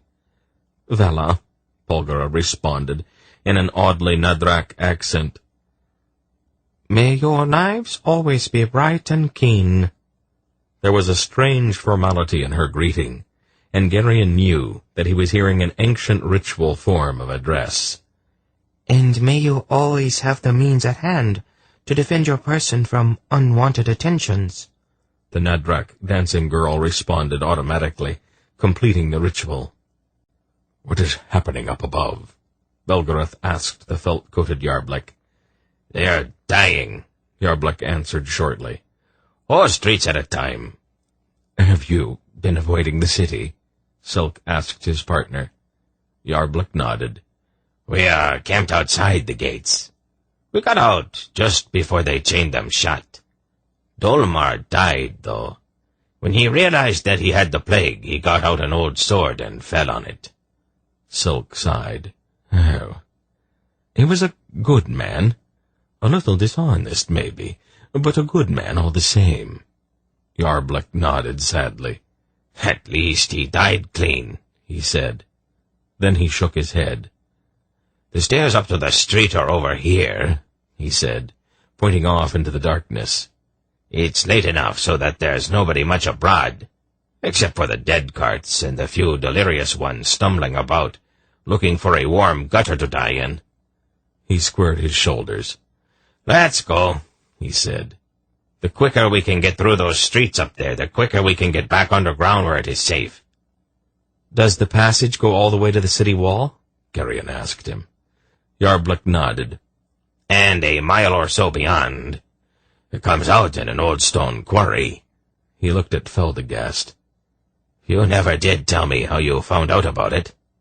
'Tis one of me secrets, good Master Yarblick, the juggler replied. No matter how honest a man might be, it's always good to know a quick way out of town, don't you know? That makes sense, Silk said. You ought to know, Yarblick replied. Let's get out of here. They led the horses to a flight of stone stairs, reaching up into the darkness beyond the circle of light from Feldegast's lantern. Then, laboriously, hauled the reluctant animals up the stairway one step at a time. The stairway emerged in a rickety shed with a straw-littered floor. After the last horse had been hauled up, Feldegast carefully lowered the long trap-door again, and scuffed enough straw over it to conceal it. 'Tis a useful sort of thing, he said, pointing downward toward the hidden passage. But a secret's no good at all, if just anybody can stumble over it. Yarblick stood at the door, peering out into the narrow alleyway outside. Anybody out there? Silk asked him. A few bodies, the Nadrak replied laconically. For some reason, they always seem to want to die in alleys. He drew in a deep breath. All right, let's go then. They moved out into the alley, and Geryon kept his eyes averted from the contorted bodies of the plague victims, huddled in corners or sprawled in the gutters. The night air was filled with smoke from the burning city, the reek of burning flesh, and the dreadful smell of decay. Yarblick also sniffed, then grimaced. From the odor, I would say that the dead carts have missed a few. He led the way to the mouth of the alley and peered out into the street. It's clear enough. Just a few looters picking over the dead. Come on. They went out of the alley and moved along a street illuminated by a burning house. Geryon saw a furtive movement beside the wall of another house, then made out the shape of a raggedly dressed man crouched over a sprawled body. The man was roughly rifling through the plague victim's clothes. Won't he catch it? He asked Yarblick, pointing at the looter. Yeah, probably, Yarblick shrugged. I don't think the world's going to miss him very much if he does, though.